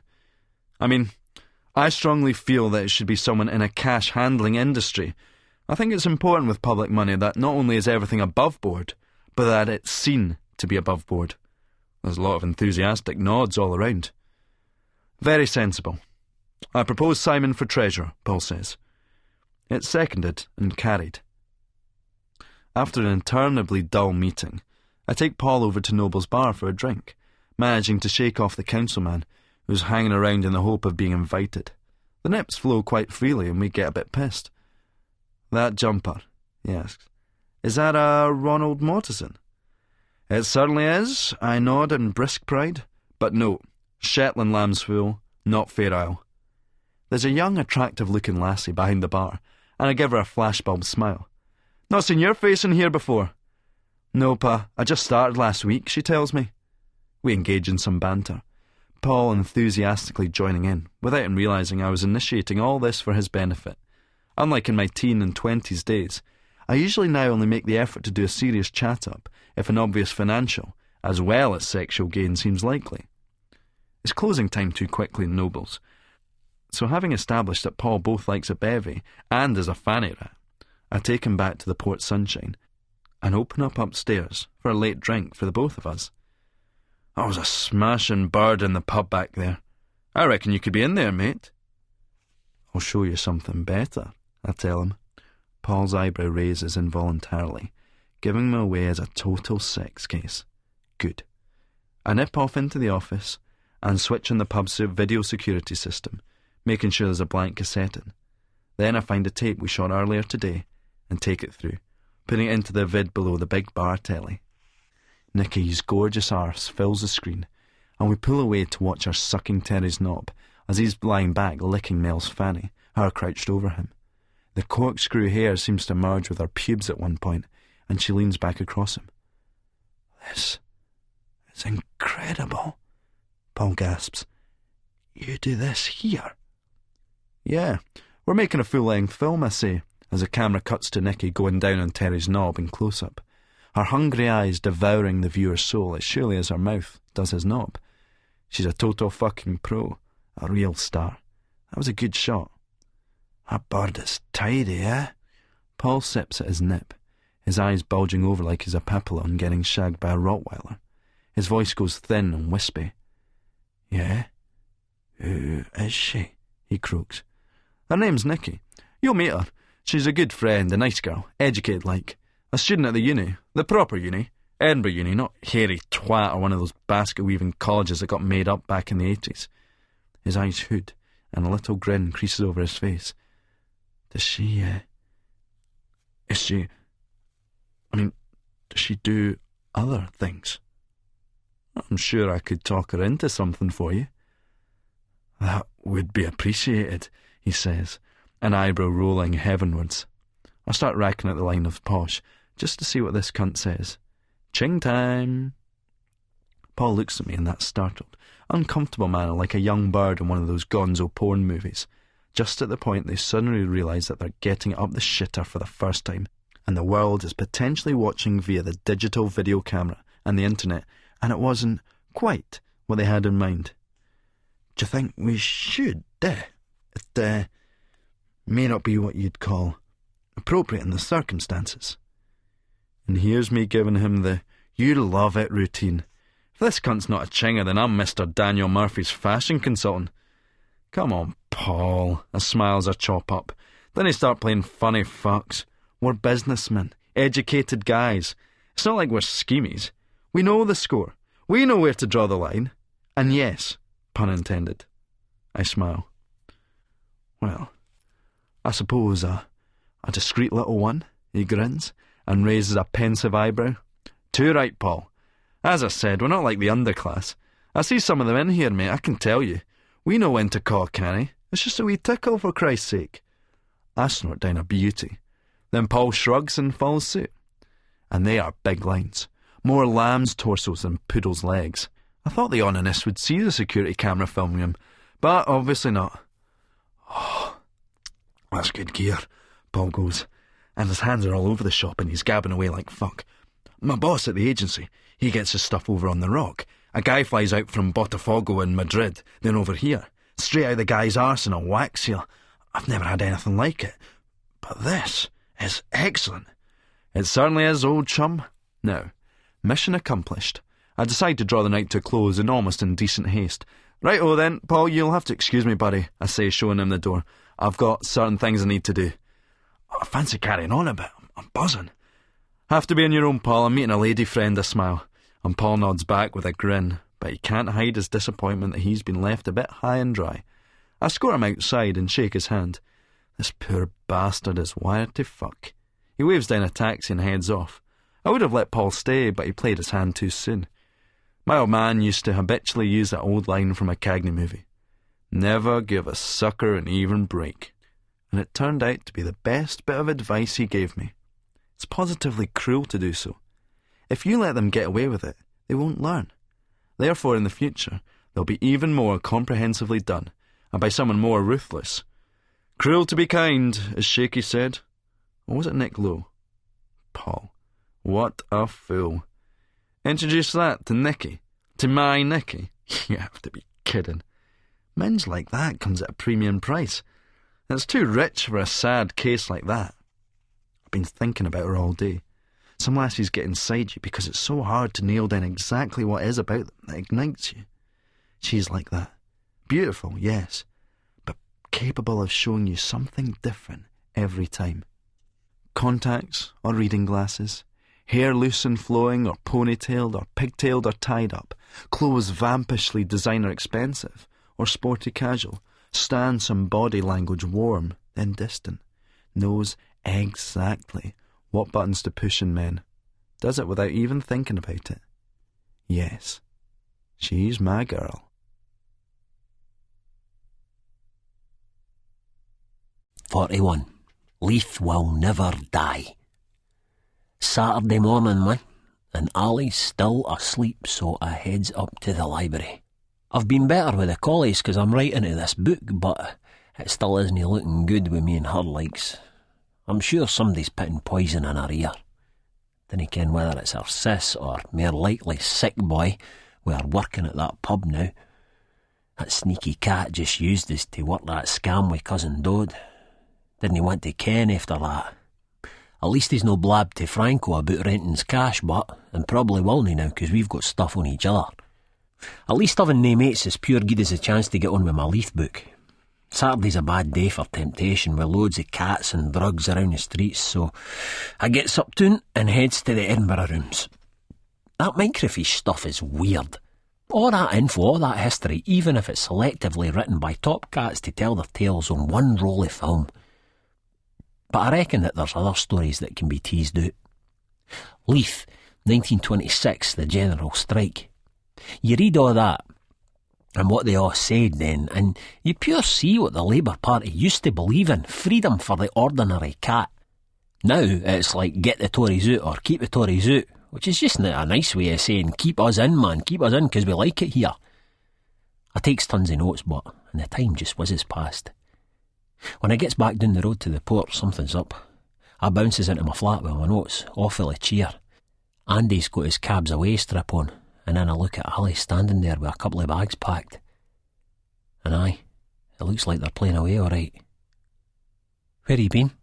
she asks. I was just up the library, likes man, this History of Leith book research, Ken." She looks at me like she doesn't believe me, and I want to sit her down and like say pure show her the stuff, but her face is all sort of strained and guilty. "We're going to my sister's. Things have been..." She looks over at Andy, who's got a plastic Luke Skywalker battering a Darth Vader, and she drops her voice. "You know what I'm saying, Danny? I was going to leave you a note. I just need a bit of space to think." "Oh no. No, no, no. No." "For how long, likes? How long?" "I dunno. A few days." She shrugs, taking a drag on her ciggy. She usually never smokes around Andy. She's got big hooped gold earrings on and a white jacket, and she looks so good, man. Just so good. "I've no been having nowt," I tell her. "There's nowt in my pockets," I say, making a show of turning them out. "I mean, I've had nowt for yonks. I'm just into my book." She just sort of shakes her head and slowly picks up the bags. I'm getting nowt for her. She will nae talk. "What is it you need to think about?" I ask. Then I goes, "It's to think about him, eh? That's it, eh?" I sort of raises my voice a bit, and then I calms down because I'm not wanting a scene in front of the wee man. He doesn't deserve that. "There is no him, Danny, whatever you think. The problem is you and me.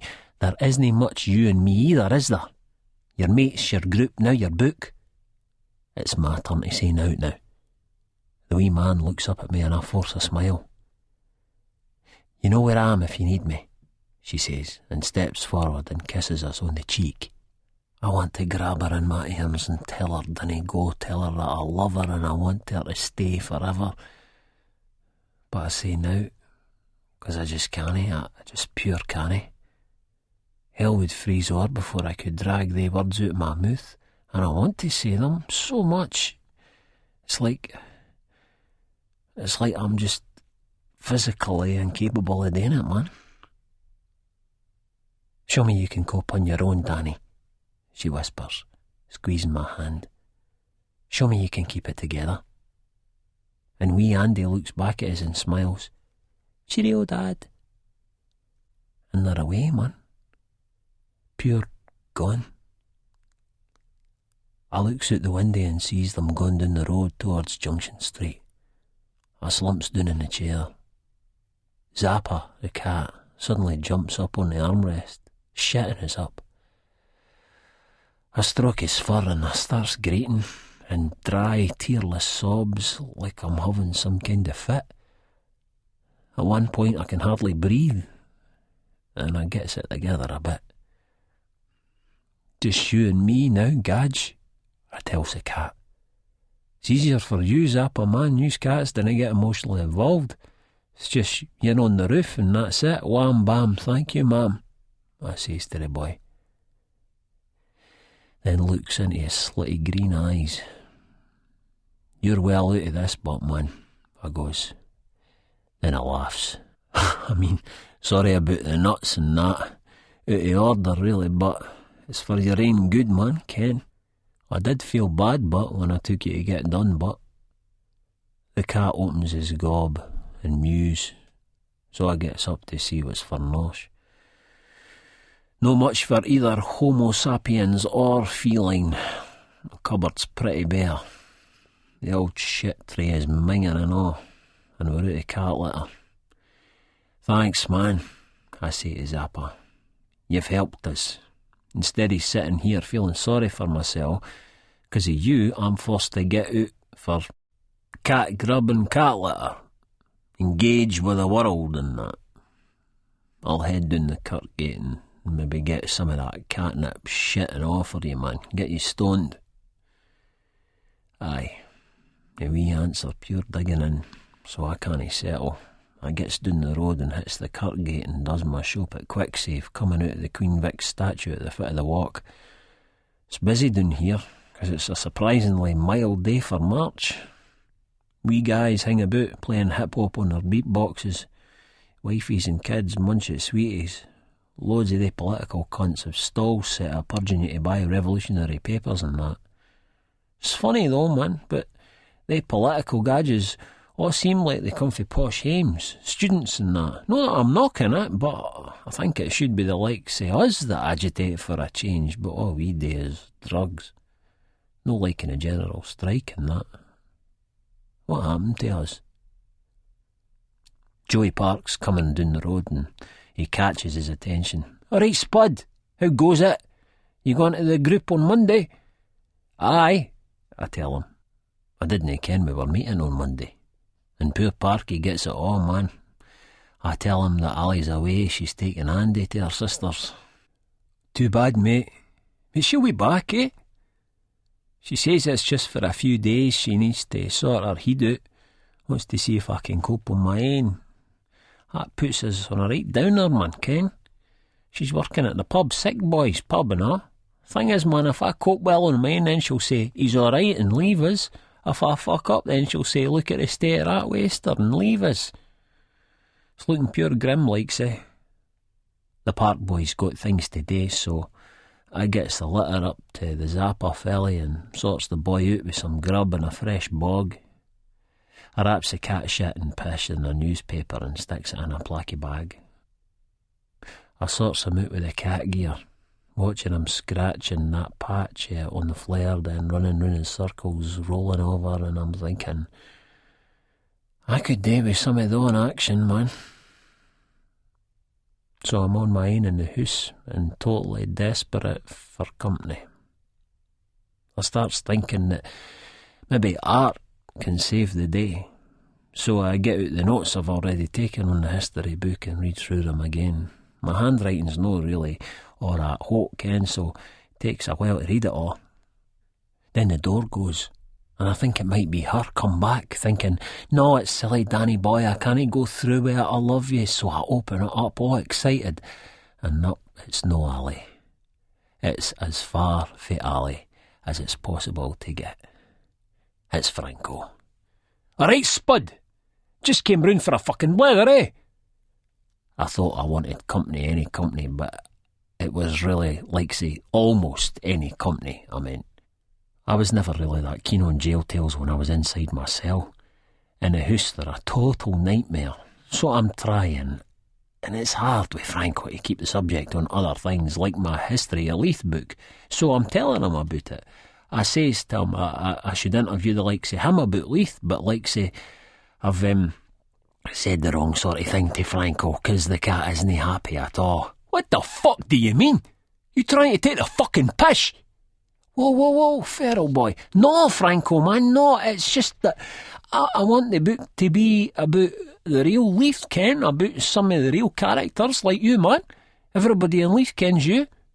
Franco stiffens up in the chair, but thankfully I think that he's deciding that he's a bit chuffed now. And I'm trying to get my point across, crawling like a cat on a hot tin roof.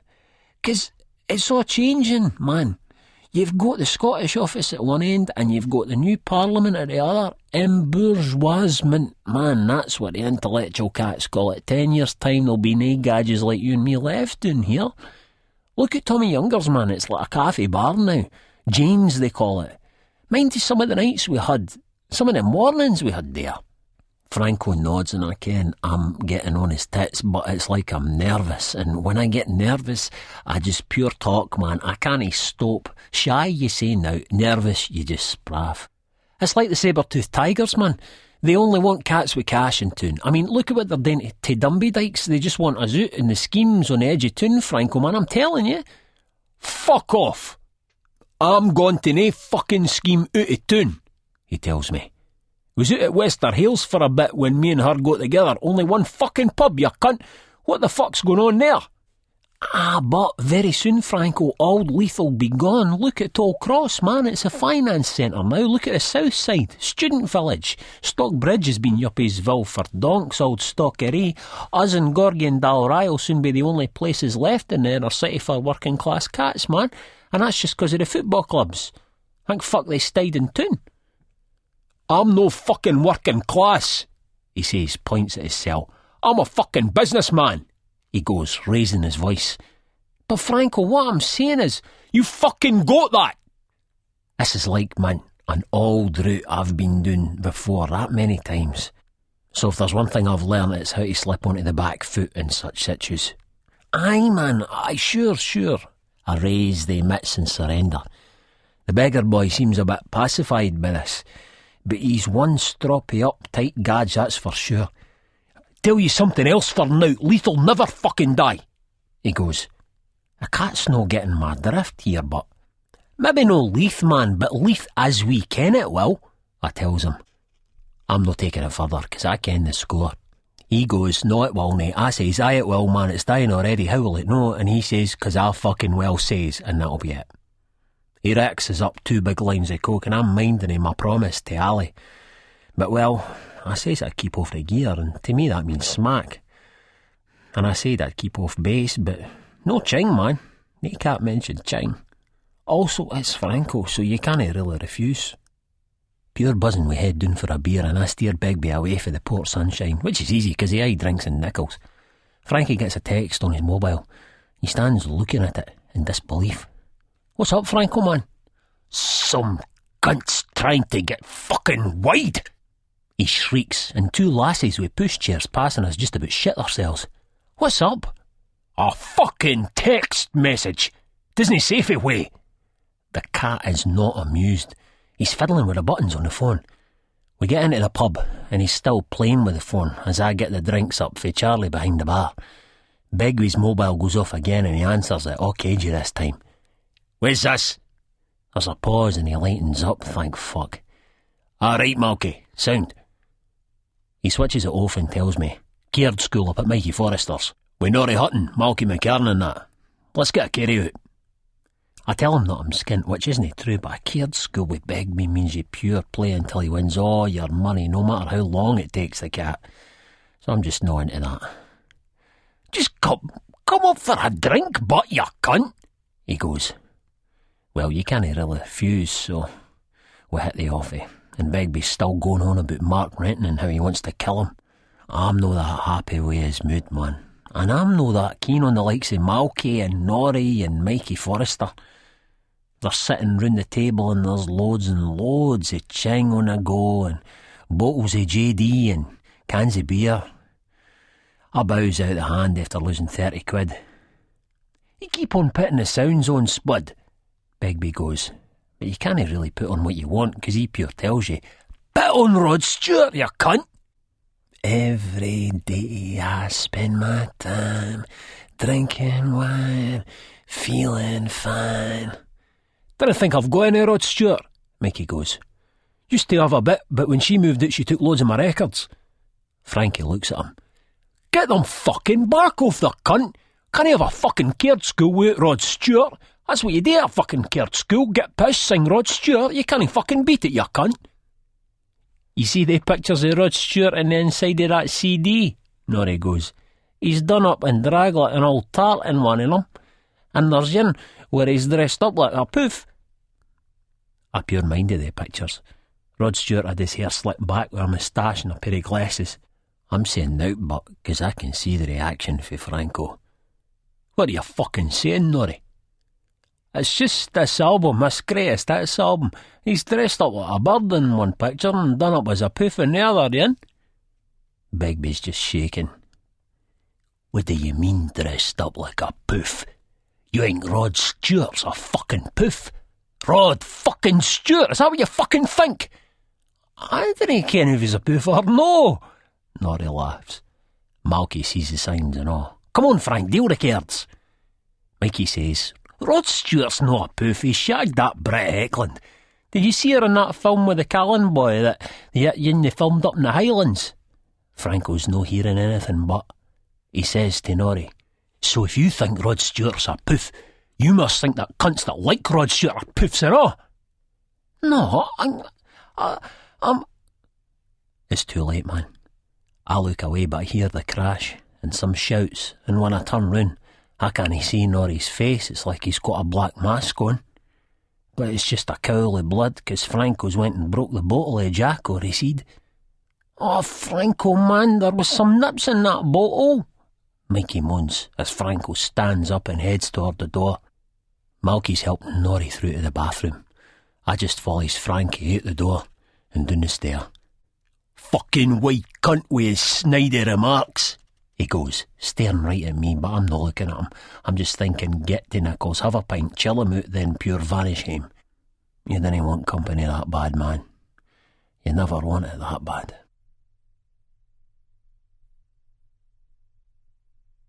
"42. Ruptured his penis." Poor Terry. It was a bad one, all right. We called an ambulance and they took him straight up to the hospital, where they examined him and told him that he'd ruptured his penis. It was serious, as they took him straight from casualty up to a ward. "If it responds well," the doctor said, "then things should be fine. It'll be fully functioning.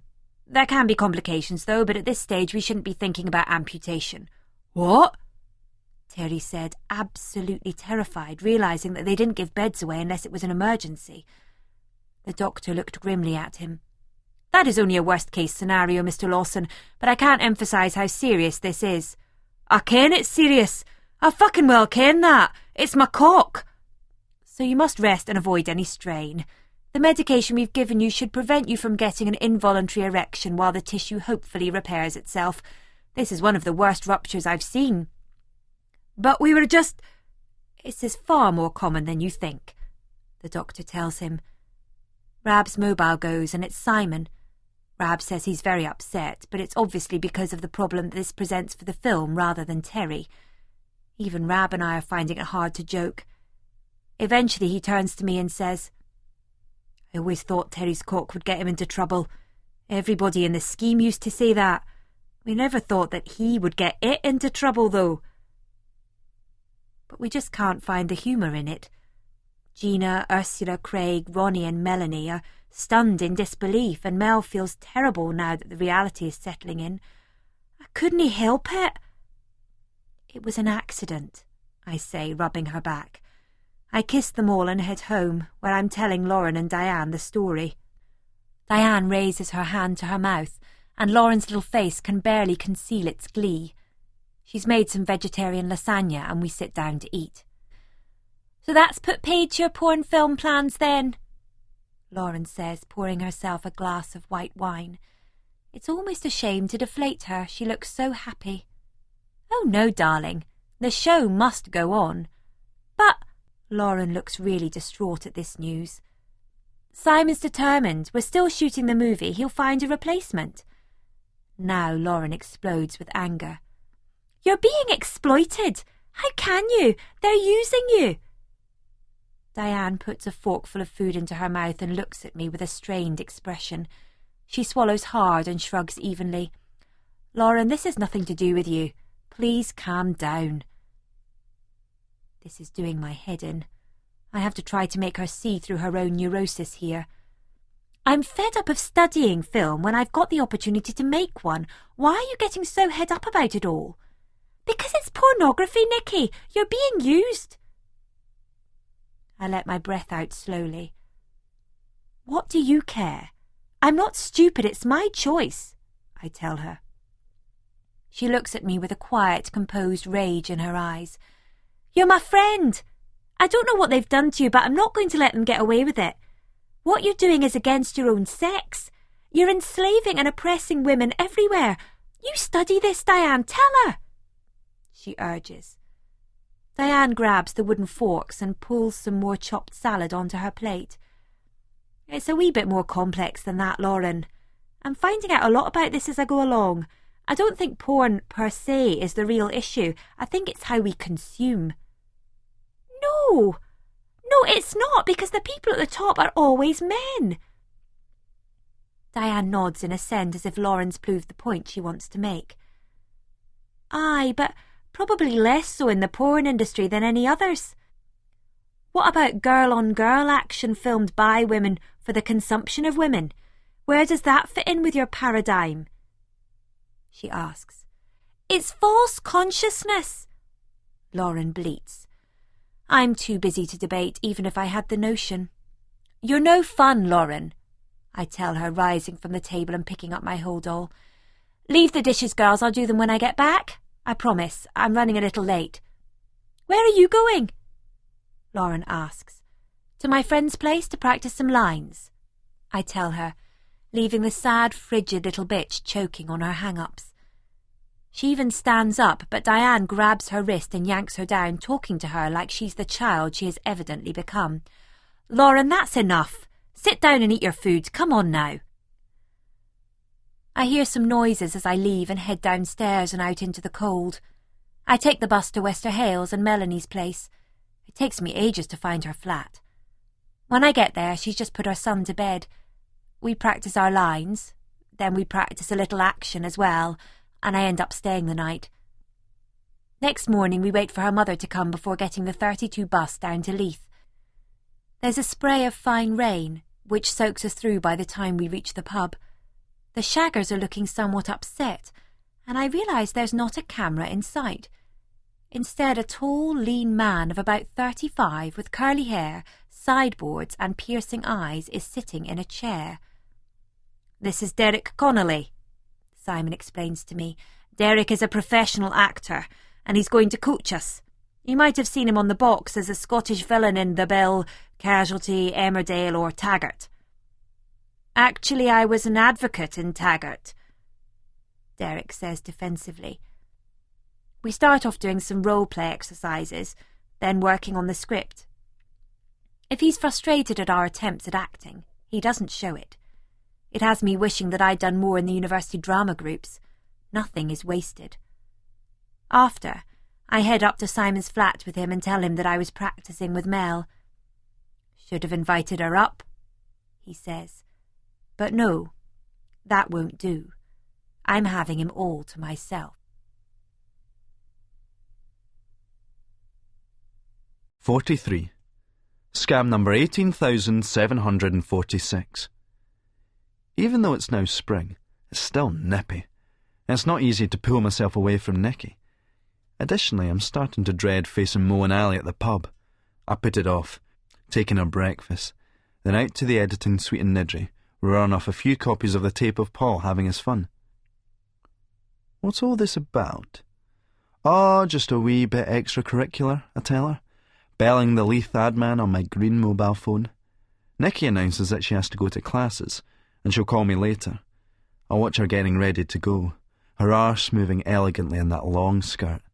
It's funny, but in our sickening ladette culture, very few women have the grace to wear a skirt properly these days, so you notice one that does. She pulls on her long hooded coat, zips it up, and I can see her dazzling smile even under the fur-trimmed hood as she waves farewell and exits. I tell Paul to meet me urgently at 12 noon in the shore bar down by the water of Leith. We get there at exactly the same time. Paul looks flustered, but not as much as he will be. I stick an invoice, checkbook and pen in front of him. Right, Paul, if you'll just countersign this. You're keen, he says, pulling on his specs, obviously long-sighted, and then studies the invoice and the checkbook. Can't this wait? What? This is the money for the education video. Where is it going? I haven't seen those invoices. What is this? Banana Zuri Films? I look around the high-ceilinged, solid-wood panel bar with the huge windows. It's my film production company, called after the banana flats round the corner where I grew up, and with a natty little reference to my Italian roots. But why? Well, I explain. Sean Connery called his film production company Fountain Bridge Films, after where he grew up. It just seemed a pretty fucking nifty thing to do. But what's this got to do with the Leith Business Against Drugs video education project? Absolutely nothing. It's to part finance a movie called 7 Rides for 7 Brothers. There's some start-up costs. It's an adult entertainment, or, if you like, pornographic film. What the fuck is this? You can't do this. No way. Paul stands up like he's going to have a go at me. I hadn't bargained for this. Look, I'll put the money back once I get my other finances in place, I placatingly explain. It's business. Sometimes you have to rob Peter to pay Paul, or the other way around. I smile, thinking of the Dutch porn man Peter Muren, a.k.a. Miz. Paul gets up and starts to walk out. He stops and points at me. If you expect me to sign that, you're crazy. And I'll tell you this right now, I'm going to go to the committee and to the police, and I'm going to tell them just what a crook you are. He's being quite loud. Fortunately, the bar is still empty. Funny, I tell him. I thought you were a cunt that knew the fucking score. I was wrong. I pull out a copy of the video. Your boss might be interested in this, mate. Destroy it if you like, I've got copies. Not just for him, there's one for the news, and one for that cunt on the council. It's got you doing that line of ching, and talking about the gear your gaffer gets. You're joking, he says slowly, looking steadily at me. Then there's a shiver in his eye. In a word, no, I say, handing over the cassette. Take it with you if you don't believe me. In fact, take it anyway. Now sit down. He seems to consider this for a second or two. Then he flops and crushed obedience into his seat as the lassie comes over with 2 big bowls of cappuccino. They know how to make a cappuccino down the shore. I've a sad feeling that it may go to waste on Paul, as his mind is elsewhere. In fact, it's probably already downsiding his taste buds for prison food. This is way, far in excess of his biggest nightmare. I don't want him moping around all destroyed, though. People will notice and he'll give himself away easily. Don't go beating yourself up about it. You're not the first cunt to act a bit flash and get stiffed, I say, thinking of Renton. And you won't be the last. See it as a learning experience. Never trust a schemie with a wad, I wink conspiratorially, 'cause it inevitably came out of some dippet cunt's pocket. You're the dippet cunt, I tell him, pointing the finger. But you'll emerge stronger, I guarantee it. What gives you the right to do this to me? He pleads. You've just answered your own question, mate. Think about it. Now, if you be so kind as to fuck off, I've business to attend to. I mean, have your cappuccino first. They make great cappuccinos here. But no, he leaves it, and I think of how I'm trying to cut back on the drugs of the millennium. Caffeine and cocaine. Yet as he staggers off, broken into his car and back to suburbia, a career hanging in the balance, I take his coffee and, as I sit watching the circling, squawking gulls, I think, yes, Leith is the place to be. How could I have stood it so long in dirty, drab London? There's been a bit of a bonus with Derek Connolly, the actor. He and his bird Samantha are into playing the part of the brother who wants straight sex and gets seduced in the B&B. So we hire a scabble place down the links. Rab protests about his college work, but after a bit of cajoling, I've got him down with Vince, Grant and the riggings and DV cameras. We do a quick bit of guerrilla filming on the straight shagging sequence with the seduction part, and the results are very good. If you count the incomplete orgy, I've done 2 brothers from the 7. I head back to my pub to look in on the troops. It's pretty busy. I check Begbie, his face set in hunter-killer mode, and that Larry heading in through the side door, so I decide to visit Terry before I go to Glasgow with Nicky. Mo's doing her nut about being left in the rain again. Ali comes in looking rough. I tell Morag it's just the way things are and I'm off to Glasgow to examine expansion potential. Expansion? Glasgow? What are you talking about? A Leith-themed pub chain. Take the Port Sunshine franchise through west, then down south. I look around at the decaying slum. Export the brand, I laugh. Notting Hill, Islington, Camden Town, Manchester City Centre, Leeds. They'll fall like dominoes. Snow on, Simon, she says, shaking her head. But I'm trying to get off ski before Begbie and her bum chum clock me. But it's too late. He sees me, and he's over. No staying for a fucking peeve, he more or less commands. Oh, I'd love to, Frank, but I'm visiting a sick buddy in the Hawsey before catching a train through to Glasgow.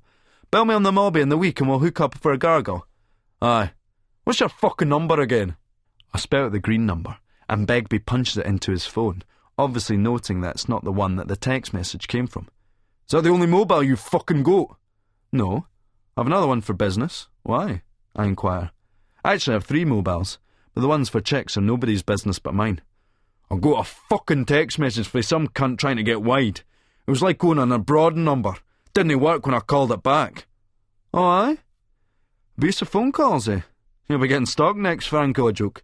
What's that fucking well supposed to mean? Begbie glowers. I feel my blood run cold. I'd almost forgotten the sheer depth of the man's paranoia. It's a joke, Frank. Lighten up, buddy, for fuck's sake, I quip, closing my fist and making a matey but flimsy contact with his shoulder. There's a pause of about 2 seconds, which seems about 10 minutes, as I see a huge black hole opening up and my life spilling into it. Then, just when I think I've taken too much licence, he seems to calm down, and even makes a joke himself. No cunt's fucking stalking me. Every cunt's keeping out of my fucking road, it seems. My so-called fucking mates and all, he says, now looking at me hopeful and hard. Like I says, Frank, we'll hook up in the week. I've been a bit busy recently, learning the ropes here, but I'll be in the clear soon, I tell him. That Larry looks at me with a sly grin. I've heard that you've been busy on other things and all, mate. A cold nick tweaks my spine as I wonder who's been blabbing, but I non-enigmatically and head off, smiling at Franco and Larry. As I go, I turn to Morag. A beer for the boys, Mo, on my tab. Cheers, chaps, I sing, and when I'm out of sight, I fairly skip up the walk, legs as light as a child's, delighted to have extricated myself from the mess in the bar. 44. Record breakers. It must be the company I'm keeping, but I find myself starting to think like a local. Life is sweet. It's a warm spring day, so there's a bounce in my step, and I take some builder's wolf whistles with a casual snooty contempt, feeling like a nasty, hot, arrogant bitch. I can do it wholeheartedly now that the coursework is over. I'm heading through the increasingly tourist-clogged city streets to get up to the hospital to see Terry. Poor Terry. The air has a cold, fresh sting, but with a jumper on it's not unpleasant. I realise that I really am enjoying myself with the movie. Surprisingly, not so much the sex. I'm up for it, but it's never as good as I anticipate. It's too much like work, too much like playing to the camera, and because of that it's often dull and uncomfortable. Sometimes you feel like those record breakers, that 100 people in a mini sort of shit. And Simon's stop-starting seems to go beyond the needs of the film. It's like a way he exercises power over us. But the main thing is being part of something, being involved. That's what makes you feel alive. Yesterday we shot the castle scene, one of the potentially most difficult, down at Tantallon in North Berwick. Simon had a joiner friend make up a pair of false stocks. He got Ronnie with his glasses on, and Ursula done up to the nines in a short white skirt and t-shirt, showing the blonde hair and sunbed tan to best effect. Early morning we filmed Ronnie getting on a tour bus, with her stalking him. Then we headed down to the bus station. The bus to North Berwick was almost empty. We filmed Ronnie inside, sitting down, looking a nerd with glasses, notebook and camera. Rab was outside in the back of a van driven by Craig, shooting the exteriors. Inside the bus, we shot Ursula saying to Ronnie, "Mind if I sit here? I am from Sweden." Ronnie's had the most benefit from the acting lessons, and Derek reckons he's a natural. "Not at all," he explained. "I'm exploring old castles." Then we did the stock scene, where he sees her, and she explains that she's stuck. That's when he can't help but take her from behind. Thus the third brother bites the dust. As I get up to the ward, I note that the arguments between Rab and Terry haven't stopped just because Terry's laid up. I think Rab is secretly enjoying Terry's predicament, although Terry himself seems in better spirits now.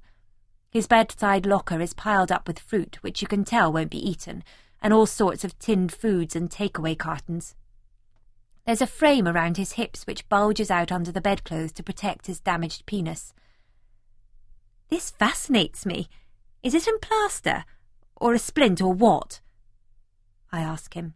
No, it's just like a bandage. Simon breezes in, looking around the hospital like it's a piece of property he's just purchased. It's warm in here, and his jersey is off, not tied to his waist in the conventional sense, but around his neck like a toff cricketer. He smiles at me, then turns to the patient. So how are they treating you, Terry? There's some Barry nurses in here, tell you that, but it's fucking killing us. Whenever I get a stiffer, it's agony. I thought they gied you something to stop you getting hard, like. Rab speculates. That kind of stuff might work on the likes of you, Birrell, but there's nae way anything can stop me getting hard. The doc's worried and all. He says to me, you've got to stop getting a fucking root on or it's no gonna heal. Simon looks glumly at him, dispatching some bad news. We can't put the shooting back now, Terry. We'll need to find a stand-in. Sorry, mate. You'll never find anybody to replace me, Terry says to us in a matter-of-fact way, beyond arrogance, just what he saw as a wholly neutral appraisal. Well, the shooting's going great, Simon enthuses. Ronnie and Ursula were brilliant yesterday, and Derek and his girlfriend were great in the lift. Terry contemplates Simon, obviously determined to deflate him. By the way, sickie, what have you got that jumper around your shoulders for, like a poof? Responding with a tetchy, icy look, Simon rubs the lamb's wool between thumb and forefinger. This is a Ronald Mortison sweater. If you knew anything at all about clothes, then you would understand what that means and why I choose to wear it in this manner. Anyway, he looks at me, then back to Terry. I'm glad that you're okay and that things are on the mend. Nicky, we have business to attend to. We certainly do, I smile. And Rab looks daggers at Simon, dying to ask where we're going, but his chance is gone as we leave together and head downtown to the station and the Glasgow train. On the train, Simon's briefing me about our intended prey, and it all seems exciting, but at the same time strangely worrying that we're putting all this effort into tracking this guy. As he describes him, I can see our man. Simon, in his clipped delivery, done without irony, makes me feel that we're MI5. A naymate's stay-at-home type, a model railway enthusiast who's slightly overweight. There's a breed whose parents tried to keep them at home, either consciously or subconsciously by making them unattractive to the opposite sex by forcing them to eat implausibly large and disgustingly frequent meals. In this case, our subject also has some rather bad skin, caused by the kind of rampant 70s-style acne which modern diet and skincare products have all but eradicated. You still see one or two East European footballers on the telly and that with that kind of pallor, but it's very rare here in the West, even in Glasgow. Our boy must be a traditionalist. What we need from him is a list of customers, names, addresses and account numbers. Just one printout, or better still on a disc. What if he doesn't fancy me? I ask him. If he doesn't fancy you, he's a fag, it's that simple. And if that proves to be the case, I'm on him, he says, his face breaking into a smile. I can do Queen if I have to. He grins wholesomely. The flirty bit, that is. His face twists in distaste.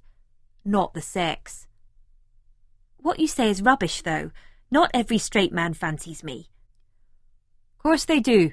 Or they're gay or in denial or... Or what? His face creases in an even broader grin. I see the crow's feet spread. But he really does look Italian. There's such character in that face. Stop fishing. Or what? I urge. Or don't want to mix business with pleasure. Hasn't stopped you, I smile. Simon pulls an exaggeratedly sad face. That's my point. I'm powerless to resist you, and he will be too, mark my words. Then he says softly, I believe in you, Nicky. I know what he intended with his words, and they have the desired effect. I'm raring to go. And we get off the train and find the pub, and I see him at the bar alone. the man of my sweaty little persecution nightmares. Simon nods, then vanishes, as I swallow my pride and make my move.